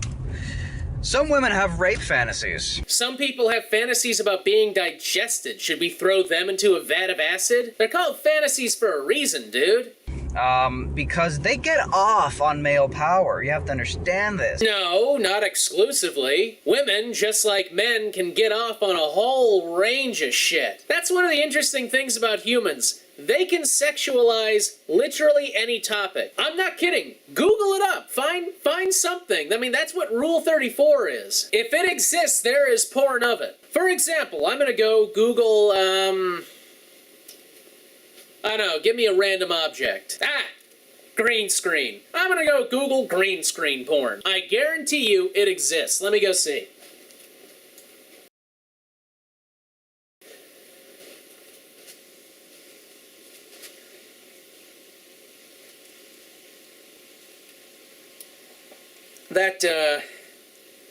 That took me to a couple of places that I didn't want to go. Understand that on a biological level, the vagina associates pleasure with being dominated, with being spread apart, with being impaled, with being vigorously rammed with a penis, okay? You have to understand this about the female gender. Simply on a biological level, when it comes to the vagina itself and what it's wired to associate pleasure with, that then is reflected in women in general in their social everyday life and what they desire in a guy on a more social head level. That's why I don't talk to any of my female colleagues without stabbing them with my sword. Coincidentally, there is a manhunt for me. Literally up here in the eye-to-eye, face-to-face level. And then there's the below level. Hold on. Okay, so there's a level here where there's subconscious, or is the subconscious down here? Or things interact on another type of level. Wait, hold on! How many levels are there? Up here, it's a different level. There's a level, but their vagina's here? On another type of level. I'm trapped in level fetish! So, You know, I mean, we talk about women who get abused, and I've seen women before. Really now? You've seen women? Is this like one of those rare instances where someone goes camping and sees a woman off in the trees? Or have you met with them in their weird forest society and gained their trust? Guys, I've known women before who get into relationships with men who beat them. Physical abuse. But the women don't leave the guy. Which is not uncommon, as most women who suffer from abuse also have low self-esteem issues, causing them to dismiss their own self-worth or even believe that they deserve to be abused because they think of themselves as useless. So I don't discount the possibility at all that an abused woman would go back into that relationship, because that's actually pretty common. And it certainly doesn't mean that they secretly enjoy it either. They keep coming back to him.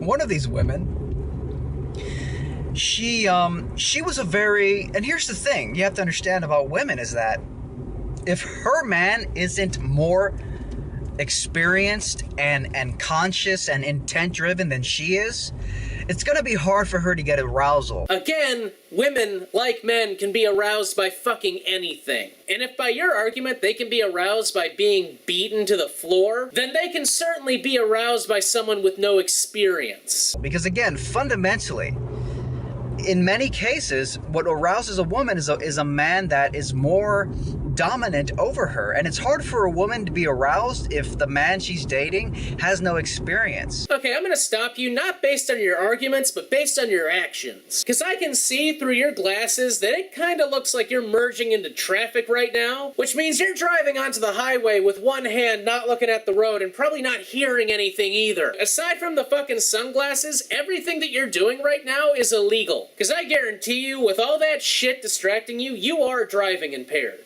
Is so inexperienced and you know, neutralized in who he is that he can't compete. Sometimes women go through so many tough experiences in life that most men, they can't get sexual attraction from them because the man isn't man enough. Okay, so now it sounds like you're saying you're not really a man unless you enjoy punching women. Man, you are racking up the douche points. For her. So what happens when a woman has been through a lot of shit in her life? Maybe she was abused as a child. Or she, you know, she was abandoned as a kid and she had to like make her own way and shit. Like these things happen. This one woman that I know from the past, she had a very tough childhood. She had to make her own path in life. She's grounded as hell. She has a lot of experience. So because of that, it takes a really extreme kind of guy to get her aroused. It takes a very extreme guy. Sometimes it takes an asshole who physically beats her for her to get aroused. Not gonna say that's not possible, but I will say it's probably not healthy. The fine line between rough sex and physical abuse / rape. Some women like getting their asses beat. True. However, you can't take that information and extrapolate it into, well, I guess all women secretly like getting beaten. Because, you know, the vagina likes getting penetrated, so it's okay to treat them as a punching bag. And that might not be what you're saying, but it really sounds like that's what you're saying. I don't care how bad that makes you feel, how uncomfortable that makes you feel. That assholes like you exist? That doesn't make me feel uncomfortable at all. In fact, that's why this show exists. Okay? It's been said before that consent is the magic word that determines the difference between whether or not something is right or wrong. Consent when that person is actually able to consent. You can consent all you want when you've got Stockholm Syndrome, or you feel like if you don't consent to it, he's gonna blow your fucking brains out. That doesn't necessarily mean it's right. So if someone likes to get physically roughed up in bed, if they actually enjoy it, they consent to it because they enjoy it, it's not abuse. All right? If a guy, some men like female domination. They like it when women take charge. Fucking BDSM porn, I'm pretty sure it's called, though that might be a general classification for it. Actually, if you think about it, the term BDSM is an incredible generalization. There are hundreds of different sexual activities that all qualify under BDSM. So I mean, some men like when women take charge and rough them up. It's not, the problem isn't if you're being roughed up. The question is, do you want it or not? That's what determines whether or not it's right or wrong. So what happens when a woman likes getting her ass beat? What happens when a woman likes getting... She likes sexuality so rough with her man that it's not even fucking... It doesn't even look like sex. It looks like a fucking beatdown. Well, that's where you really got to examine it. It's entirely possible for someone to be into that and for it to be completely consensual and, like, they're totally fine with it. But that doesn't mean that's what it is 100% of the time. But she actually likes it. Because a timid guy won't arouse her because she's been through too much in life. So, you know, I just needed to get this off my chest. No, I understand. That's the whole point of this show. Because I remember when I knew this person, like 5 fucking years ago, I always used to say in my mind, I'm like, you know what? I think she likes getting her ass beat by this guy because she kept going back to him. And of course, it couldn't possibly be because of any other reason. Over and over and over and over again, going back to the same guy. Over and over and over again for like years. Why would you do that? If you're so offended by the way he beats you, you would fucking run. You like it. Or alternatively, she's too scared to leave. Which is, again, another possibility. You won't admit it because it's very politically incorrect to admit that, but it's fucking true. No, that's a possibility, but that doesn't make it true. And if she was actually saying that she didn't like it, maybe someone should have helped her out. Instead of going, I bet she likes it. I'm projecting my own fantasies on the situation, huh? But I'm sorry, continue to rant into the camera while not paying attention to the road. And derivatives of this theme that some women like getting their asses beat is the I like rough sex type theme that goes around a lot, which is reflected in the whole 50 Shades of Grey phenomenon. Oh, I see. So your shit line of reasoning was actually a circle. Which is basically a fictional story that wets women's vaginas about some guy who ties up a woman and practically rapes her in this pseudo-rape fantasy fucking tie-me-up fetish shit. Again, I haven't read the book, so I can't say as to whether or not that particular comment was accurate.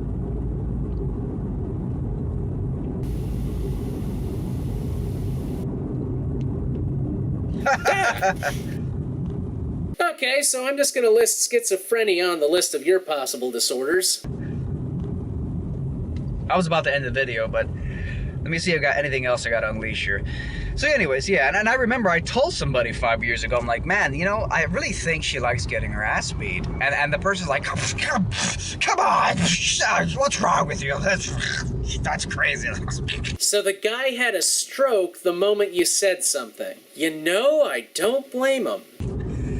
And like, the more I begin to learn about things, the more I begin to experience things, the more I realize that it's actually true. Some women like, some women, and you know, a lot of men can't grasp that because we're not wired to like being dominated, at least not a lot of us. Or we're not busy projecting our own fantasies onto other people's situations, but I'm sure that's not what's happening here. So we can't even begin to imagine what it is to have a sexual organ called the vagina between our legs that literally moistens and associates pleasure with domination. No, it associates pleasure with stimulation. There's a difference. With being impaled and stretched apart, and vigorously just rammed. My, you sure do enjoy talking about getting rammed. We can't even grasp that. It's almost like the female vagina, the female body part, is designed to encourage tyrants. Vagina equals tyrant. Huh? Which, of course, you know, it pisses me off because you want to believe we have a happy-dappy view of the world with Disneyland and morality, even though Disneyland was built on the backs of horny, money-driven men. Actually, it was built on the backs of animators who were so mistreated by their bosses that they called the animation studio at Disney Mauschwitz.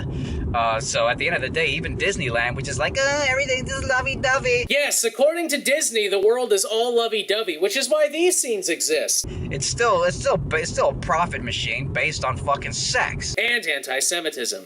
So get the fuck out of here. So it just bothers me. Anyways, that was all, guys. Yeah.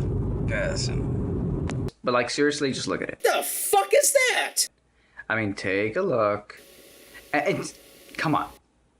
Don't act like you don't want to hold it in your hand and just look at it. Yeah, well, you know, the DARE officer told me to not take drugs. That was my Nicolas Cage impression. What do you think? Well, yeah, I know it needs some improvement, but you don't have to be that harsh. You wish this was in your hand right now, don't you? No, I wish this was in my hand. You wish that your palm could hold this thing in your hand the way I am holding it right now. But you're not using your palm. You're using your thumb and forefinger. I mean, look, I understand that jealousy is, very common nowadays, and I wouldn't blame you for feeling, a little jealous. Ah! You have seen through my disguise. I am jealous that you appear to have a bottle of red jujubes. How dare you! That it's in my hand and not yours, but hey, you can have it too, man. There's no excuses. Actually, there is an excuse. I don't want to eat anything that your fucking hands have touched. At this point. So honestly, if you don't, come on, just look. Let's ignore that there's fucking red pills in there. There's red pills in there. I'm assuming you mean red pills like red pills from the Matrix. If I remember correctly, Keanu Reeves only ever had to take one of those things, and when he did, he got covered in mirror juice. And also starred in an okay movie. And its 2 unnecessary sequels. Alright, let's ignore that you can literally take the fucking red pill. No, what you can do is literally take an L-theramine supplement that induces a mild euphoria.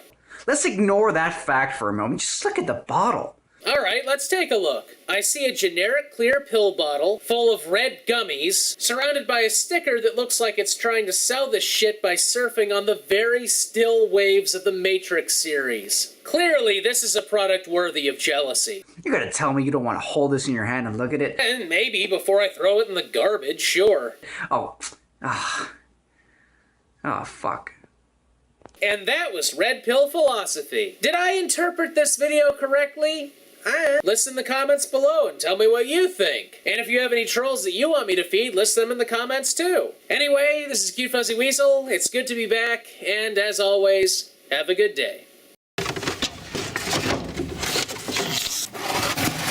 Time to feed the trolls. Season 3. Hello, this is Cute Fuzzy Weasel, and it's time once again to feed the trolls. I'm not sure how to start this episode. I can't come up with anything like an opening skit or something to say. It would help if I wasn't so tired, but then everything makes me tired. Just looking at my friends makes me tired. Anyway, today we're going to be doing Blake316's video, Never Trust a PC Gamer! What up everybody, it's me, Blake316, and let's talk about something here. Oh, good. I thought this was going to be a video where we talked about nothing. You see, there's quite a few different types of gamers in the world. There's Sony gamers, there's Microsoft gamers, there's Nintendo gamers. There's 1 gamers, there's 2 gamers, there's red gamers and blue gamers. But at the end of the day, they're all considered console gamers. Well, hang on, what about arcade gamers? Oh wait, are they extinct now?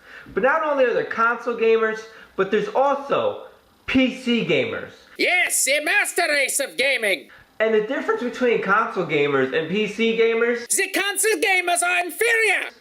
You never trust a PC gamer, bro. Yes! Hey, wait a minute, that's mean. You're being a meanie person. You see, PC gamers are by far the most envious, the most jealous, and probably the biggest haters of gaming history. Shit, is this guy reading my Facebook? Because they'll take time out of their life to bash a console more than they actually play their PC. Hey, wait a minute, what was that last part? I couldn't hear him, I was too busy bashing this console. Let me give you some examples. A PC gamer will watch an E3 press conference, an E3 video game console press conference, do a review on the conference, knowing damn well they don't even like video game consoles. Kinda like how I do videos on trolls even though I don't actually like them. My life is a lie. Why would I even watch your video review of you doing a press conference review of E3 when you don't even like consoles and you're just gonna bash it anyway. Why should you listen to the superior PC gaming race? You obviously have nothing better to do. You never trust a PC gamer. Yes, you should never trust a PC gamer, just like this guy should never trust the magic wand tool in Photoshop. That makes no sense, bro. It only makes dollars, man. Ah, God, I'm sorry. That was terrible. Let me try something else. Do I have time to try something else? No? PC gamers will say consoles suck, but once they find out that their PC gets a new driver where they can use a console controller, bro, you better know they're buying it. Actually, we don't have to buy drivers for controllers. We can just get those for free. That's how it works on a PC. Oh, there's a new driver where you can use an Xbox One controller on the PC. Oh, I'm buying an Xbox One controller. Wait, the Xbox One controller? What the fuck is that? Oh, you mean that tiny little stick thing that can give you carpal tunnel syndrome in 2 hours? Oh yeah, sure, I want to play a game with that. Oh, I'm buying an Xbox One controller right now, bro. Stop talking like that. Yo, bro, you're totally gonna get this controller, man, because the driver, bros. Bro!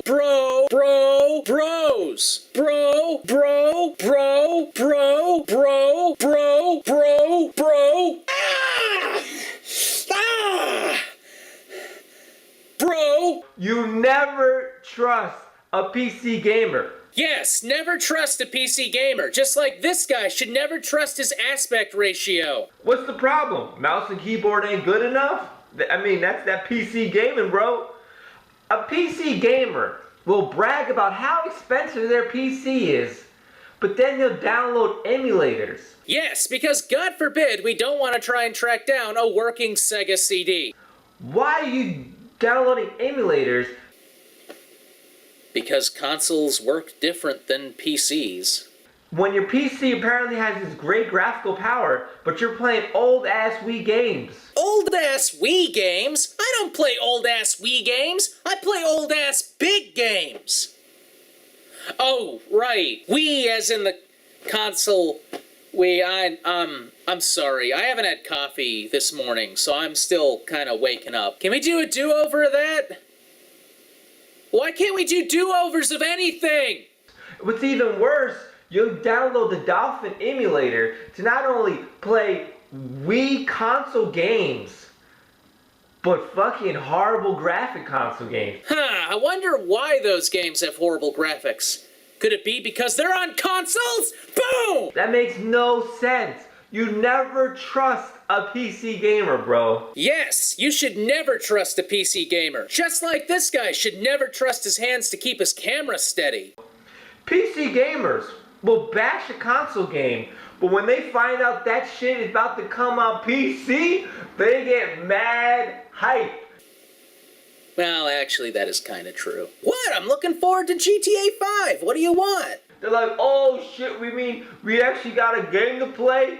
Yo, 6 months ago, you were just bashing the game because it's on consoles. Well, actually, I was bashing the policy of having the game come out on consoles first because, you know, GTA 5 is going to look awesome on PCs. Now you find out it's finally coming to PC. You mad hyped to get that game, bro? Well, typically when I'm hyped up for something, I'm not mad at all. I'm actually, you know, happy because the game's coming out. Why would I be mad that the game was coming out for PC? I'm happy. Oh, God. Shit, right. Fuck. New rule, I don't do this show before breakfast. What's the problem? PC gaming is fucking boring until you get a console game? Oh, I'm sorry. I couldn't hear you over playing my far superior version of Skyrim, and Far Cry 3, and Fallout, and Gmod, and Minecraft, and, well, you know, the list just goes on. You never trust a PC gamer. That's true. You never trust a PC gamer. Just like you never trust this guy to actually show what that mouse and keyboard are hooked up to. Here's a hint. It ain't no console. PC gamers will say consoles suck, but... Just out of curiosity, how much longer does this video have to go? Oh, son of a bitch. Electronics store, just to play that console game that everybody's talking about. What's the problem, bro? Stop talking like that! I ain't your bro, dude! That PC gaming wasn't entertaining and taking up your time, that you got time to go travel somewhere and play a console game and see how good it really is? Or see if you like the game enough to spend $300 or $400 on a scaled down piece of shit PC? Yeah, I know. You never trust a PC gamer, bro. Just like you never trust this guy to stop saying bro. You sound like you need to be out surfing, not making videos. Another thing, PC gamers. Oh my god! This video will not end! Will bash console cameras such as the Kinect, the PlayStation iToy? Yes! I don't want something watching me all the time! Except for my viewers. My wonderful, wonderful viewers. You guys can watch me all you want. But don't your personal computer, your PC have a webcam? Well, my laptop does, but not my PC, not my tower. No, I don't hook a webcam up to that shit. Partially because, again, I want something watching me all the time. But also because my internet connection is so slow, there's like no point. Like, literally, turning on the camera and trying to Skype chat with someone using the cameras would just crash my bandwidth down. I mean, man, fuck satellite. What's the fucking difference? There is no difference. You never trust a PC gamer, bro. Yes, you never trust a PC gamer. Just like you never trust this guy to turn his camera towards anything interesting. This is visually one of the most boring videos I've ever seen. Couldn't you have focused on... Fuck linoleum would be more interesting. PC gamers will brag about having expensive PCs. Talking about, I paid thousands of dollars for my PC, but you waited all year long for a Steam summer sale to buy games on sale. Yes, because console gamers never wait a few months for the games to go down in price. Same day or bust. What's the problem, bro? Did you just fuck up, bro? Bro? Dude, abandon English. No habla español? Bro? Did you spend all your money on that expensive PC where you can't afford games for it now? I don't know, did you spend all your money on an Xbox One? Ah! Come on, son. You bragging about a PC Steam sale, buying old-ass games from 2-3 years ago that don't nobody give a fuck. Yeah, because those games are good, you fuckstick. I don't give a damn that you just beat Tomb Raider. I don't give a damn that you just beat Mass Effect 3 because you just got it this summer on Steam Summer Sale. Nobody gives a damn about those old-ass games. How much longer does this guy go on? Oh, frack.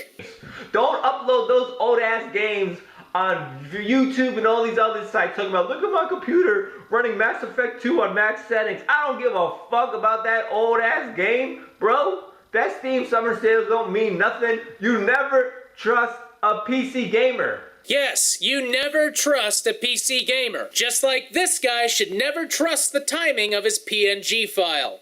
Why do PC gamers spend more time talking about consoles than they do PCs? I don't. What's the problem, bro? That PC gaming ain't taking up time of your life where you got time to spare to talk about consoles? Hey, what the fuck did this guy just say? Gaming ain't taking up time of your life where you got time to spare to talk about consoles? They're called spaces between words, brah. Let's be honest here. You never trust a PC gamer. Just like you never trust this guy to finish! This video is only 6 minutes long, but I feel like I've been watching it for an hour! Doesn't this guy have a console to go beat off to? You know what the worst of the worst thing is?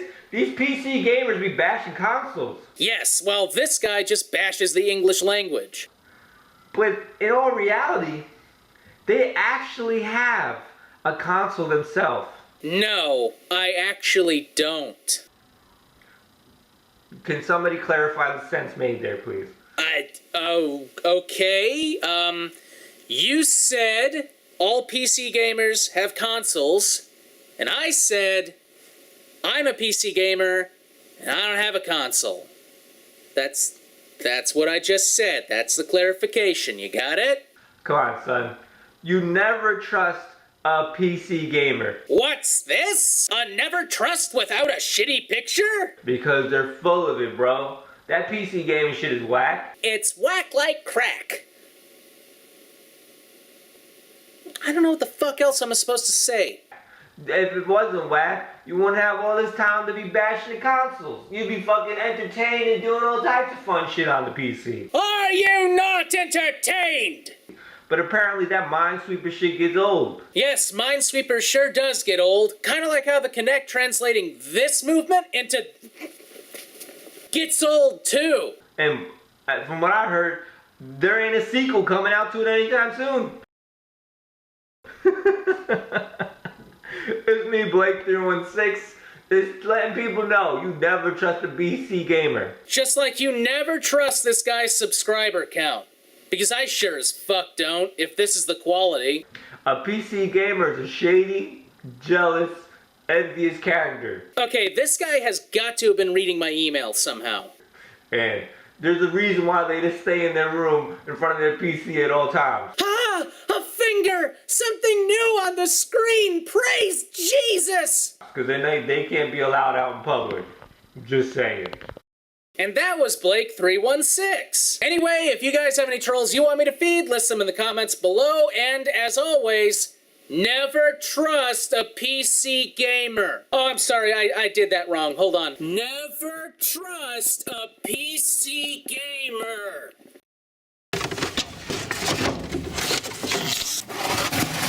Time to feed the trolls. Season 3. Hello, this is Cute Fuzzy Weasel, and it's time once again to feed the trolls. So I've literally, within 24 hours, regained my ability to speak for long periods of time, so I figured I would make up the...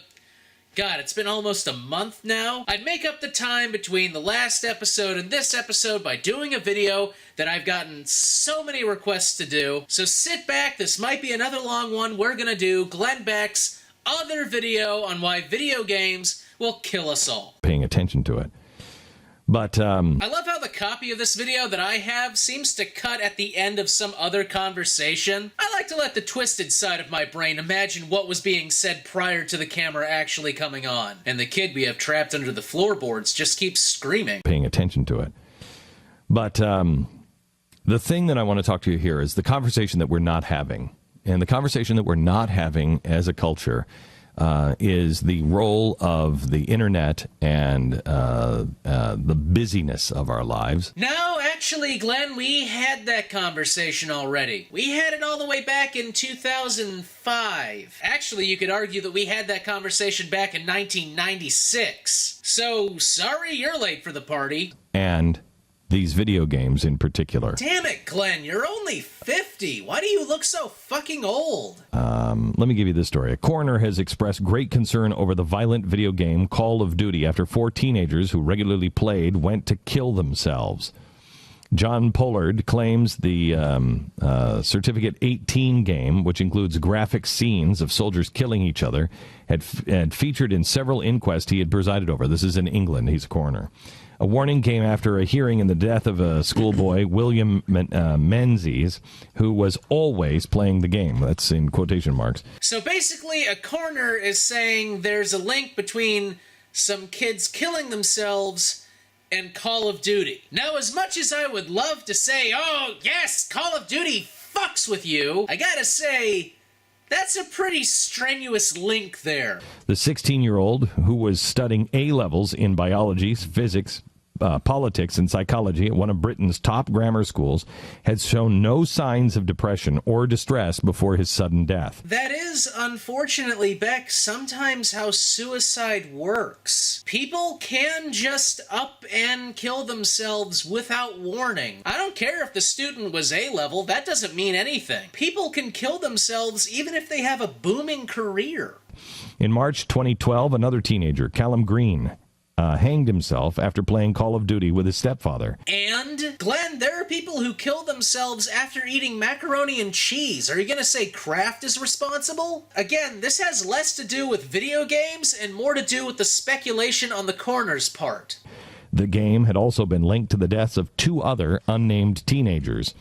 Recording a suicide verdict at Williams' inquest, Mr. Pollard said, "I have to say, and this is after 3 or 4 inquests into deaths of teens, the Call of Duty game seems to be figuring in recent activity just before death, and it concerns me greatly." Yeah, well, I'm also gonna guess that these people enjoyed cereal and watched television. But I don't see them going after either of those. But when it comes to Call of Duty, you know, a video game, and how much money certain news outlets, not saying these guys, will pay people of authority to go on their network and say, well, you know, there might be a link between these newfangled video games and all the horrible things that happen in the world forever everywhere. I see less of an actual link between suicides and more a link between wallets.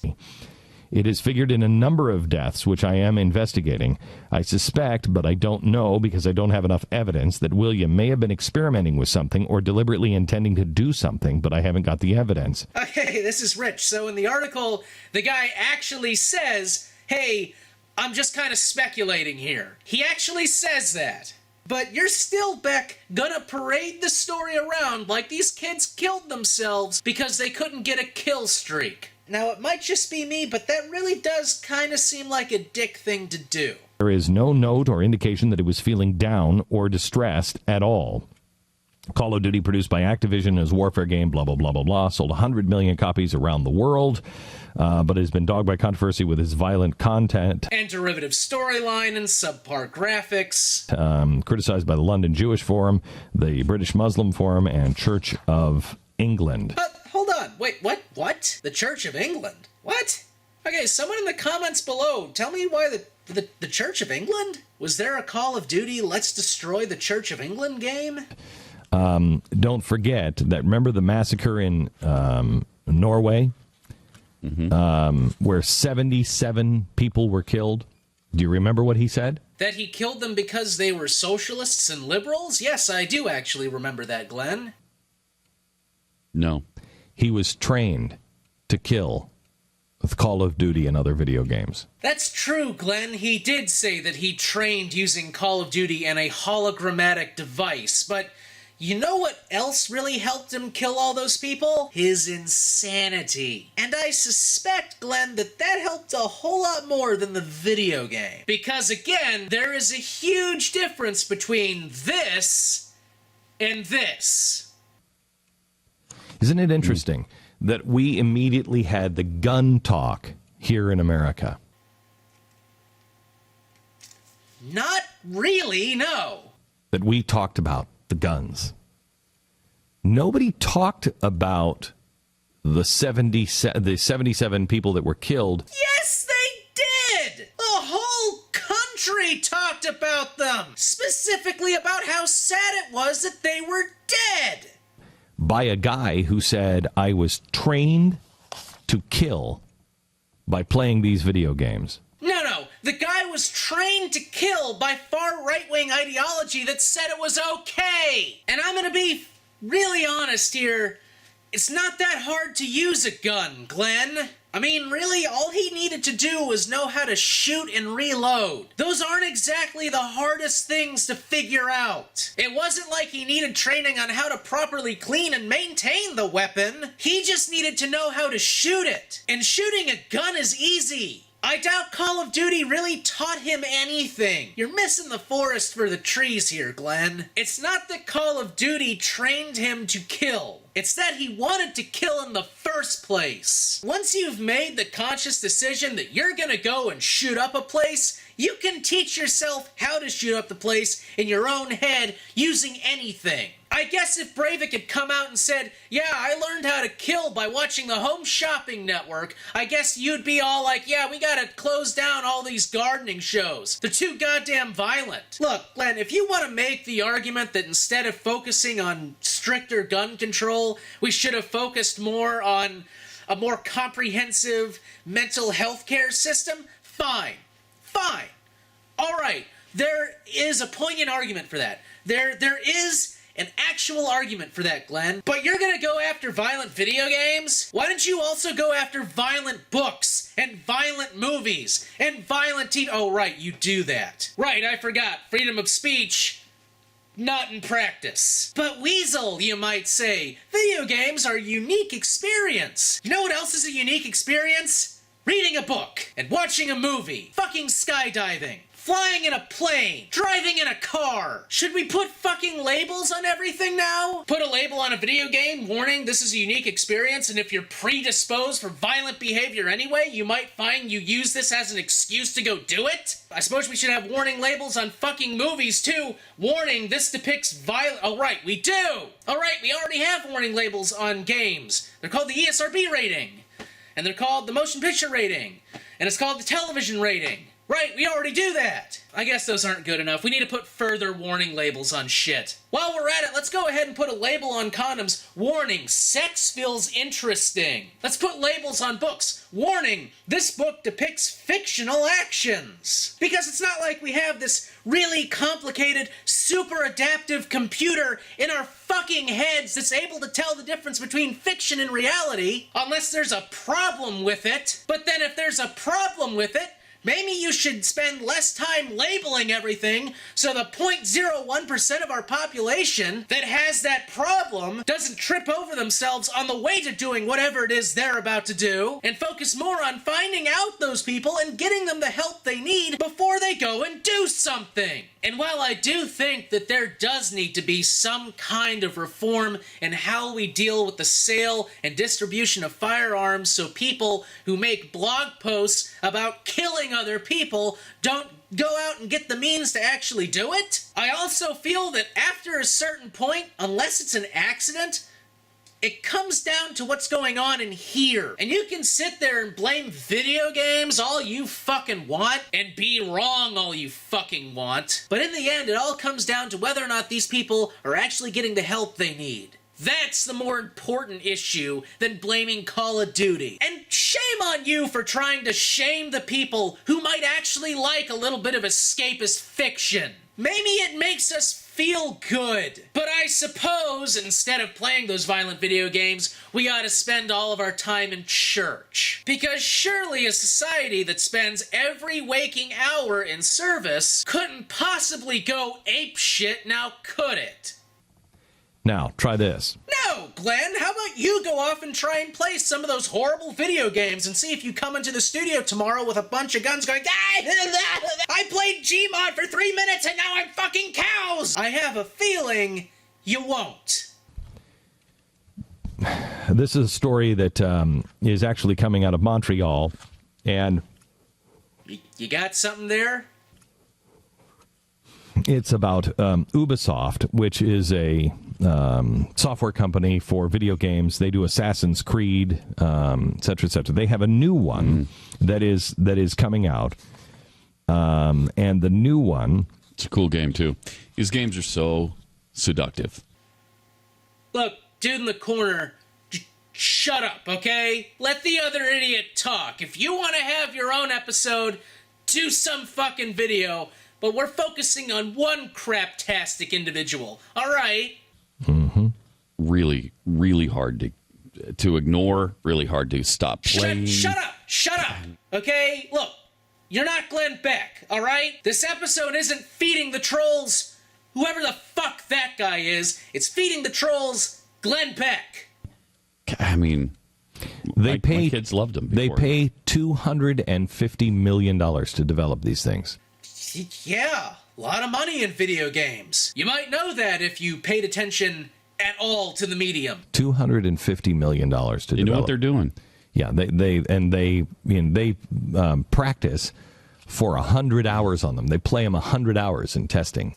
Yeah, play testing is important, Glenn. They have to do it for 100 or more hours to make sure that when you go through a map, you don't suddenly fall through the ground and into, like, the mirror zone. All the people who are testing 100 hours. Think of that. All right, Watchdog is a new one. It's called Watch Dogs, and their stock is going down because this particular game is late in its development. I know, right? To video is old. LOL, Weasel. Why do these? It owes old. And they said they just don't have it right yet, but when they do, it's going to be the blockbuster game. And it's okay. I want you to listen to this. Watch Dogs features a troubled anti-hero named Aiden Pierce. Now, an anti-hero. Have we not had enough? Can we have any heroes? Why must everyone be an anti-hero? What can I say, Glenn? Anti-heroes are just more interesting.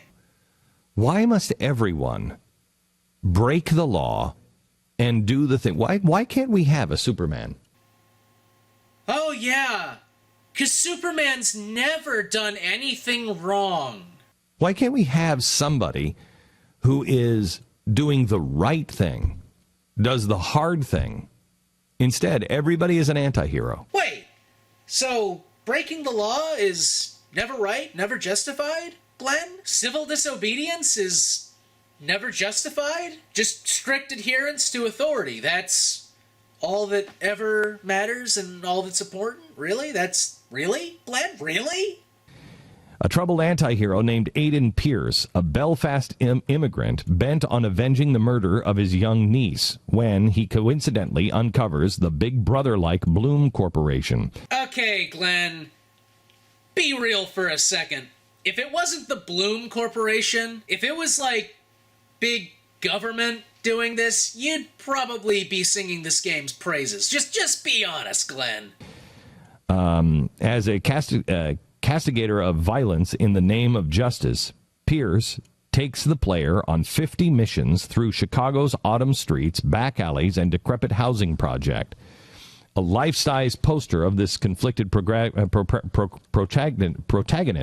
looms on a conference room wall at Ubisoft. Oh my god, Glenn, you mean to tell me that the product that this company sunk hundreds of millions of dollars into is also a product that they want to gin up support for and they feel proud of? Holy shit, Glenn, what are we going to do to survive? Oh my god, what's happened to this country? Oh god, my children are growing up in a hellscape.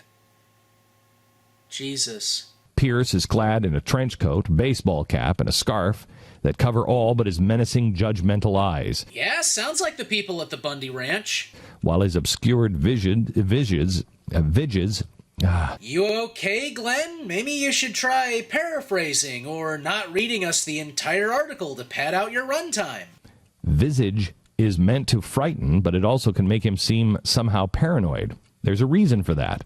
Watch Dogs allow the players to hack into cell phones, ATMs, drawbridges, even helicopters. Through cameras and laptops and televisions, players can peer into someone's fictional files and bedrooms to wholly envelop the lives of others. The game's primary goal is to track down the killers of Aiden's niece and halt a potential evil of the all-seeing corporation. I know, right? How fucking boring is that? Now, if the game was about him going to the grocery store and back, that would be fucking exciting. That's much apparent after several recent interviews with Ubisoft staff members and the exclusive 2-hour peek at the game. Oh god, Glenn, you're really gonna go over the whole fucking article, aren't you? You know, Beck, this is your video, you know, you could try injecting some commentary or something into this to where I feel like I'm not listening to a lecture from a crazy guy. I mean, god damn it, this video is 11 minutes long. Actually, you know what? And this is gonna piss future me off, but as an experiment, I'm gonna go through this video and cut out everything where he's just talking, where he's just reading an article. I'm gonna cut out all the times he's just reading the article and see how long the video actually is. Anyway, the idea here is they're teaching you to hack. All right, Glenn.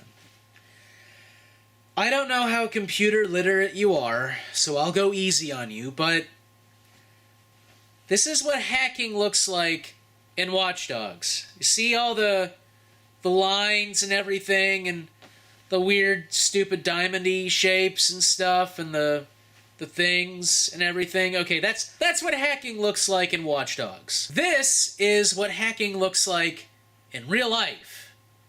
See all the boring computer screens and all the numbers and everything and all that stuff? Yeah, now, you understand why the two look different. It's because if you made a game, where you actually hacked things realistically, it'd be boring as fuck. And then become the ultimate voyeur in other people's lives, including their bedrooms, by hacking into their phones and everything that we talked about. When I said, hey, how many times you go to bed at night and have a conversation with your wife or other things at night, and you put this, your iPad or your phone, in the docking station right there at the edge of your bed. This game is teaching people to hack in to whatever is docked in your bedroom. Oh yeah, Glenn. There are people lining up to hack your docking station so they can get into your camera on your laptop or your smartphone or your tablet and watch you pork your wife. Because that's what people want to see. Naked Glenn Beck. What the heck is wrong with us? We live in ever-evolving, changing times. Like we have forever. What is wrong with us? What are we thinking? That our phone battery is running low and we should probably recharge it. We are inviting this into our home and our lives. We are teaching our kids for entertainment purposes. Last night I had a conversation with Rafe, and he said, Dad, Mom, listen to your show. And hang on. You named your son Rafe? I can't decide whether or not that's an awesome name or a really stupid name. She's already talked to me, and I said, I know. Now, he's not playing video games at home. He's playing video games when he goes to his friend's house. No video games. Oh, yes, and I'm sure he adheres strictly to that, too. Oh, no, Michael, don't put that video game into that console and hand me a controller so we can play multiplayer. My dad doesn't approve.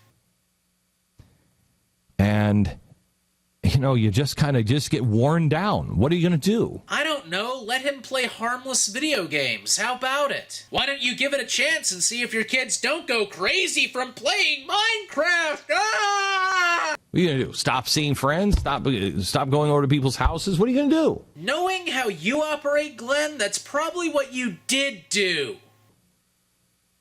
What are you going to do? And that's the way we felt. And we get worn down and we get tired just like you do. And we want to believe that it's somehow or another going to be different.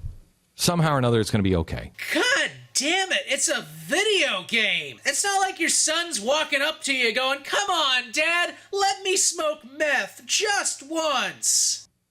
It's just wait a not second, our what the fuck? I can't tell you that. That's a skull! I don't. Why do you have a skull? You keep talking about how much you're worried about your kid's mind getting screwed up by video games. Mister, your fucking studio has human remains in it! Now, to be fair, that probably isn't a real skull, but still, you have a fucking skull in your studio, Glenn. Not only isn't it a skull, but it's got some kind of writing on it. What does that say?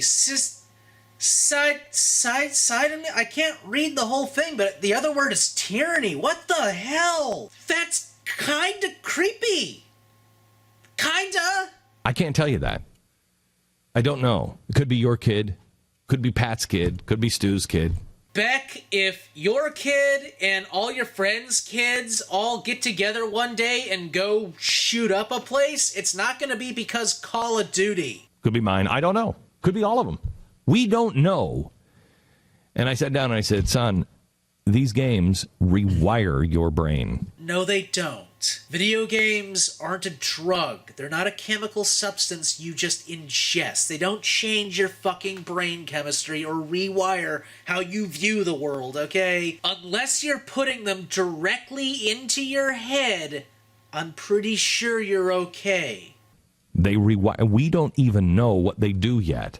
This is brand new stuff. No, it isn't. We've had video games for quite some time. In fact, we've had video games for so long that people who grew up playing them are now in positions of authority, and so far, I don't see anybody proposing that we all go and bow down to the mighty overlord CPU.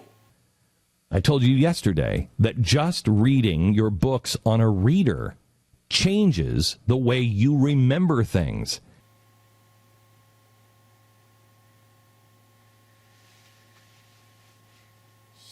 Yeah, Glenn, I guess they do change how you remember things. Instead of remembering reading something off of a book, you'll remember reading something off of a reader. We are losing vital information, and you know this to be true if you use a reader instead of a hardbound book. Only if whatever book you're reading happens to be the condensed version, Beck. When you use a reader, you no longer, nothing looks different. Except for the different words on the page. You have no tactile memory. Did I miss something in elementary school? The pages, does each individual page in a book have its own unique tactile feel to it? Did I fucking miss that? You also can remember, you can pick up a book and you can say, oh, I remember this was in this book. Hang on, let me find it. And you can find it. Try to do that with your reader. Oh my God. Glenn Beck is an adult with no concept of page numbers.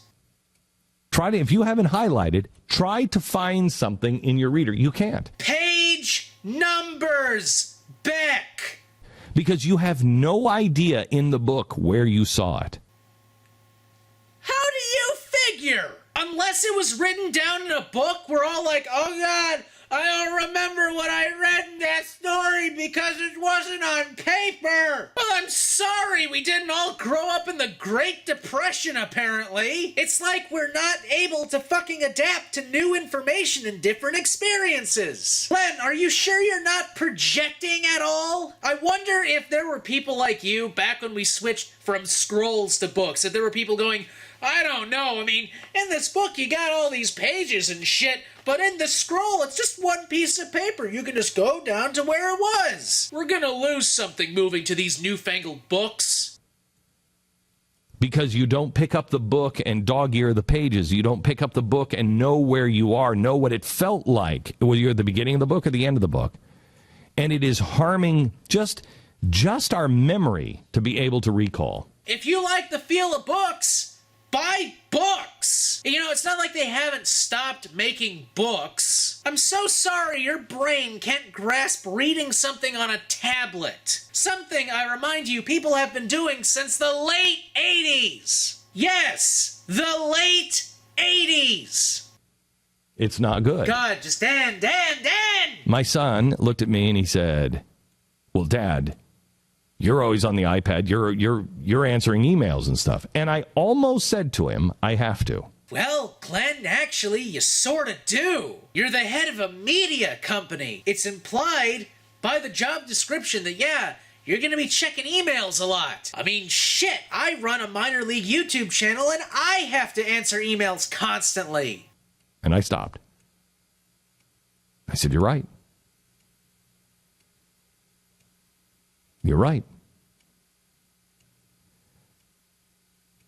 Everybody wants to talk about guns. Except for you, all you apparently want to do is talk about the dangers of the deadly nook. Everybody wants to talk about Hollywood movies. Everybody wants to talk about the guys who made these video games. It's not their fault. You just got done arguing that it was! Fuck you! It's not their fault. Well, yes. Listen to what Pat said. Yes, it's really hard to avoid them. Listen to what I said. Or they're going to find them. They're going to find them anyway. Really hard to avoid. And then once you start, it's hard to put them down. Oh, sure, because it's not like anybody who's normal has self-control or anything. I put down Space Engineers to make this video, and I fucking love that game. Yeah, so is crack cocaine.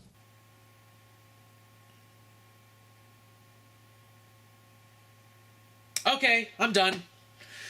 If you guys have any trolls you want me to feed, listen in the comments below. And as always, have a good day. No, I'm done. I'm done. I know the video's not over. I'm done. I'm done. Fuck that. Yeah, video games are like crack, Glenn. Yeah, that's why I smoke them with a pipe. I grind up the disc and I smoke it like a fucking crack pipe.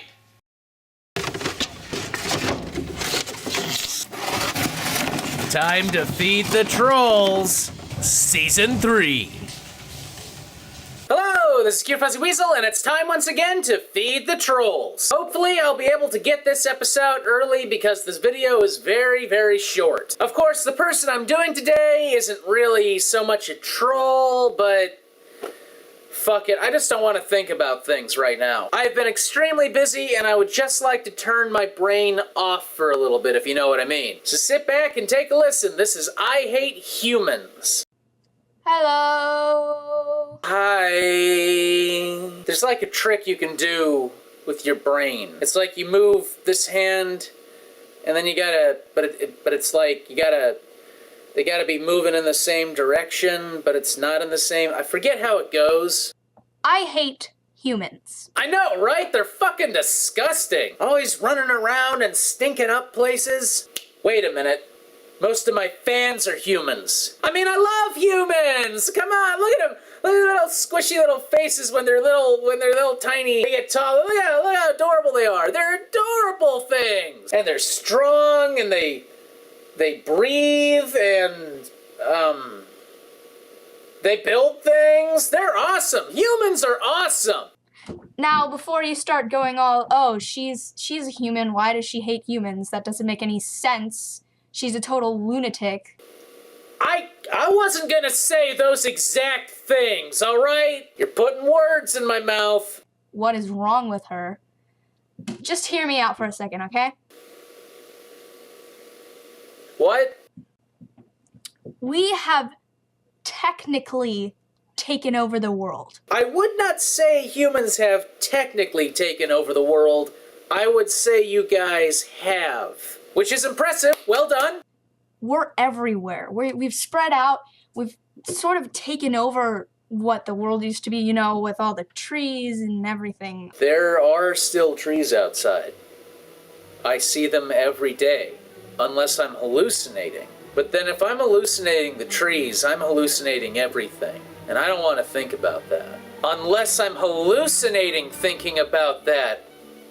But then a skeleton popped out! Boo!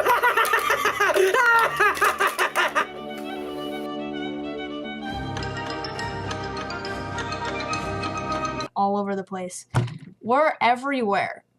And we're selfish, and we're absolutely just unpleasant. Yes, in general, everyone is Hitler. We put trash everywhere. We have houses everywhere. We cut down trees to make other things out of it. As opposed to cutting down trees to make other trees?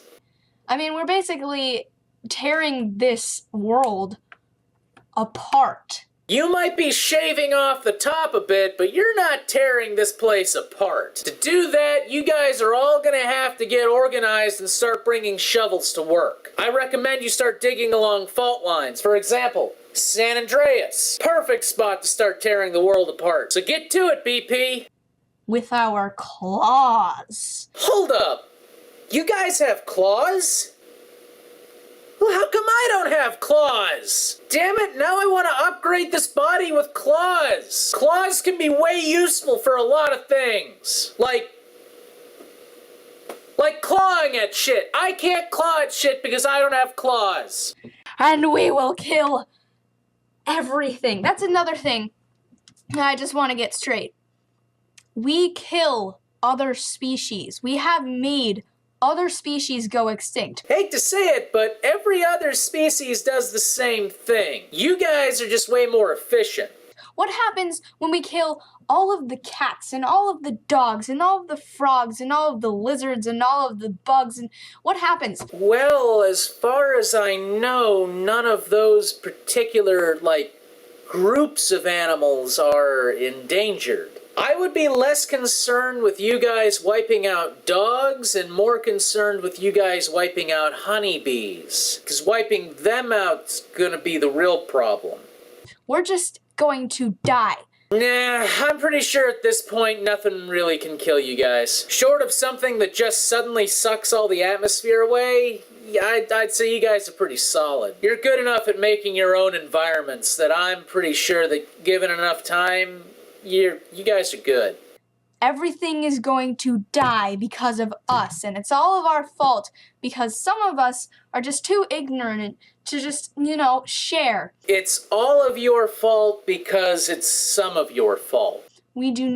That's what we are. We're selfish, and we're mean, and we're nasty. It doesn't even matter if you are vegetarian. You're still eating something that's alive. Then how the hell is anyone supposed to derive any nutrients from anything? I mean, what's the perfect person to you? Someone who just starves to death? Even eating animal products that the animal doesn't have to die to make, you're still... The animal's killing something to make it. Somewhere down the line, someone's getting fucked. That's just how the circle of life works. Maybe we should all just die. That was very negative. Suggesting that we kill off the entire world population? Nah, it's not negative. Maybe this was too deep to talk about. Should I just... It's just... I even hate myself. Oh my god, a teenager that hates themselves? Stop the fucking presses. That is so goddamn deep, you might as well get a sub to go swimming. Holy shit. Hashtag real issues. If I didn't feel like I wanted to, like, live at least to the fullest for a while until I feel like, oh, there's no point in life anymore, I should just die. Just watch one episode of Honey Boo Boo and you will get there, I promise you. You know, like, I'm not gonna be all emo and be all like, oh, cutting myself. I mean, not that that's a bad thing, that's what people feel. That's their feelings, you know, that's...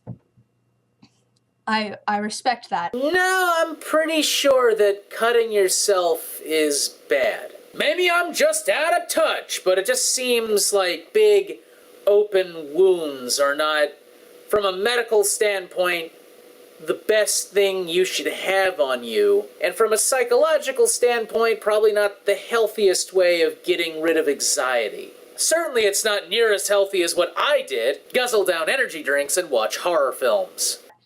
What's the point of living if you're just going to kill everything? Well, there's the killing everything aspect, that's pretty cool. Think about that. I'm going to leave on that note. Don't forget to blah blah blah. Blah blah blah? Don't forget to subscribe down in the... Here. Ha! Thanks. If you like this video, please subscribe. Oh, sure. No. Thanks. Bye. I'm gross. Sorry. Sorry if you hate me now, because I'm gross. I'm really bad at pointing. No, man, don't smudge the lens. Fuck. Well, that was... I forgot the name of whoever it was. If you have any trolls you want me to feed, listen. Like, hey, wait a minute. Hey, you're an awesome friend. Hey, you put your credits to you. on. That's not fair. Please leave. Anyway, if you have any trolls you want me to feed, list them in the comments below. And as always, have a good day.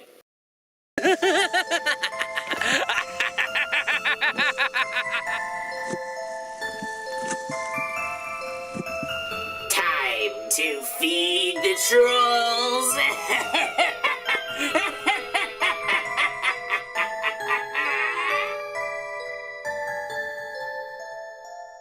Hello, gals and ghouls, and welcome to the 2014 Feeding the Trolls Halloween special.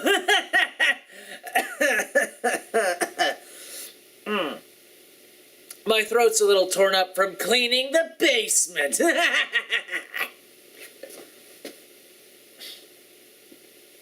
Lots of dust in the air. Anyway, because I spent last week not filming this, I have to squeeze all the production into one night. And of course, in keeping with the Feeding the Trolls tradition, there is a very special way we'll be picking out the name of this year's Halloween troll. Actually, it's not really a tradition, but I'd like it to be one. I'm a fan of making traditions. So I have decided to put the name of this year's Halloween troll inside a human brain! Unfortunately, the thing they don't tell you about brains is that once you take them out of the skull, they don't really keep their shape. So, yeah. Let's see who this year's is.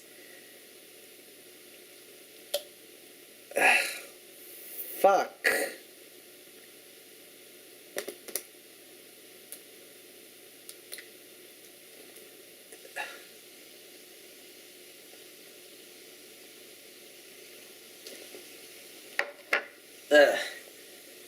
Mysterious man! Fuck, this year's Halloween special is gonna suck. What the fuck is that noise? Is that the howling of some kind of demonic dog, or... Oh, it's just the possessed statue of Euclid. Shut up, Euclid, you're drunk! Hey guys, this is Mysterious Man. Hi, Mysterious Man. I'm gonna teach you how to survive the zombie apocalypse. Oh, shut up, Mysterious Man. You're not a professional. You're gay, your choices are stupid, stuff like that. You guys are gonna say, Mysterious Man, you're not a professional. Mysterious Man, you're gay, your choices are stupid, Mysterious Man, stuff like that. Whoa! How did you know I was gonna say those things? Oh my god, Mysterious Man is psychics! Okay, you guys are gay, you're wrong, I'm pro at this. I played zombies on Call of Duty long enough to freaking know what I'm talking about here. You know, he's got a point, because one of the most underutilized tactics in surviving a zombie apocalypse is guarding an enchanted case full of magical guns. So just bear with me. Just listen for once in your life instead of freaking pretending you're an expert at everything when you're not. Hey! I don't do that all the time! Number one, the most important person you gotta get on your team is Mysterious Man. Okay? Number two is Adolf Hitler. 1 second.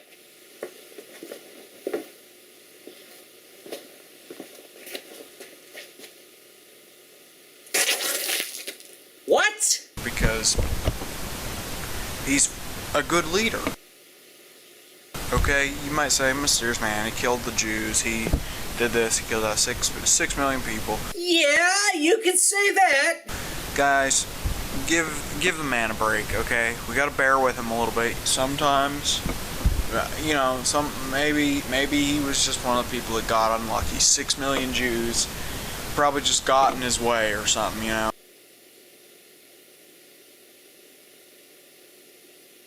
6 million people got in his way.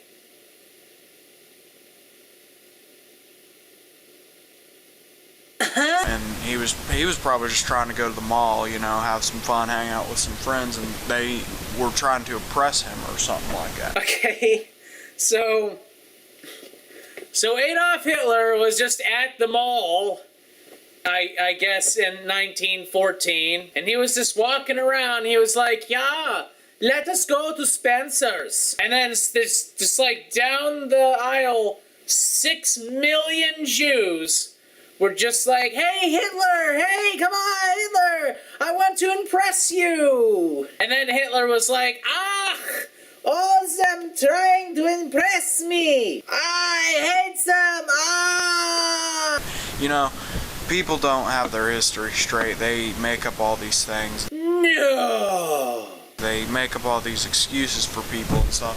But, friggin', the point is, be a little bit forgiving, okay? The man made a mistake, alright. Give him another chance. He's a nice guy, he has a cool mustache, so give him a break, okay? Sure, we're gonna give Hitler a break, yeah.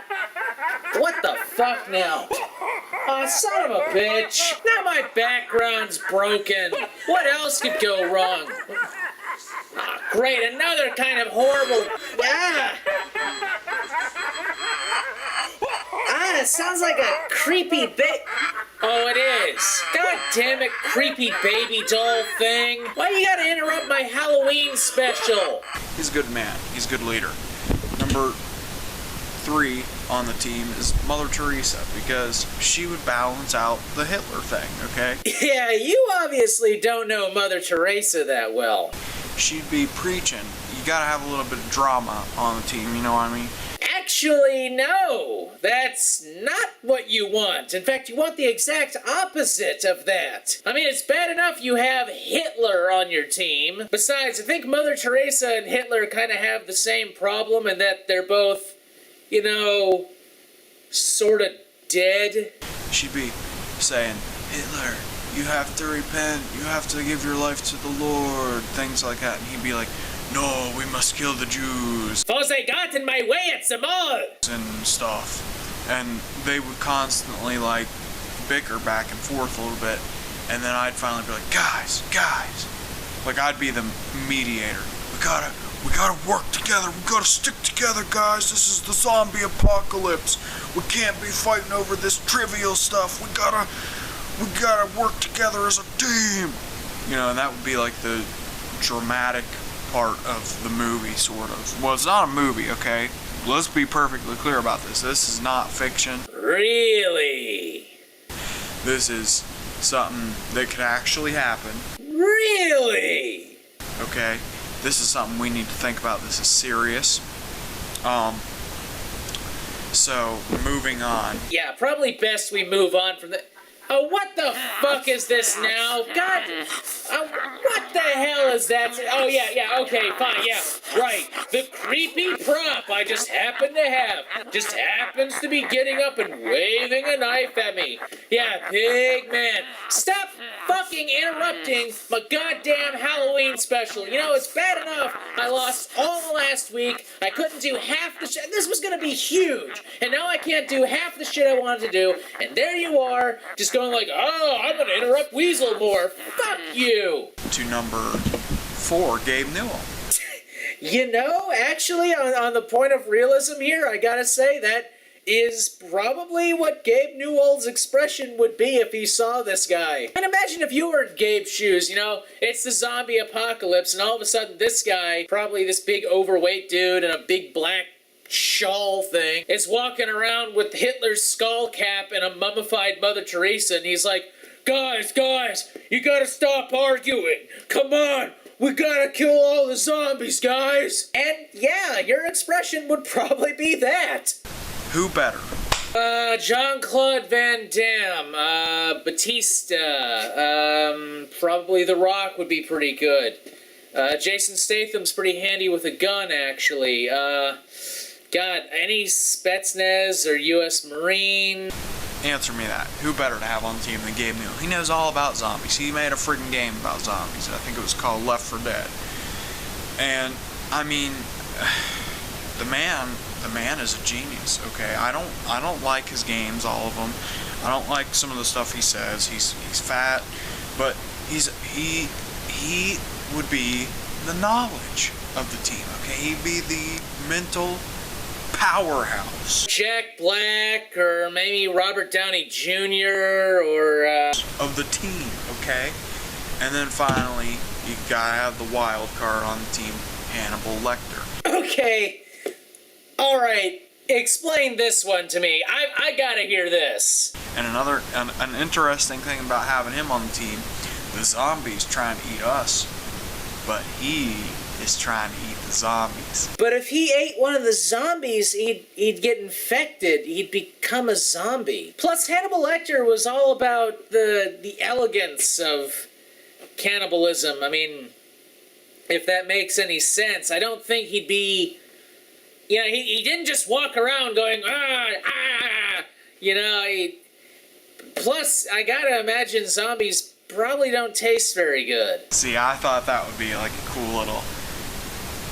Never mind, let's go on to the weapons we'd be using. Yeah, let's move on to oh, son of a bitch. Oh no, another one of these fucking... Oh, you wanna go? You wanna go, little preacher doll, little piece of shit? No, no, you know what? When I'm done, I'm kicking your ass again. I'm kicking your ass again. Yeah, you keep laughing at... Oh. Huh. Satan left his staff here.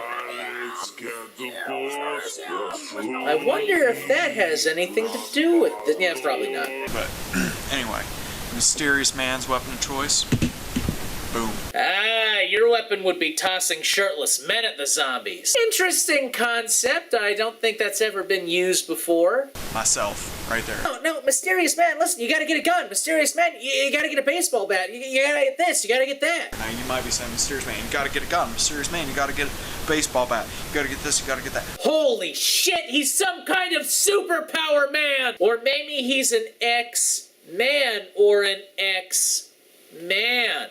I mean, if you look at the guy in the picture, he's kind of like an X, and I bet that has something to do with the blue beams. Yeah, this episode's just full of in-jokes. Listen, guys, I don't want to be lugging all that crap around when I have a perfectly good set of weapons on my body. Yeah, my muscles turn into knives when I'm threatened.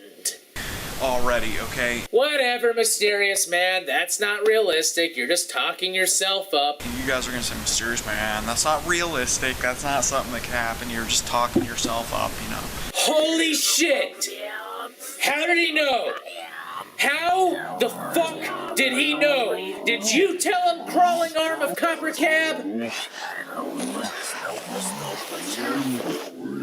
Guys, have some faith in me, okay? Seriously, I know what I'm talking about here. I'm the professional, not you. Shut up and try to learn something, like I said before. Don't just friggin' screw around and friggin' act like you know everything when you obviously don't. Guys, it's a perfectly valid weapon, myself, okay? Well, I guess if we killed you and waited till rigor mortis set in, you could be a pretty good weapon, yeah. Friggin' Hitler's weapon would be a 9mm German freaking pistol. Freaking Mother Teresa, she'd be freaking praying. Calling down the wrath of God on the zombies. That would be her weapon, because, you know, she's too old, too wrinkly, too unattractive to do anything effective. She's probably too dead, too, but okay. You know, and... mysterious man, God isn't real. Mysterious man, praying doesn't work. You might say, oh, mysterious man, God isn't real. Mysterious man, praying doesn't work. Ah, he's in my head somehow! Guys, you don't understand, okay? You have to... The simple morale boost, you know what I mean? Hearing Mother Teresa behind you as you're fighting off, as me and Hitler are fighting off the zombies. He'd be shooting, I'd be karate chopping, you know, and hearing Mother Teresa behind us. Oh Lord, please strengthen these men to help fight the zombies off. That would give us morale, okay? So whether you believe in God or not is irrelevant. You gotta have someone praying out loud so everyone can hear it, boosting the morale of the team. Okay, and then Gabe Newell, again, the knowledge powerhouse. He'd probably also be cracking jokes constantly, making little, it's just me, saying little catchphrases like, it's just me, Gabe Newell, and that would also, like, the humor, that would lighten up the situation, lighten up the mood a little bit. Right, okay, so, if a horde of zombies came up on your group, the front line in the front would be you going like, yeah, mysterious man, yeah. And then there'd be like Hitler going, I am Hitler, I am shooting zombies and alive for some reason. Then in the back there'd be Mother Teresa and she'd be all like, yes, God, help these people, yeah. And then right next to her, there'd be Gabe Newell just sitting there going, it's just me, Gabe Newell. It's just me. Yep, that's a zombie. It's just me, Gabe Newell. It's just me. And so the whole thing would look like, just me, Gabe Newell. It's just me, Gabe Newell. Just me, Gabe Newell. I'm Gabe Newell. I did those. It's just me. Remember Half-Life? It's just me. Half-Life. Truly inspiring. Boost our morale in a different way. And I know what you guys are thinking. Really now? You know what I'm thinking. Okay, alright, go on. Tell me what I'm thinking. You know, mysterious man, you only have one actual weapon here, and you gave it to Hitler, and it's not even that good of a weapon. Oh my God, he knew what I was thinking! This is insane! What else could possibly happen?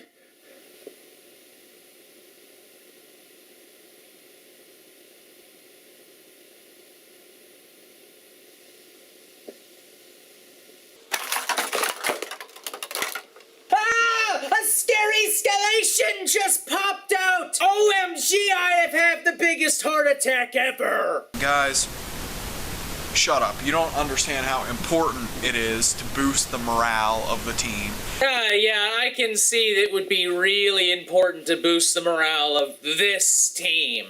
And that's your entire problem, okay? You're like, oh, you gotta get an AK-47, gotta get a shotgun, gotta get this, gotta get that. Guys, you guys are too weak. You can't, you'd be lugging all that stuff around and you'd be like, oh, I'm tired, I just want to go to sleep, blah, blah, blah, blah, blah. You start making up all these excuses and stuff, and freaking, it'd be pathetic to watch. I know there are zombies that want to eat my flesh, but, lugging this single gun and these rations and the supplies that I need to hack it out on the road that's really tiring. I think I'll just go to sleep right here in this ditch and hope the zombies don't get me. Okay, quite frankly. And the second you started doing that, I'd freaking just tear your freaking heart out through your throat. What, you wouldn't rip it still beating out of my chest? Come on, Mysterious Man, you can be more hardcore than that. So, and one final thing I want to add is other things section. Gotta have a cat. Okay. Got me a cat. Now what? Oh, you smell like chicken because you've been eating chicken from the garbage. Because cats are cute. It's another way of boosting your morale. And it's also a very good weapon, you know. Tickle them a little, tickle his feet. They don't like that. Get them a little bit angry. Throw them on a zombie. There you go. We got that zombie distracted for a good 2 to 3 minutes, okay? Because the cat's gonna be tearing them apart and stuff. Feet.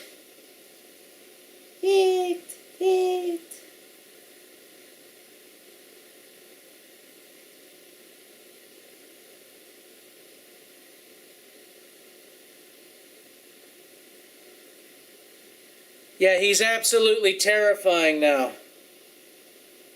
Oh no.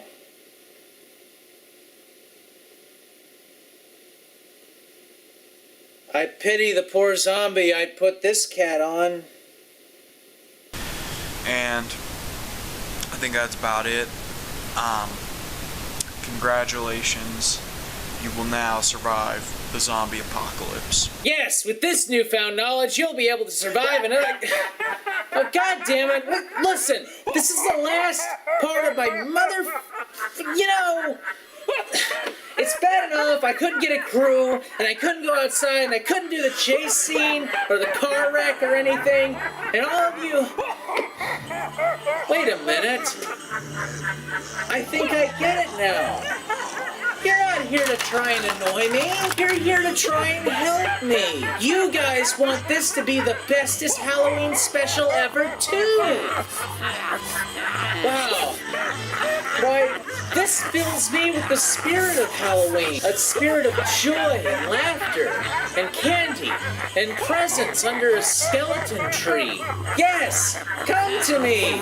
Let's all celebrate this night of merriment. And for all of you out there on this merry night, have fun, for this is a night of friendship. A night...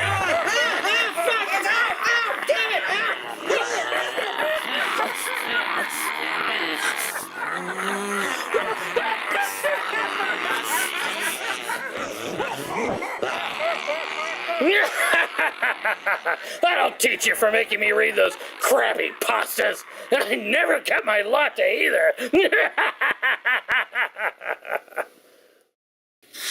Okay. Turn off the lights.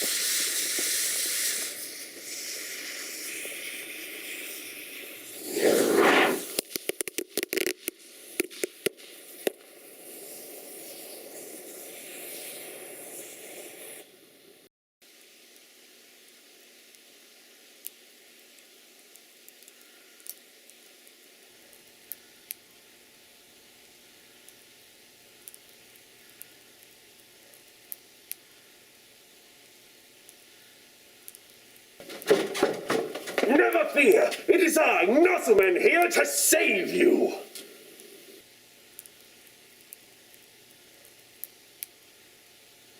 Well, it seems the situation's well in hand. My work is done. I'm off to go fight for justice! Wait, actually, she's around like 5 o'clock or so, actually I've got a HeroClix thing I've got to go to, so I'm off to go play HeroClix! Hey, Weasel?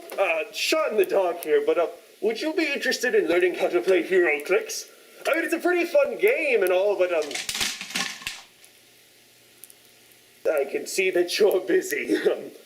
So, Nosselman, away!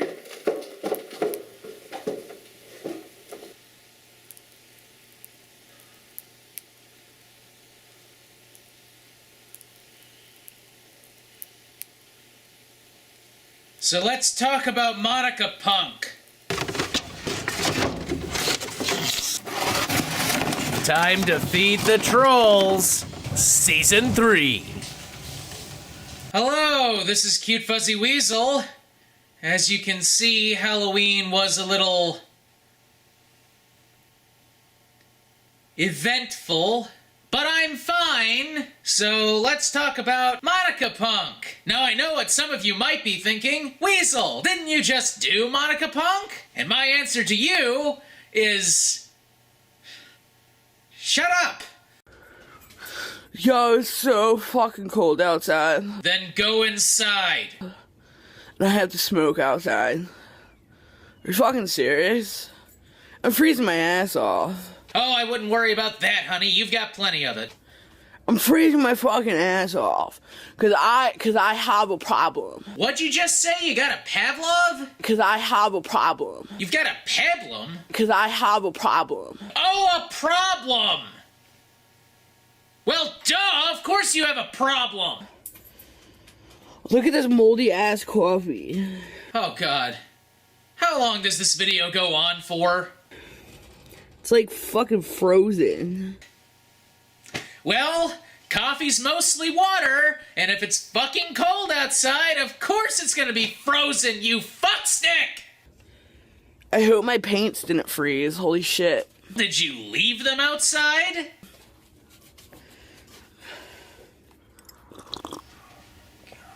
That would fucking suck.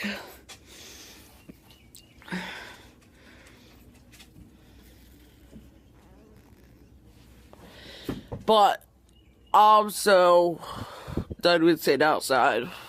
You guys need to take a turn, man. It's fucking elements out here and it's crazy. Yeah, I know. I've been outside when it was cold. You don't have to tell me that in the winter, it gets cold. I kinda already know that. You guys need to take a turn.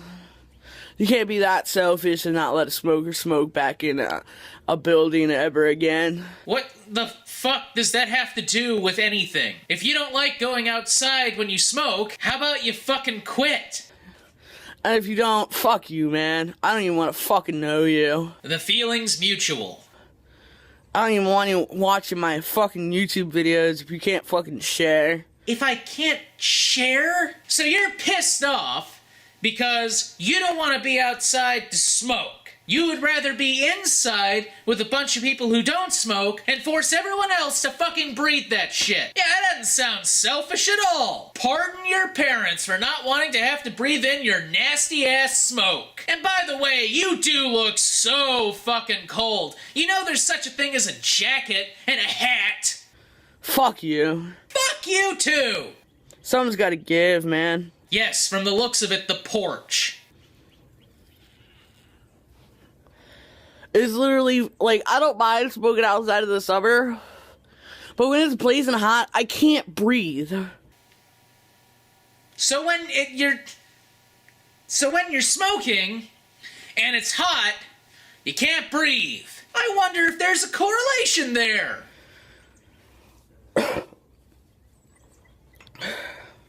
Man, fuck all the non-smokers. I just got attacked by fucking puppets. Why the hell am I watching this? Y'all are fucking ridiculous. Yeah, I'm ridiculous. I'm bleeding from a head wound after being attacked by a bunch of inanimate objects because I pissed off Satan by making him read a bunch of crappy pastas.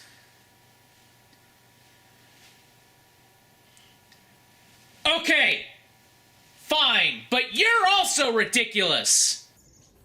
How many years has it been since you haven't shared a building with us? How many fucking years? How fucking cruel is that?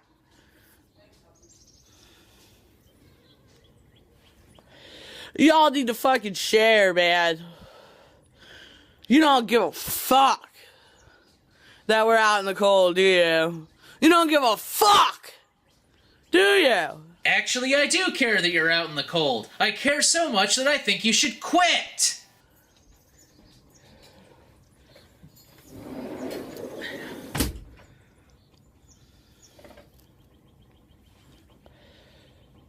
You are aware that the piercings on your lower lip make you look like an orc, right?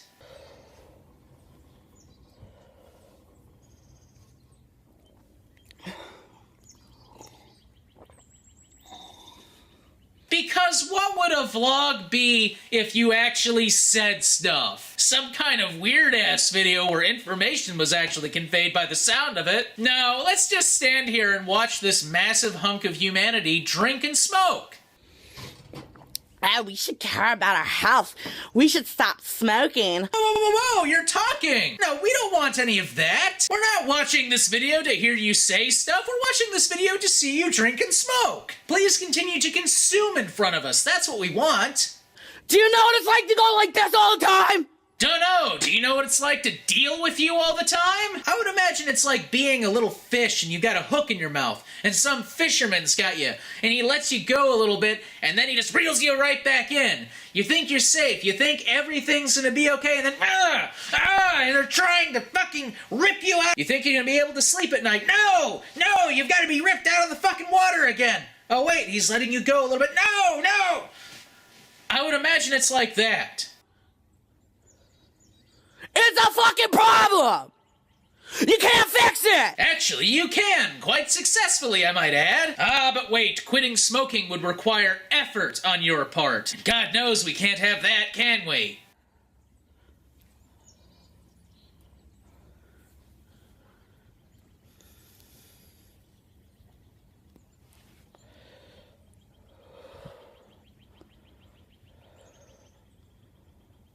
Oh, I'm allergic to it. Bitch, please. You did not die. Not yet.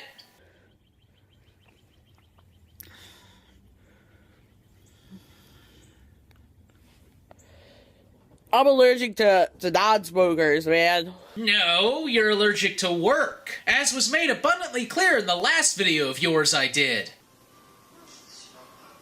Fuck you! Told you I was watching it. No, I mean, who's that on the goddamn piano? It's in the video, Monica. Yeah, ask them who's on the piano. It doesn't say. Well, type it in. Fuck that shit. If you're not vaping or smoking, you can stay the fuck away from me, man. Yeah, you can stay the fuck away from her, man, because you don't smoke. And because of her horrible demeanor, and because of her general odor, how she lashes out at people, how she is a chronic underachiever, and how she incessantly whines about every little motherfucking thing that happens.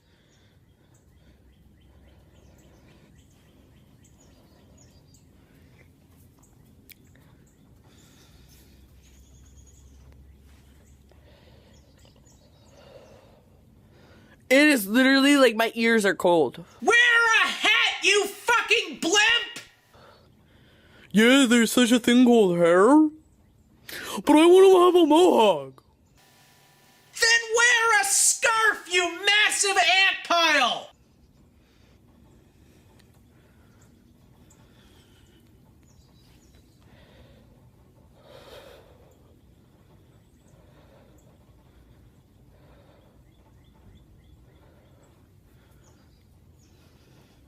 Again? Why Why the fuck would we want to see information in a video? I don't know about you guys, but it's far more entertaining for me to see her slowly dissolve her lungs. I swear to God. Someone at school tells me not to fucking vape in school. I'm gonna be like, fuck you, man. So if someone tells you you can't vape in school, you will bend time around you and appear to be speaking in slow motion. I think that's what I got from that. Am I wrong? Am I wrong on that one?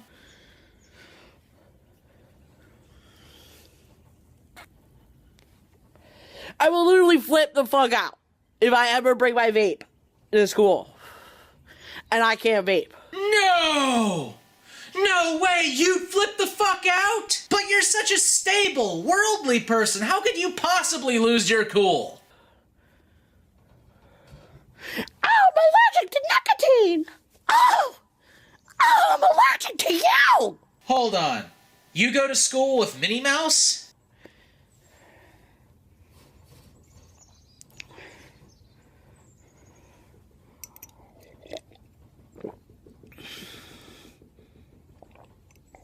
Again, God forbid information be conveyed. If smoking kills, tell me why I'm not dead yet! Just give it a few more years, honey. Anyway, that was Monica Punk. I don't know why I just did her. If you have any trolls you want me to feed, list them in the comments below. Now, if you'll excuse me, I have to go take a shower.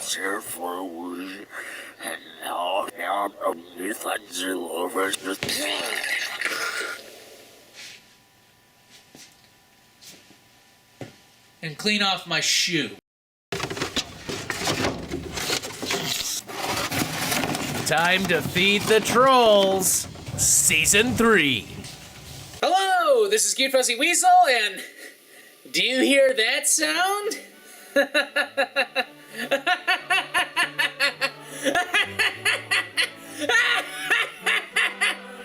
Oh, you can? Okay, well then, fine. Fine. I guess I wasted a perfectly good crazy laugh for nothing. Speaking of crazy people, this episode's troll is Steven Anderson. I'm sorry, I didn't use the correct usage. He's got a title. Pastor Steven Anderson. You might know this guy because he's recently made the news by advocating that we should kill all the gay people. And a couple of years ago, he wanted to have the president assassinated. I'm just glad it's a crazy religious leader who's not in North Carolina, because I'm getting real fucking tired of that. Because remember the title of the sermon. And what was the title of that sermon again? You know, they're filled with disease because of the judgment of God. So you're not going to tell me the name then, huh? Now, listen to these statistics, my friend. First of all, approximately 1.6% of the U.S. population will identify themselves as a homo. Sexual. And 0.7% are bi. Well, you know, that means nothing to me. Well, that's because you're stupid. Don't worry, there's a lot of stupid people, so you're in good company. They're all bi, as far as I don't... Anybody who's a homo or bi, it's all the same category. Sodomite is what the Bible would call them. And what the Bible actually says, and by the way, turn to Leviticus 20:13, because I actually discovered the cure for AIDS. I accidentally left the cure for AIDS just lying there. Oh, but alas, we know that is not what he means. Okay? Now, this is the cure for AIDS, okay? And, you know, everybody's talking about, let's have an AIDS-free world by 2020, or let's have an AIDS-free... Look, we could have an AIDS-free world by Christmas. Oh, shit. Well, this sounds pretty exciting. Go on. You know, or okay, it wouldn't be totally AIDS-free, but we'd be like 90-some% AIDS-free by Christmas if we would follow this. Actually, it would be more like 53 to 63%, but whatever. Okay, here's what the Bible says, Leviticus 20:13. If a man also lie with mankind, as he lieth with the woman, okay, it says, even both of them have committed an abomination. They shall surely be put to death, their blood shall be upon them. And that, my friend, is the cure for AIDS.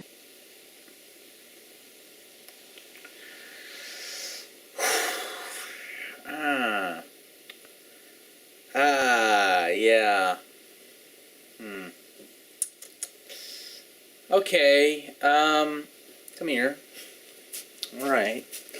I'm gonna get down here, you know. Actually, no, I'm not.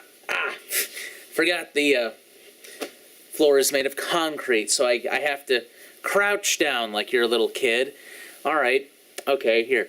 Let me explain something to you. And I don't blame you for not knowing this, because you're not a doctor, and you have the IQ of a brine shrimp, so health terms, that kind of thing, yeah, I understand you. You wouldn't understand those concepts, so fine. But typically, Pastor, a cure cures an illness by treating it. And not killing the patient. See, if you kill someone, that's not curing anything. That's just killing them. So what you have there is not a cure for AIDS. What you have there is Mein Kampf. See the difference? One cures sick people. The other is Hitler. It was right there in the Bible all along. And they're out spending billions of dollars in research and testing. Yeah, all them pesky scientists and doctors actually trying to cure a disease. And here I am advocating for the deaths of 9 million people in the United States and probably around 200 to 300 million people worldwide. And I'm the good guy, because I'm advocating what God is telling me to do. Kill people. Just like ISIS. Just like Hitler. Fuck you. It's curable. Right there. Because if you executed the homos like God recommends, you wouldn't have all this AIDS running rampant. Say, well, I just don't believe that. The hell was that supposed to be, your Cartman impression? Okay, well, let's get the statistics then. Since you don't believe what the Bible says, let's see if you believe science. Why? You don't. Because this is what science tells us, that first of all, even though only, according to the Washington Post, that radical Christian conspiracy newspaper, according to the Washington Post, 2.3% of the population are homos. But 78% of new HIV infections among males are homos. Sexuals. They're homosexuals. You fuck stick. Anyway, if you have any trolls you want me to feed, list them in the comments below, and don't forget to like and subscribe, and as always, have a good day. Hello, this is Cute Fuzzy Weasel, and do you hear what I hear? Of course you don't! Not this time! It's the sound of Christmas! That must mean that it's time for the Feeding the Trolls 3rd annual obligatory for-profit holiday special! Deck the halls with the depression. Wait a minute, I did that last year. Deck the halls with, deck the halls with mustard! I don't know what else you deck the halls with. I mean, you could do it with holly, but who the fuck would do that? Anyway, this year's holiday special is none other than fuck it. Anyway, this year's holiday special is on none other than Evangelist, and I fucked it up again. Anyway, this year's holiday special is on none other than Evangelist Anita in her video on how Toys R Us is actually being controlled by Satan in order to use Obama and Kellogg's to turn your kid gay.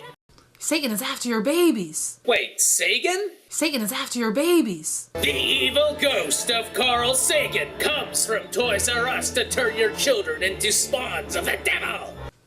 Pray for your babies. Prayer does nothing against the almighty power of Sagan.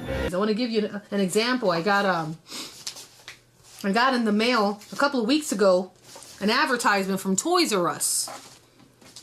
And Toys R Us put in this advertisement the Great Big Christmas Book. Oh my God, the Great Big Christmas Book! Foretold only but hundreds of years ago did the ancient monks of the old world talk of such a terrible satanic book. They say the Toys R Us book itself was bound in the pits of hell and brought up only to destroy the mortal world. You know, it's like, oh, look, you know, it's like, oh, look, Christmas is coming up. Oh, look, kids, it says, gifts for every little action hero and princess. See, now I'm thinking of Arnold Schwarzenegger and Elsa opening Christmas presents. Toys R Us, come on, let's play. That's what it says. You see it, right? Come on, let's play! The words spoken by the demon prince Gavaskalar before he burned the third world to ashes! Come on, let's play! No eviler words have ever been spoken by mortal kind! How dare Toys R Us do this blatant blasphemy against God! Truly the power of Lord Sagan is being used to corrupt America's youth! It's like, aw, you know, you look. And it's got Jeffrey, you know, you guys know Jeffrey. Yeah, we know, it's Jeffrey, the mutant giraffe that sells toys to kids, we know. It's a nice little playful, it was a big book of toys. You know, it was a big Christmas book the Toys R Us had advertised. We got it in the mail. Okay, I'm willing to accept that you got it in the mail.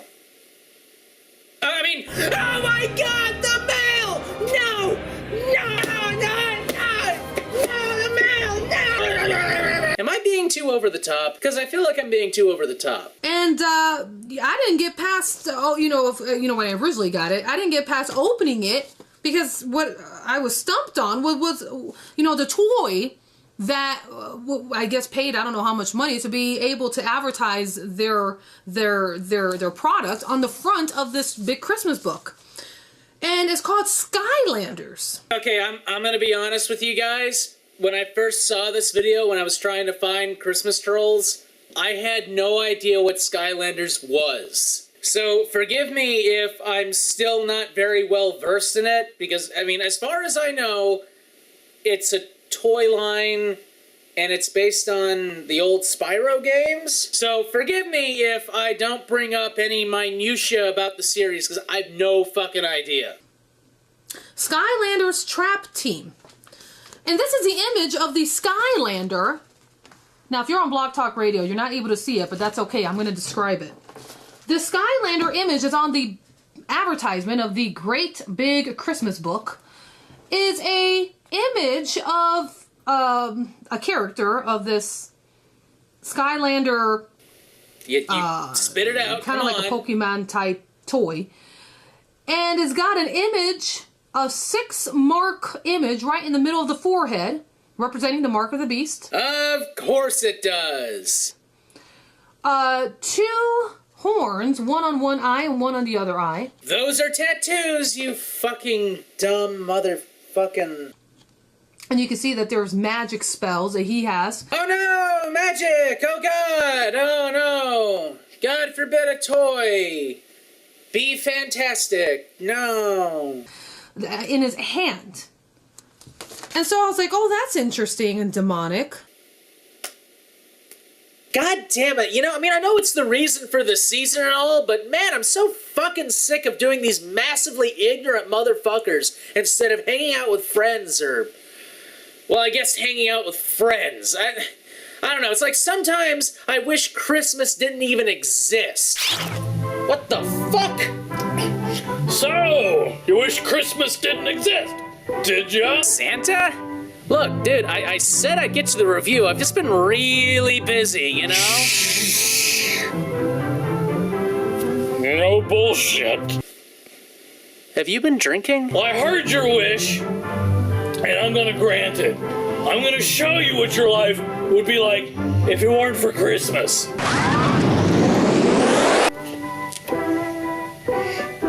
The hell are we?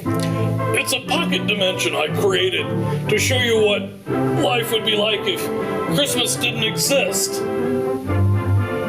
Behold! God, you know, I know it's the reason for the season and all. I'm just getting so sick of doing these massively ignorant fuckers instead of hanging out with my friends or hanging out with my friends, you know? It's like I wish Hanukkah didn't exist. What the?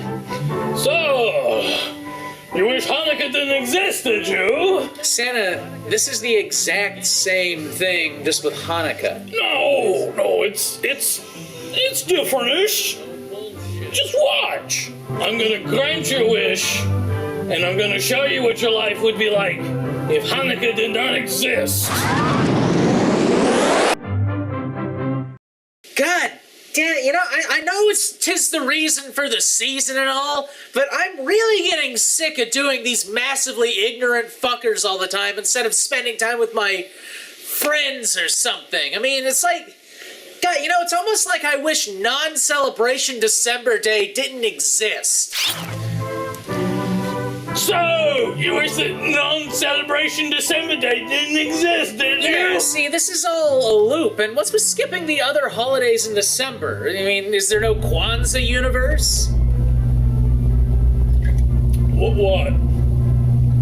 Oh, shit, what the fuck is this? What is this? It looks like the pocket dimension thing can't take the strain of the loop. It looks like it's collapsing. Okay, is that a bad thing? Not for me.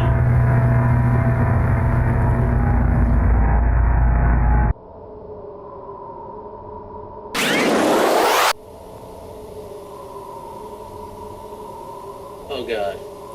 Oh god. Okay, Santa, where the fuck is this? Looks like we're kind of unstuck in time. Kind of surprised you survived. Oh, well, that's very comforting. That's very comforting.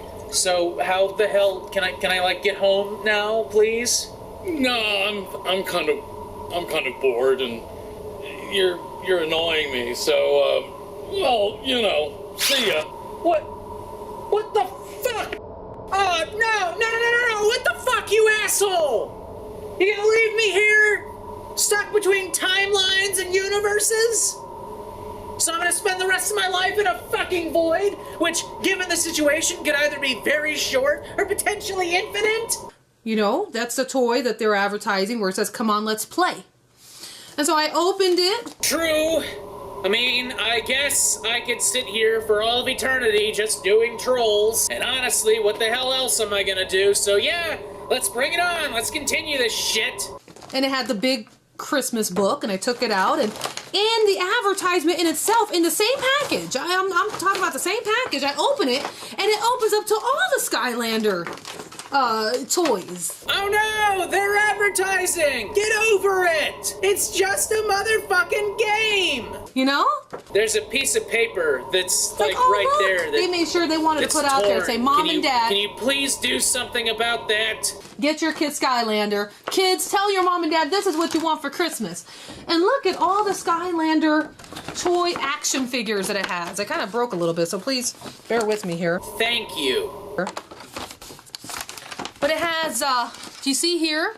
The little eye monster. I don't know if you guys can see it. One eye, representing the New World Order. Okay, how the fuck do I get out of this place? You know, you see that one-eye monster there? You see a lot of demonic images, and all these images represent demonic beings. Really? They represent demonic beings. That is the hidden message behind Skylanders. The company that owned Spyro the Dragon actually planned out, like, 20 years in advance, like, yeah, we're gonna do this, and then we're gonna bring the Skylanders into it, and it's all for the great and powerful Lord Sagan. Fallen angels. And of course, the one in the middle represents the devil, Satan. Yeah, okay. The devil. Of course, it could also be just a generic bad guy. But no. Everything's gotta be the devil, because we can't have just generic bad guys, or it's just a video game. No, it's all lies and corruption created by Satan, flowing through Obama and the New World Order to create a video game that corrupts America's youth into, what, believing in dragons? Thinking that you can catch things and then control them with magic? You know, all that shit that I went over with Glenn Beck, it's all not fucking true, but whatever, you buy it lock, stock, and barrel because you're fucking ignorant, that's fine.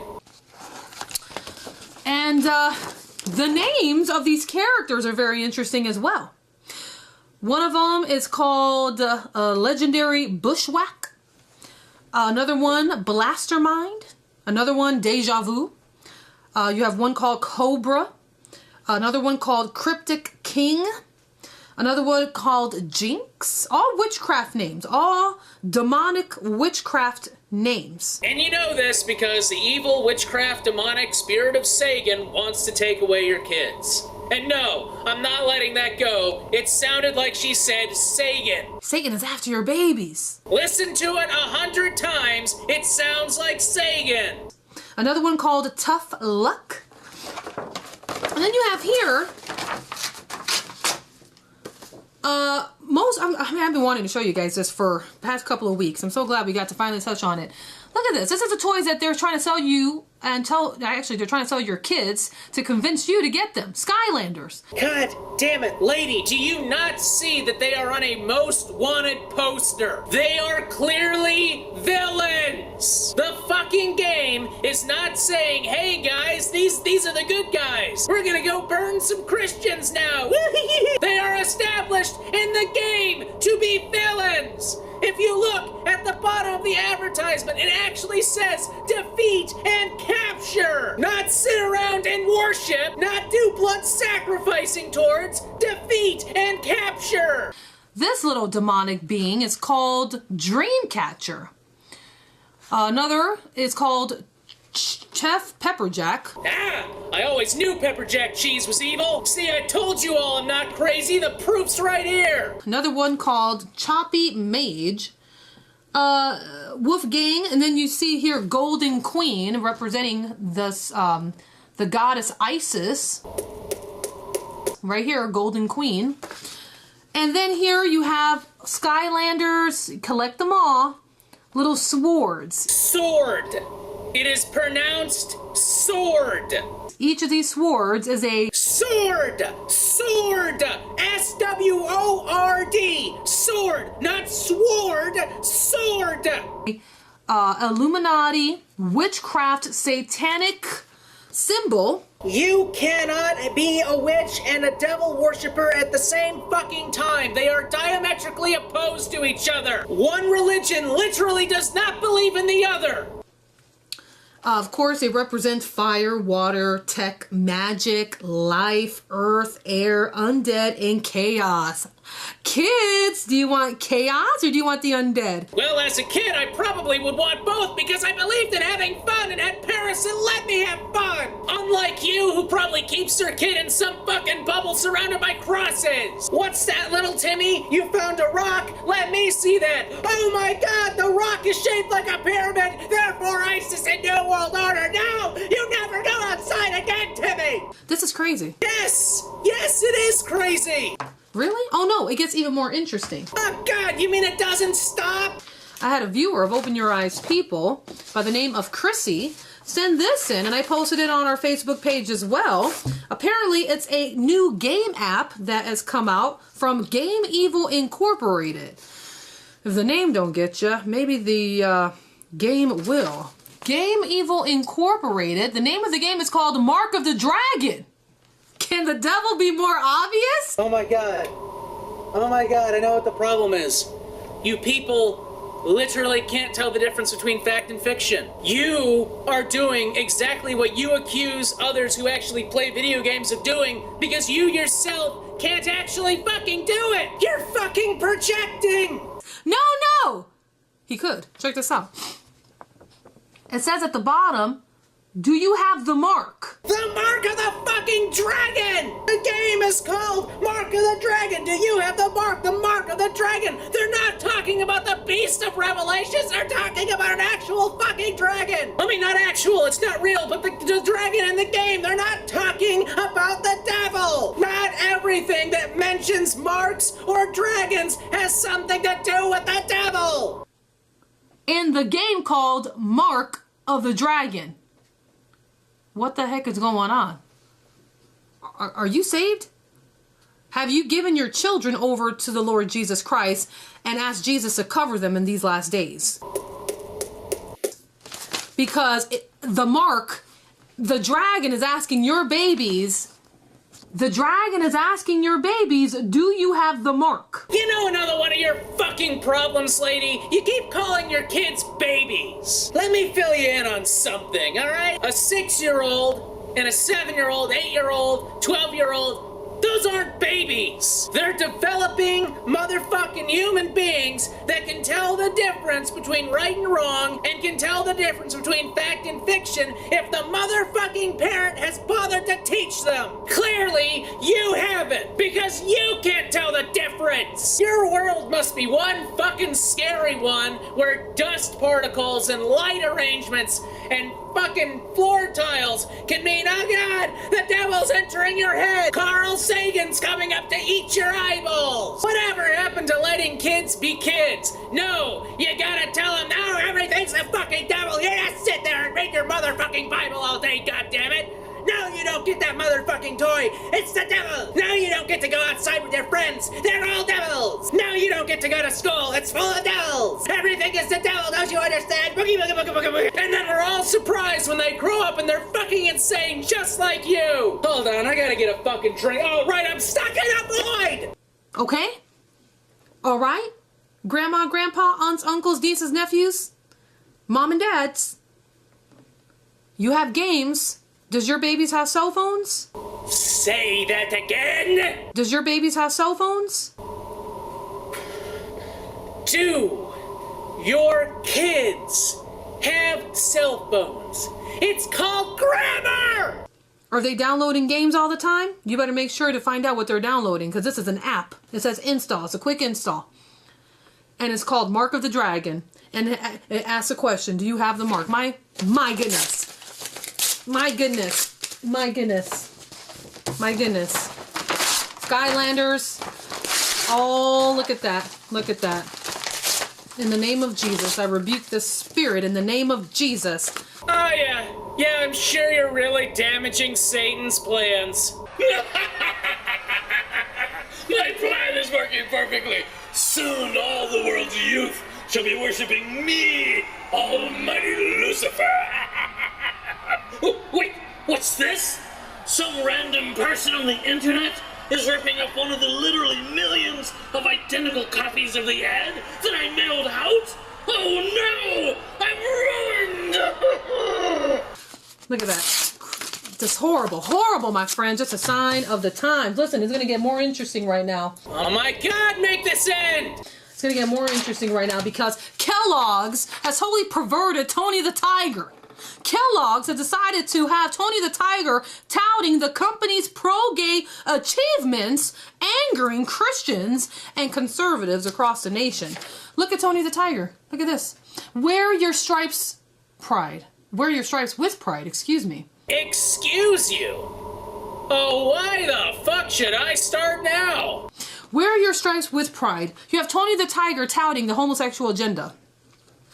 At Kellogg's, can you imagine Tony the Tiger? No, just think about it for a moment. Can you imagine if it was the other way around? If Tony the Tiger came out with the cross and said, announce the finished work of Jesus Christ proudly. Can you imagine?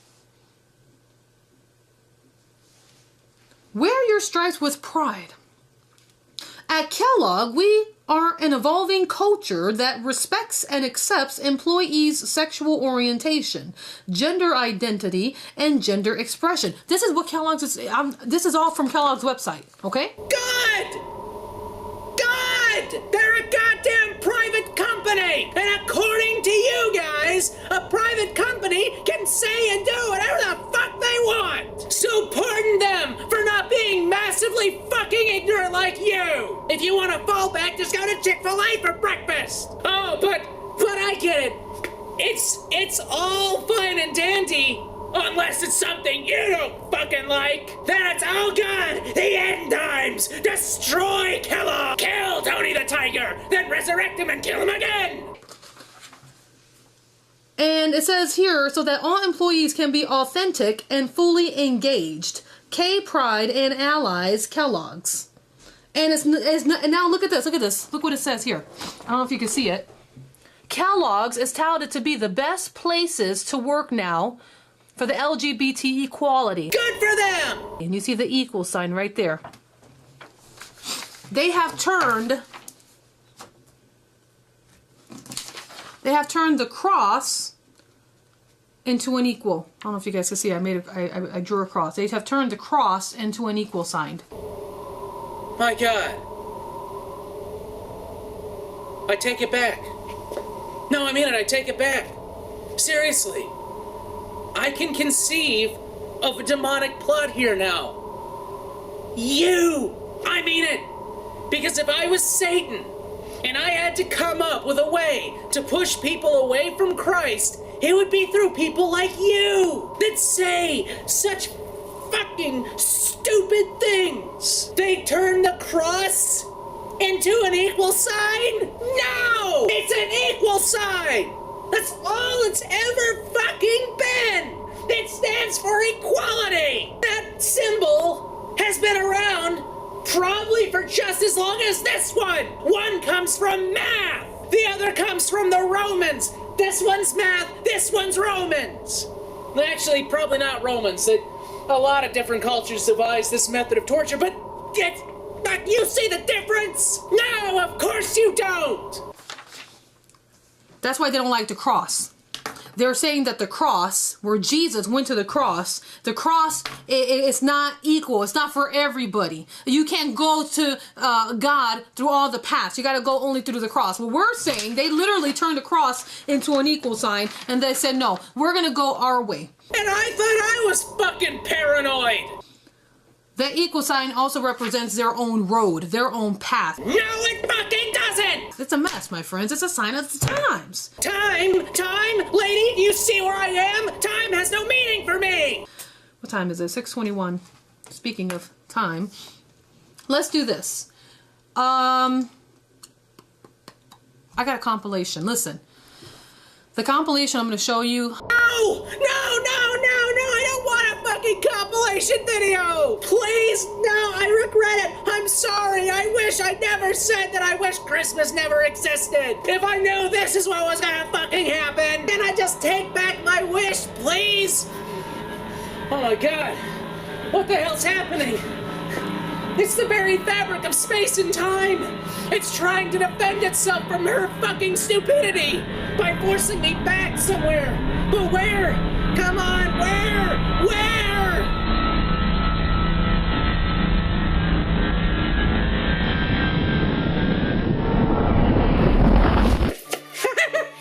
I'm back! I'm back! But wait, how do I know if I'm really back? I know how.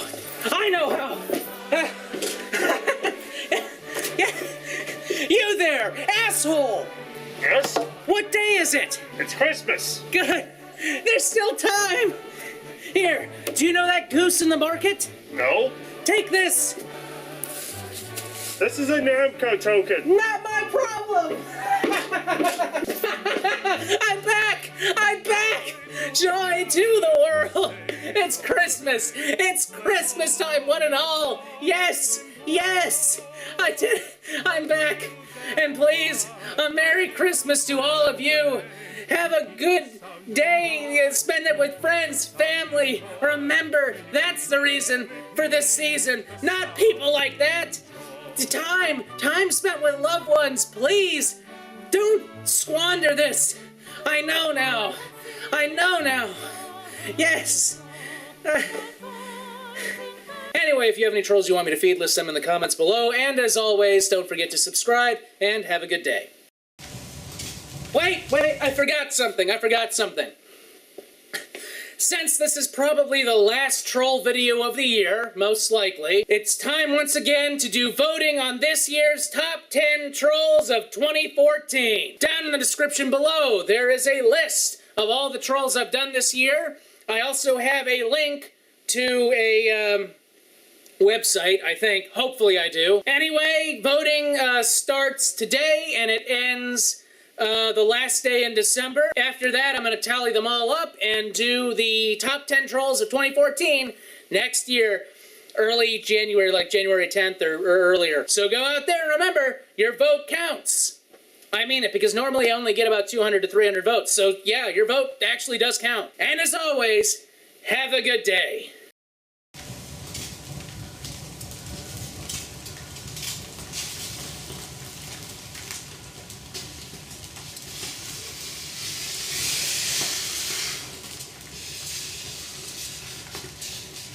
took the bottle out of that thing, right?